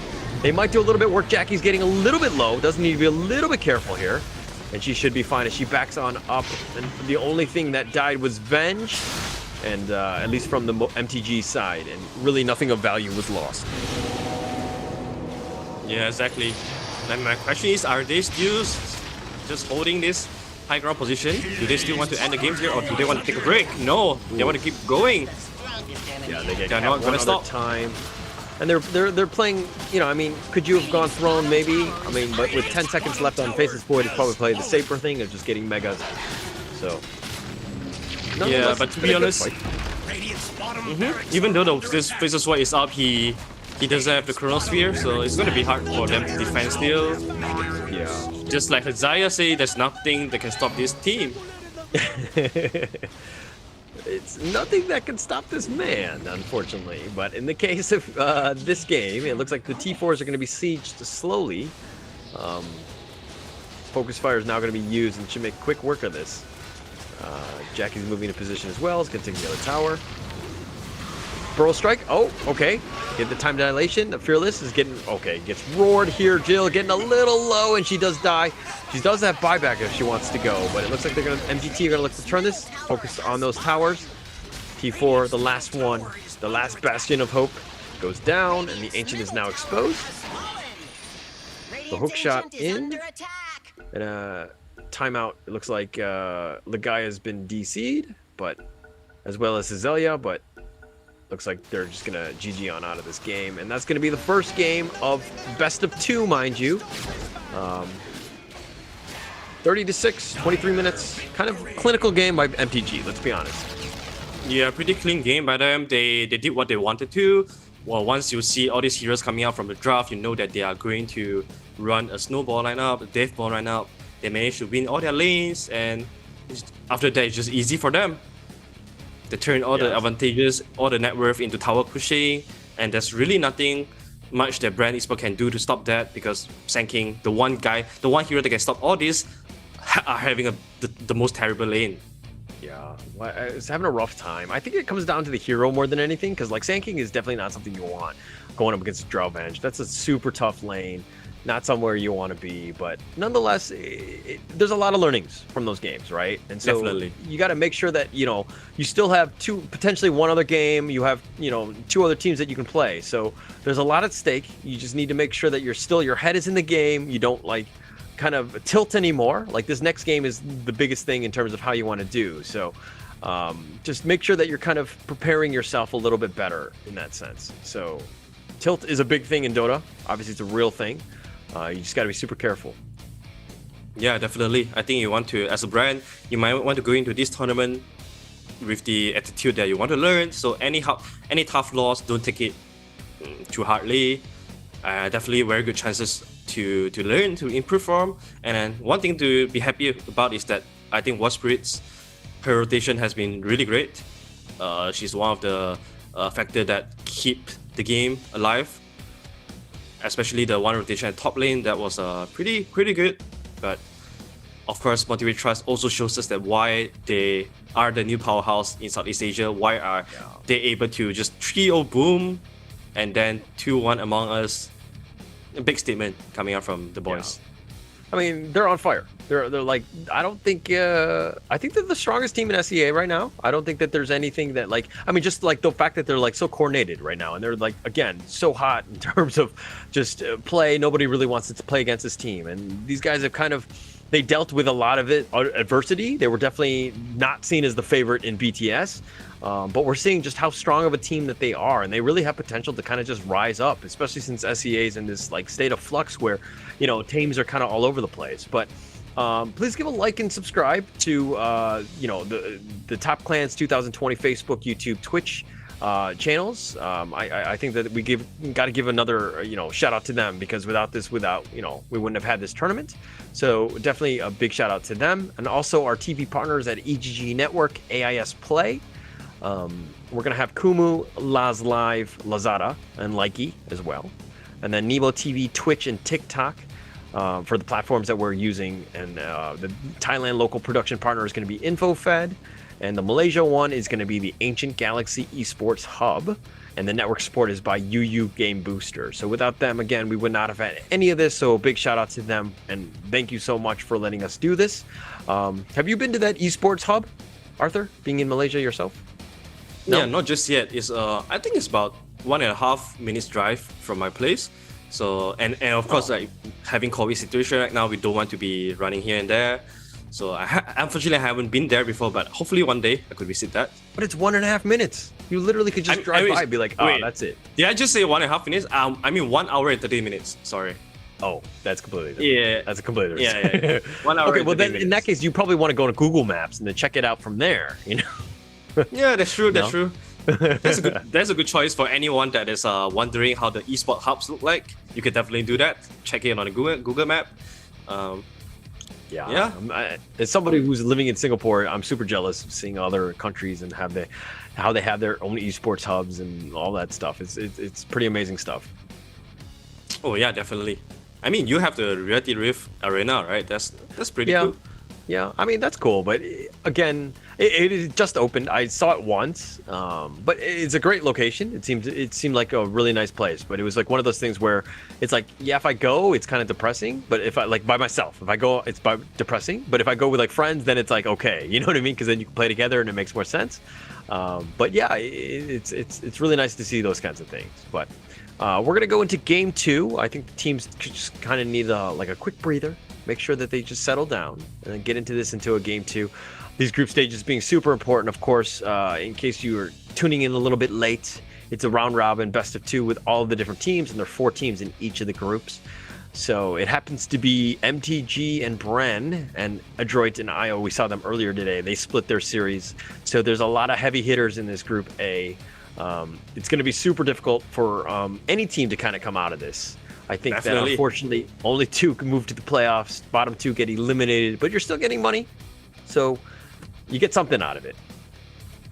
Oh yeah, you get the learning experience. You get at least, anyone will get at least 1,000 USD. So that's pretty good.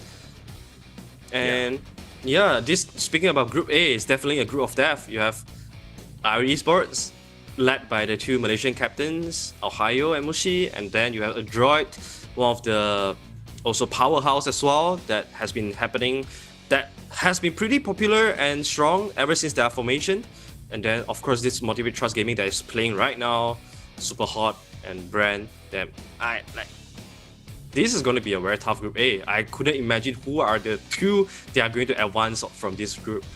It's going to be very, very close. I mean, judging by what we saw, I felt like IO was the better of the two teams earlier, right? Just because of the fact that, like, you know what I mean? Like the first game, they definitely they faced adversity, they came back, right? The second game was more of a little bit of a throw, but I felt like they were more in control in that game. I mean, don't get me wrong, it's not like a massive, like IO Esports is like 70-30 in favor of them, but I feel like they felt a little bit stronger to me today, at least. Just a little bit of a like mess up in that last game, in that game too. But I think that in terms of MTG and what we're seeing and what past history is pretty much all my evidence when I say this, is that I think that they're the strongest team, at least in this league. So I would expect to see MTG and then like IO or Adroit kind of coming in a second place, but it's going to be a squeaker at the end of the day. Yeah, it's going to be very, very close. And luckily for Adroit, they managed to clinch that one game comeback victory, so that they don't end up having to start the tournament with a 0-2. Otherwise, I think it's gonna be either IO or MTG, right? Knowing that Adroit dropped a 0-2, you don't want to be dropping any 0-2 during group stage. Is very important. Every single point counts, and you wouldn't know how a single loss would affect you in the long run. So it's better to just give everything in every single game and try to clinch every victory. All right. Seeing as I know that you're a huge basketball fan and you're about the Lakers and all that stuff, like, you're a LeBron AD type team. Like, do you see like that pairing in this league where they're like, oh, those two guys are like that level, like that are just gonna completely dominate? Honestly, if you're looking for a pair like that, I would say after MTG, right? They are very alike with the Miami Heat, because like looking at all the players, you never think that they are the superstars. When thinking about superstar in South Asia, no one will come out with the names. No one will come out with the names that have the MTG players inside of their superstar lineup, but they somehow make it work. They are a dark horse. They play with a lot of cohesion, play with a lot of composure. So definitely they look like the Miami Heat. And speaking about Lakers, I do feel that Neon Esports looks like that. Unfortunately, they are not in Group A, but you see them tomorrow. Okay, awesome. So we'll look into that. Let's take a quick 5-minute break before we need to get to the final game of the day, and we'll be right back.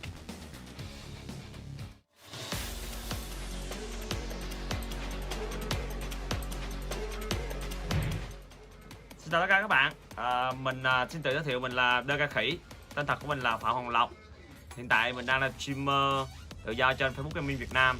Hôm nay mình rất vinh dự được thông báo mình sẽ trở thành đại sứ khu vực Việt Nam của giải đấu Top Clan 2020.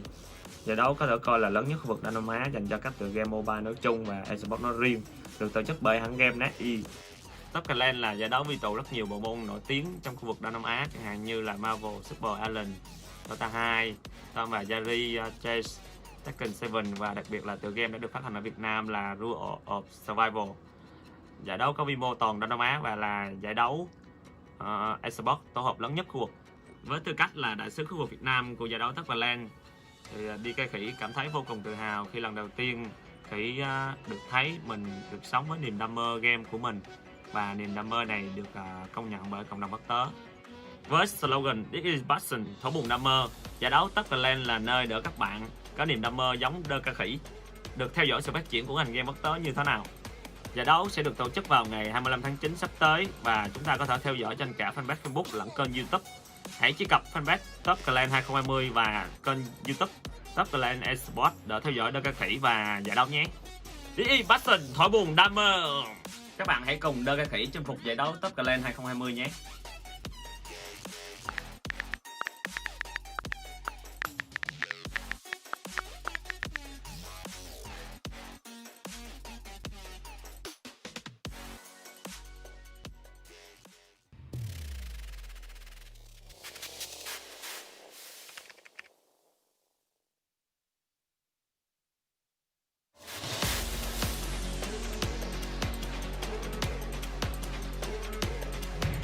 Halo semua, perkenalkan saya Vanji Eko Giovanni, dikenal sebagai polisi ganteng gamer.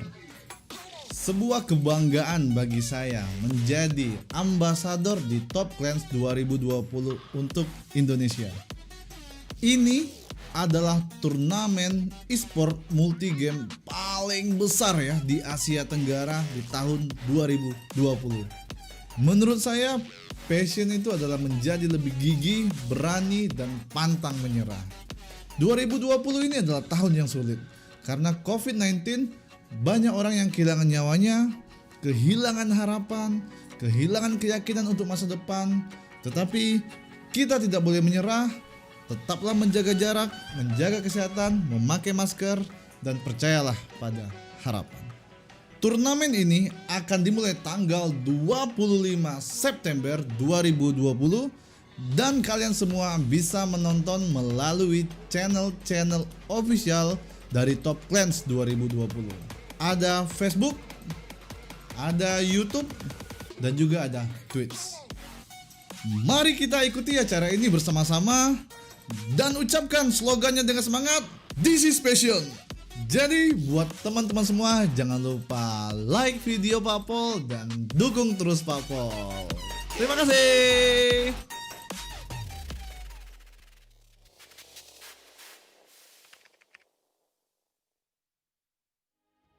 Dire team ban. Hello everybody, welcome back to the game 2 for this series. First game, it was a very clinical game by Motivate Trust Gaming, and now we'll see if Brand Esports are able to keep their composure and figure out some ways to equalize this series. Otherwise, Motivate Trust will be starting this tournament with a very sweet 2-0. And look at the bans, we are seeing Mirana, Tiny out of the pool, Magnus as well. Like these are the heroes that are so popular right now in this current meta, and it's the best for you to just remove all these heroes and respect ban from Brand Esports on the Fearless Green Ranger as well. And you will see a Snapfire, not surprising at all, as the first pick. Yeah. What do you think about this, Hunter? I like the Earth Spirit pick more, but that's just me, right? I feel like Legaia is actually a legitimate Earth Spirit player. I think she's very good on the hero. But picking it into, I mean, this is a Mars Snapfire combo. We talked about the hotness of Snapfire and how good it is. Definitely not an easy task for Brand Esports to deal with. Exactly, not at all. This combo is very devastating. But one good thing is they are picking that so early, so you have 4 picks to adjust yourself to counter that. Crystal Maiden is gonna be Brand's next pick. Not too sure about this because not that I'm not a fan of Crystal Maiden, but Crystal Maiden does sound very squishy to Snapfire and Mars.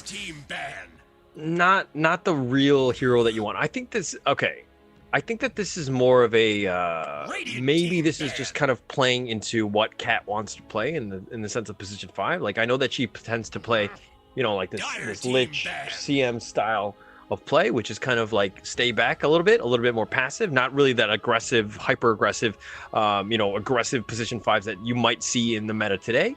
So it's a little. I think that you're kind of picking it into. You're playing to the strength of your player, not exactly to the strength of your draft in that way. Yeah, sometimes it's a balance between finding a balance between what your players are strong at and what the heroes they are strong at this current patch. But always, I think the final decision is to always go for the heroes that your players are really comfortable with.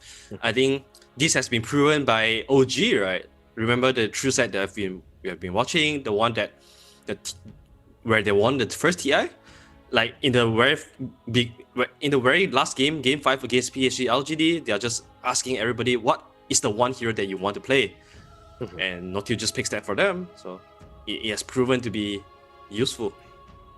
Yeah, and I like the fact that they're trying to protect out this Mars in the sense of just making him a little bit more efficient, because you ban out the Lifestealer and the Juggernaut. Both of these heroes, they can just kind of walk out of the arena without a ticket. So like they just have outs, right? And so the fact that like they're kind of banning those heroes, making sure that MTG have kind of prepared themselves so that they have the best arenas possible, and they're playing to their advantage. Yep. I do like the bans a lot. protecting their heroes and also protecting the strength of their draft as well. And Brand Meanwhile, they are surprising us with this Night Stalker. You have Earth Spirit plus Night Stalker, two very offensive hero with a lot of explosiveness. I'm looking forward to see how this Night Stalker will be played in the game, because I haven't been seeing too much of a Night Stalker in SEA games. I mean, we're picking it here. They're gonna pick the carry and the mid laner last, and just save that in. But you know, when you're picking the Night Stalker, you're making a statement, right? In the sense that we're trying to be more aggressive. We're trying to make sure that, you know, the nighttime is the right time for us, and we're going to continue to push and be aggressive during those times, so that you're going to have less room to breathe, right? It's not going to be like the Sand King where you potentially get zoned out and that's pretty much the end of it. But you know, having the Night Stalker here kind of can change the game style quite a bit. Oh yeah, definitely. But the thing I worry is that you are blind. Brand Esports, the blind pick the Night Stalker, and MTG responded with the Monkey King. All of us know the biggest weakness of Night Stalker is the first 5 minutes of laning stage, where it's still morning, that you need to get to your level 5 as soon as possible. Those are the most vulnerable time for Night Stalker, and MTG just target on that, pick the Monkey King to counter that. So I think Earthspirit has to do a lot of jobs to secure the lane of Night Stalker. Otherwise, I'm afraid Night Stalker might just end up like the Sand King last game. Yeah, and one thing to note is that MTG has not played the Monkey King in at least BTS. Something to note is that I don't even feel like Monkey King is incredibly strong this meta. I think it's more of just like, I'm gonna deal with this Night Stalker. I'm gonna play it into this one just because I know it's a hard counter for that. But they're picking the Timbersaw here. What do you feel about that? Huh? So it means that Mars is not going to be a post 3. It might be a mid or a 4, because Snapfire can always just switch to the post 5, right? Because most of the time MTG picks the Timbersaw, it will be Masaros playing it on the off lane. I've never seen anyone else on MTG play Timbersaw except for him. So I think this Mars could very well just be at mid or even at a Would support. it be, yeah, Mars mid, Timber off, Monkey King even, you know, position 4 if you wanted to? Like, I don't think it's amazing, but or is this like a position 1 Monkey? Like, again, it's kind of throwing us all into confusion, I would say, just how they're gonna lane this. Yeah, there's a lot of flexibility right now, but they don't have the last pick, so the next pick for MTG is gonna reveal all their cards, and Brand Esports, they just have to sit tight and wait for that until they pick their last pick for the best counter. Like, how are they gonna deal with this Timber? You know what I mean? Like, you don't really have the magic burst. Magnetize is just like a little too slow. The CM, yes, but he can just kind of like Timber chain on out of that. I feel like this Timber is a really good pickup here. Yeah, there's no magic burst coming out from anyone from Brand so far. So I think the last pick of Brand Esports, you have to pick a Timbersaw killer, something like SF. 5 seconds remaining. What else? Maybe a Void Spirit that can deal a ton of magical damage in one go. These are the heroes that you need to be thinking of. But do you pick the Void Spirit here as Brand as your mid laner? Oh, they're picking a Viper. Alright, so seems like a Snapfire and Mars dual support. I've seen that before. Mars can very well just play at the post 5 or post 4. All you have to do is to get to level 6 and pop your arena. That's all what you need to do. But I'm loving this Viper pick. Like right now, what are you going to pick into the Viper? There's not a lot of heroes that can lane the Viper and also kill the Timbersaw. Yeah. That's a really interesting pick. I really like that. Yeah. I you know what I mean? Like, it's gonna be super difficult. Like, you don't want like the squishy types who really can't deal with it, who bring all the magic damage to the yard, so to speak. But you know, this pick is it though. I think that like that nice little combination there, the Timber Viper. Yeah, I think SF might be your best pick here for Brand. I know it's not gonna be too easy for Viper, but there's always ways for SF to beat the Viper. Now just have to spam Mango, spam Races. Because other than that, I cannot really think of any heroes that can lane Viper and also kill Timber. This is MTG. This Viper pick is really pushing Brand to the corner right now. They're running out of reserve time, so It is gonna be a Queen of Pain. They're gonna try it. They're gonna try it. That's gonna be a quap mid with Jaina. Yeah, Queen of Pain versus Viper though. This is gonna be very tricky. I've seen this matchup a lot of times. You cannot really shadow strike the Viper because you just get more damage in reflection because of the corrosive skin. So you want to max out. You want to max out the Screen of Pain and start moving to the side lanes. You don't want to be laning against the Viper for too long. And I think this suits Brand. Look at our heroes. You got Upspirit, you got Night Stalker, Crystal Maiden. These are heroes that constantly wants to fight, especially during the nighttime. And Queen of Pain is one of the better heroes to complement them with that. 10 seconds remaining. Like I think the whole thing for me is the Mars support. I think that like totally threw me in a loop right now. Like just it totally confused me. Like I didn't expect it. I haven't seen too many Mars supports. But it kind of makes sense. I mean, if you got that in the Monkey King, the Wukong's command, just like the comboing in, and then you've got like Timber, you know, Chakram and all that stuff, just like creating like this mess where nobody really gets out. Like I get it. But Brunny Sports is going to come down to the initiations. How can they get the fights off? Can Hazelia get a good game going and make sure that nighttime is, of course, the right time? Yeah, the laning phase, like you say, is going to be the most crucial one. One way to do that is for Upspirit to constantly pull the creeps towards the tower, so Night Stalker can have some free XP while getting away from Monkey King. Because you don't want to be sitting at the normal lane setting, because there's just no way Night Stalker can sit on the lane against the Monkey King. So you want to avoid that. The last game as a Sand King, they did not do that. So this game, if they learn something from that, that's going to be the big adjustment that they can do that can win them the lane. Yeah. All right, so the heroes have been selected. Just one last time. We know the teams. We know the draft. Who do you think is going to win? I think Motivate Trust have a look at the draft. I do feel like this Viper and Timbersaw can be quite out of hand. If Brand Esport don't punish them at the laning phase or get themselves at least a even lane, I think Motivate Trust would easily just run over them with this Viper and Timbersaw. Okay. All right. Do you maybe I mean, it's a Viper mid, right? And then Monkey probably snap, right? So 1-5 there. Like, do you do something to kind of just counter lane the Timber? Oh, it looks like they're doing that, right? Because they're putting the troll in the bottom lane. Yep. So they are playing the troll against the Monkey King, but also Timbersaw, no matter who Timbersaw is laning against, he's gonna have a really good time. Yeah. Timbersaw against Night Stalker, I don't imagine Night Stalker being too well on the lane as well, but at least you have this troll against the Monkey King that will kind of just slow down the Monkey King game for a bit. And then that's fine. I can accept that. All right, so Q here just kind of they're facing off a little bit of which one is uglier. It looks like they're gonna back off, secure both of the runes top, at least MGT, that is. I have high hopes for Ligaya. I feel like Ligaya is gonna be the one.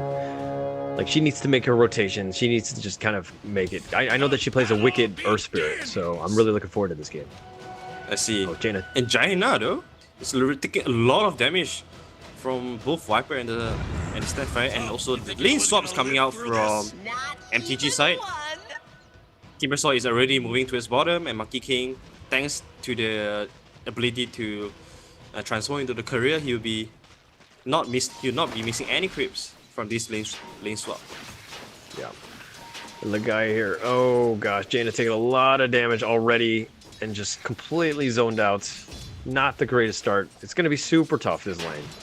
Yeah, welcome to Viper versus Queen of Pain. There's just not much Queen of Pain can do. Once Viper gets a good block, he'll just be able to zone you with the first spell, and there's nothing you can do about that. Yeah, look at that poison damage and the Nether Toxin just doing a lot of work, and she's getting so low. She does have a salve though, but she's already used the Tango. She's going to salve on up here. But Fearless did a good job of zoning, getting some denies as well. Interesting, Fearless gets now cancels the salve. Ouch. Taking a lot of tower damage. Ooh. The tower damage. Does need to be a little bit careful. Fearless? Fairy fire.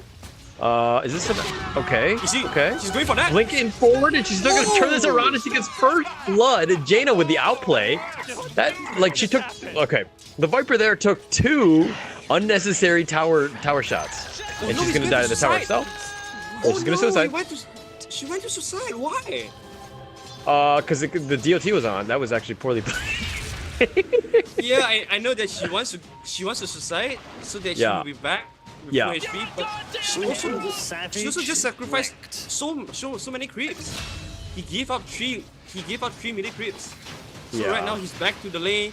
He doesn't have the level advantage anymore. Yeah, a huge misplay by Jaina. That's a huge opportunity cost that she has just gave away. Oh my gosh, and she's taking a ton of damage here. She's getting gone on the poison attack doing so much work. She's gonna have to blink here. Oh my gosh, and another salve is being used. I think in that case, she might just want to send herself over and just salve up while also absorbing all the XP that was left over there, so that she could actually have some kind of level advantage against the Viper, but too bad. Oh man. Like, there could have been a slight advantage. I mean, yeah, she was low, but she was just worried, like, because Fearless is coming back, gonna TP on back very, very soon, right? Just a missed opportunity there. Yep. Looking at the other lanes, Monkey King is having a pretty good time. 17 last hits already, compared to Night Stalker, that's only 6. I think the Brand Esports, they had a good idea of swapping the lanes, but MTGC saw this coming and swapped back, and all of a sudden the lane swap from Brand just wasn't that effective anymore. Yeah, but it's so funny that Fearless like tanked the tower damage, like those 2 shots, and like put him, you know, into a position where he was low enough where Jaina could just blink in and just kill him. Like that to me, the whole like state of play, what just happened in that like 30 seconds, which is crazy to me. Oh yeah, definitely. And Fearless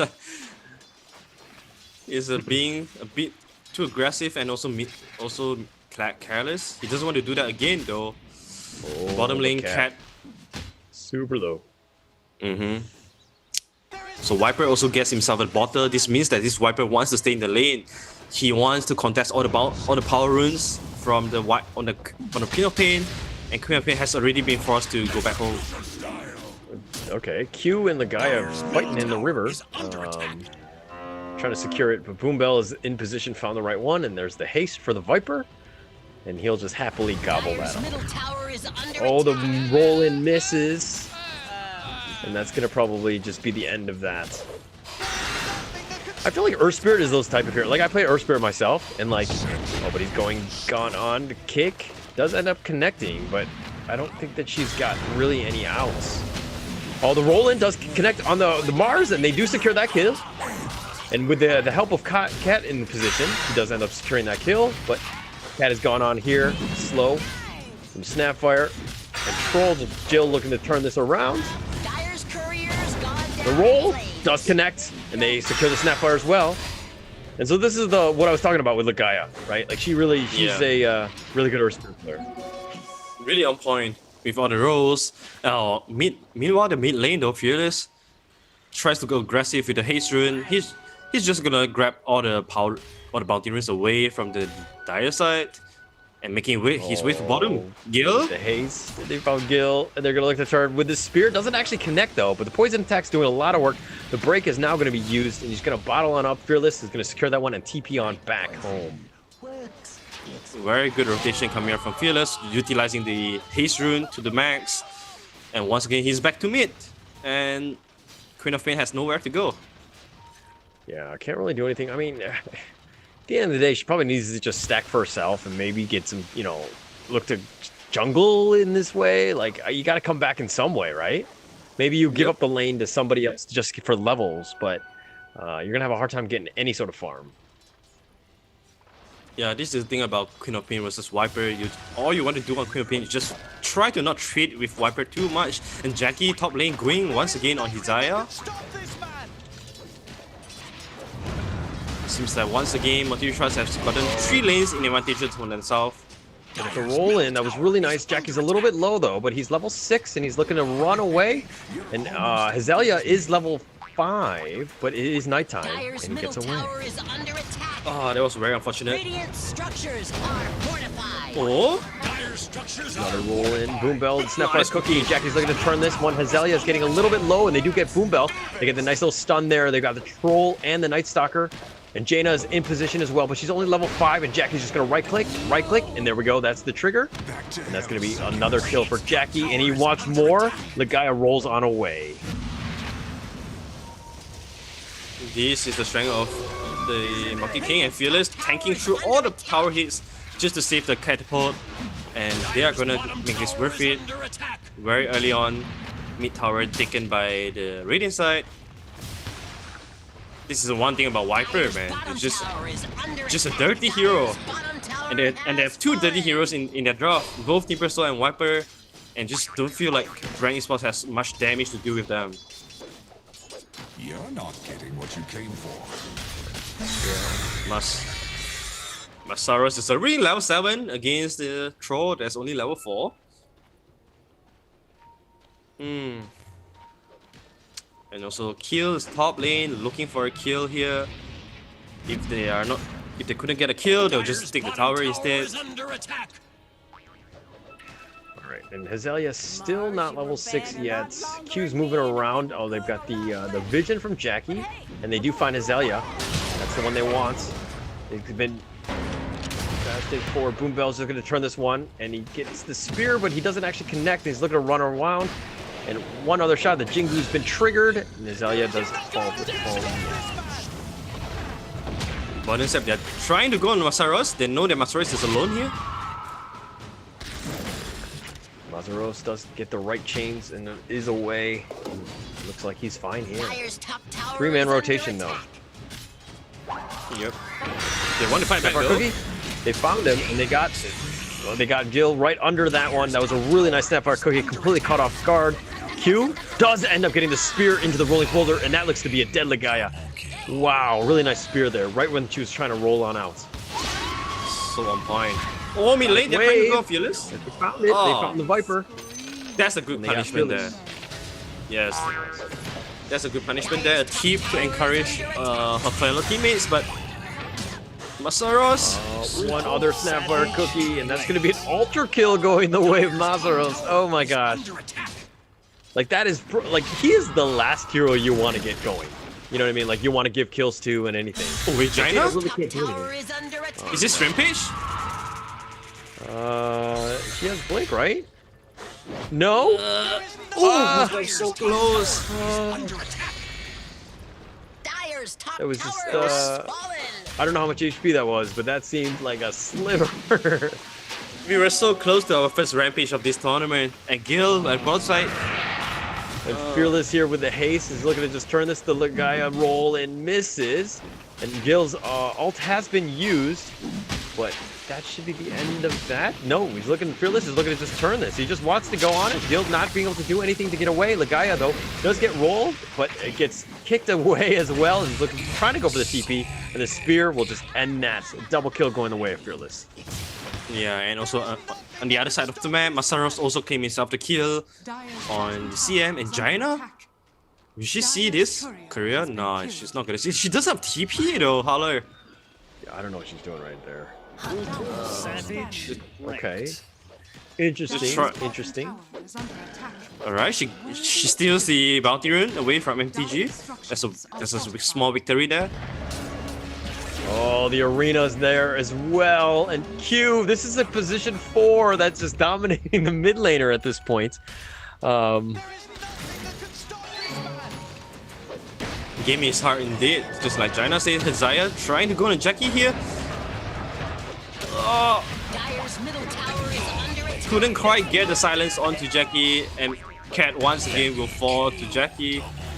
She's only level 5 though, so yeah, looks like she's gonna die as well. Jackie just kind of balling on these guys in terms of, you know, the fact that she was only a level 5 CN though. Dire's top tower is under attack. You know the game is good for the Radiant side when you see the post 4 has higher net worth. Dire's middle tower and then they troll. Oh no. Yeah. Playing really well. Playing really, really well. It's going to be hard to kind of come back from this game. The guy running for her life. She's level 5, though. Really not much going on in terms of... Like, how do you come back in this game? What do you do? I mean, at one point, Motivate Trust is going to make mistakes, right? Because they're in such a big lead. They are going to overextend at once at some point of the time. You just have to capitalize on those mistakes and try to come back from that. Because every single game, every single kill that you get now is gonna be with a lot of bounties. I think mid lane there should be a fight going on there, but you just look at Jackie then. Like Monkey King use Scepter. I have not seen a Monkey King use Scepter ever before. Yeah. So yeah, I don't think I've ever interested seen that either. Yeah, I'm sure to see how this will work out. Maybe you use the guy and then you Wukongs and you stun the guy. Sounds like a good combo, right? Yeah, I mean the Night Sucker jumps on you, the CM ults, you know, the Earth Spirit jumps on you. Maybe like you have outs, I guess. And that's I mean, I don't know, definitely not conventional. Oh, but Mortimer Kisses here, just kind of raining parade on Cat. Who's gonna die here? Mwah!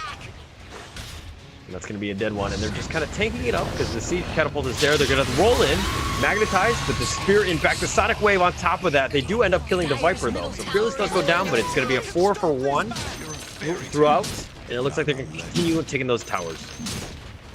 Yeah, at least they get Fearless as the consolation prize, but it seems like Masara's gonna tank all the tower damage, and they are just gonna utilize this catapult to take down this tier 3 tower. 15 minutes in. Really nothing much Brand can do here because their heroes need a lot to come online. They need a lot of resources. Tro is a pretty greedy hero as well. And Jackie is already chasing down the... And there we go. That's right, there goes the combo. There goes the combo. Wukong's command, Boundless Strike as well. Jill's just trying to get out of that zone. And okay, he's looking at TP now. He should be fine. Oh, but the Viper's here? Okay, not enough damage. Oh, they did kill the Snapfire. Okay, and the Spear Arena combination, and the CM just slowly gets whittled and gets killed, and this is a position for Q, just dominating everybody. The Timber Chain, Hazelia getting a little low, and the Chakram is going to end up killing the Batman there. Jill looking to turn this, and that should be the end of that. No? Okay, they're going to push the lane. Man, Masara is so good with Timbersaw. Like, you can really tell that he's really comfortable. It just feels like the spell usage and the Timber Chain usage as well. It just seems like he knows where the trees are. Oh, the Freezing Field now being used. The Spear is going to end that one. Just really not enough magic damage to kind of burst down that Timber. And it looks like they're going to look to turn this around. The roll in, the Magnetize is going to be there. Jill, they're looking to focus. Fearless, the Snapfire Cookie backs him up a little bit. Legaia does go down, and they've got Snapfire, or they're going to. There we go, the Snapfire as well. And they want more. Hazelia has turned into Batman, but no, Mazaras is like, let's go. And he turns it around, and he's like, no, we're going to back up. Timber Chain's away, he gets frostbitten. Jackie's now here. The Boundless Strike is only going to hit on creeps. And they're going to look to go forwards, Jackie. They've got the double kill already, and Hazelia goes down as well. And godlike for Mazaras. Very well played by Motivate Trust. One thing I would like to see Motivate Trust do better is that handing the Ironwood branch to Masaros so we can see more of the show off coming from Masaros, and a little bit of fooling around. They know that they are in a very good position to do this thing. 17 So he had in 15 minutes time. Yeah, and Jackie had the Ironwood branch. He made the GG the branch. He jumped on it because he was gonna jump off of it, and then Timber Chains the tree and stunning his own teammate. So yeah, when you have friends like that, who needs enemies, right? So the guy getting killed here, just trying to create a little bit of space. Stalker. Oh, the Arena, Hazelia Arena, and that's going to be a dead Hazelia. Godlike going the way of Jackie. They're going to continue to push, and this is actually like the one weakness that the team might have, the Radiant that is that they're really not good at taking objectives. Wukong's command is going to lock in Cat, doesn't have anywhere to go. Jaina just walks on out of there, and trying to just continue to push.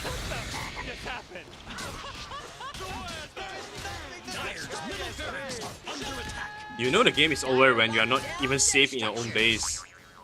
Like Motivate Crash is just running around finding kills, sitting in Brand's base. This is a very tough game. And Trovo, like, we haven't talked about him too much, but it seems like every time he goes to lane, he just gets chased down by Jackie. So no mercy from MTG at all. But Hazelia's only level 8, trying to go up on against the level 14 Jackie. You're going to have a rough time. And Mazaros is there just killing Jaina on the back end. Spear as well. Hazelia just getting locked into that tree. He's kind of... And the Boundless Strike will just end that.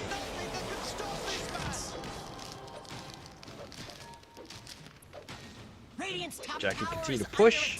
If anything, you really need the creeps to make sure that you're doing as much tower damage or Rax damage, objective-based damage as possible, because your team's not the best at that. Yeah, exactly. The cannibal is still alive though. Since 15 minutes, so very good job of MTG keeping the car alive so that they could finally take down this pile of Rax. The only reason that it's so hard for them is because this is way too early for the Rax to be down. Yeah. That's why it feels like a bit slow. I mean, it's only 17 minutes, right? Yeah. But it's 34-11 in the 20k net worth lead. Look at Mazaros. Like, literally just standing in the back. The Boundless Strike catches onto 2, but Hazelia uses this, the silence. And that should be the end of it. Legaia does go in, gets the Magnetize off with the Arena, and it looks like he's stuck in there. And Hazelia also as well will fall. And that's going to be another double kill going the way of Mazaros. Just no mercy shown by MTG. Every single time Brand tries to fight back, there's just no chance from Brand because they're just way too behind to make anything happen. Monkey has already gotten the Radiance. I mean, you just gotta slowly whittle down these objectives, right? But Brand, I like the fact that there's, they're fighting spirit still there. They're still sticking in this game, trying to do what they can. But yep. Oh, but Jaina's looking to turn this. They got the Snapfire Cookie as well. The Boundless Strike onto 2, and Jaina just gets disintegrated here. Legaia gets Yules up forward one other time, and he's stuck in Wukong's command and gets killed.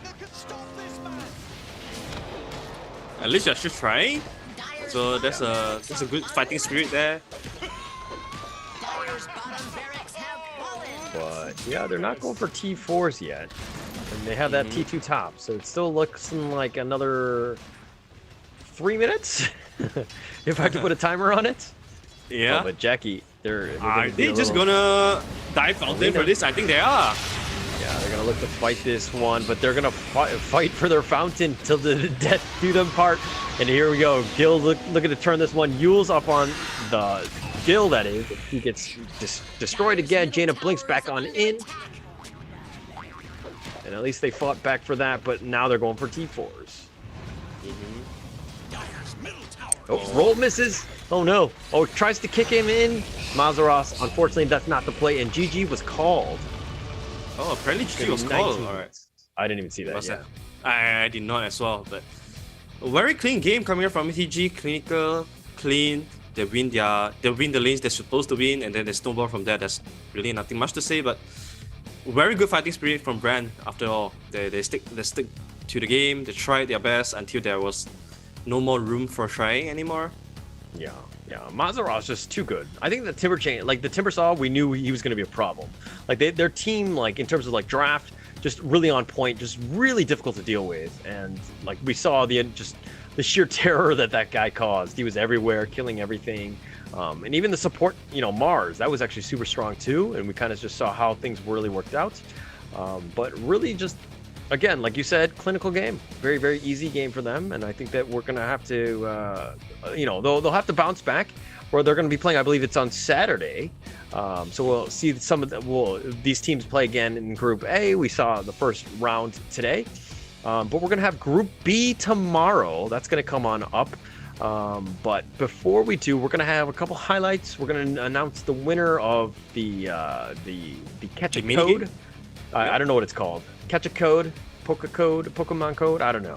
We'll figure out something. We'll trademark something, but we're going to have that one in. But after what you saw today, okay, so this is the highlight here. This is in the top lane. Hazelia gets gone on here, and the CM is just running for her life. level 5, and again, just Mazaros here, and then it's too easy for Jackie. I don't know if you saw that. It was really quick on the right. I did. I did. So here's going to be the winner of that one. It's going to be none other than Emmanuel Moretz Luna and Sean Gabriel Villanueva. We'll reach out to you. We will find you, and we will not kill you. We will not like Liam Nielsen. We will just get you that prize from Dota 2. So we'll figure that out. We'll definitely contact you very, very soon. But before we go into the next game, let's go into the next part of the show, so to speak. Let's give another quick shout out to give us a like, subscribe on Facebook, on YouTube, on Top Clans. And again, where can they find you on social media, Arthur, for all of your insights? Yeah, I do a lot of streams. I do a lot of streams on Facebook, so if you guys are interested, look for me at Leon Arthur Dota. You'll be able to find me, and Howler, you can find him on Howler TV. He does a lot of contents on his YouTube as well, so make sure you check it out. And here we are looking at the standings, and MG Trust already leading the group stage with 3 points. Yeah, I mean, you got the win right there, right? So the other one was a tie, so 1-1 for them. And so unfortunately, Brent is on the bottom right now, but still has time to come back into it. They just need to be just get their show. But we're going to see them probably Saturday. All of these teams again. So if you're big fans of any of these teams, we make it very easy for you to watch them and to see how they're doing. But yeah. Okay, so we'll go into that. All right, and then yep.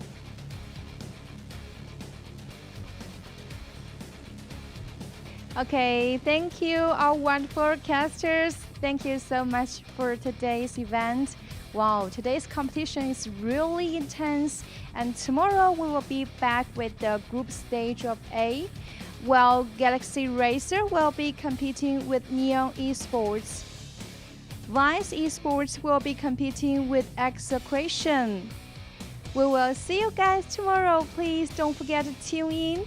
At the end, we also want to thank all of our supporters and partners: EGG Network, AIS Play, Kumu, Lazada, Leather Life, Likey, Nemo TV, Twitch, TikTok, and for all the local production supported by InfoFed, Asian Galaxy, for network supported by UU Game Booster.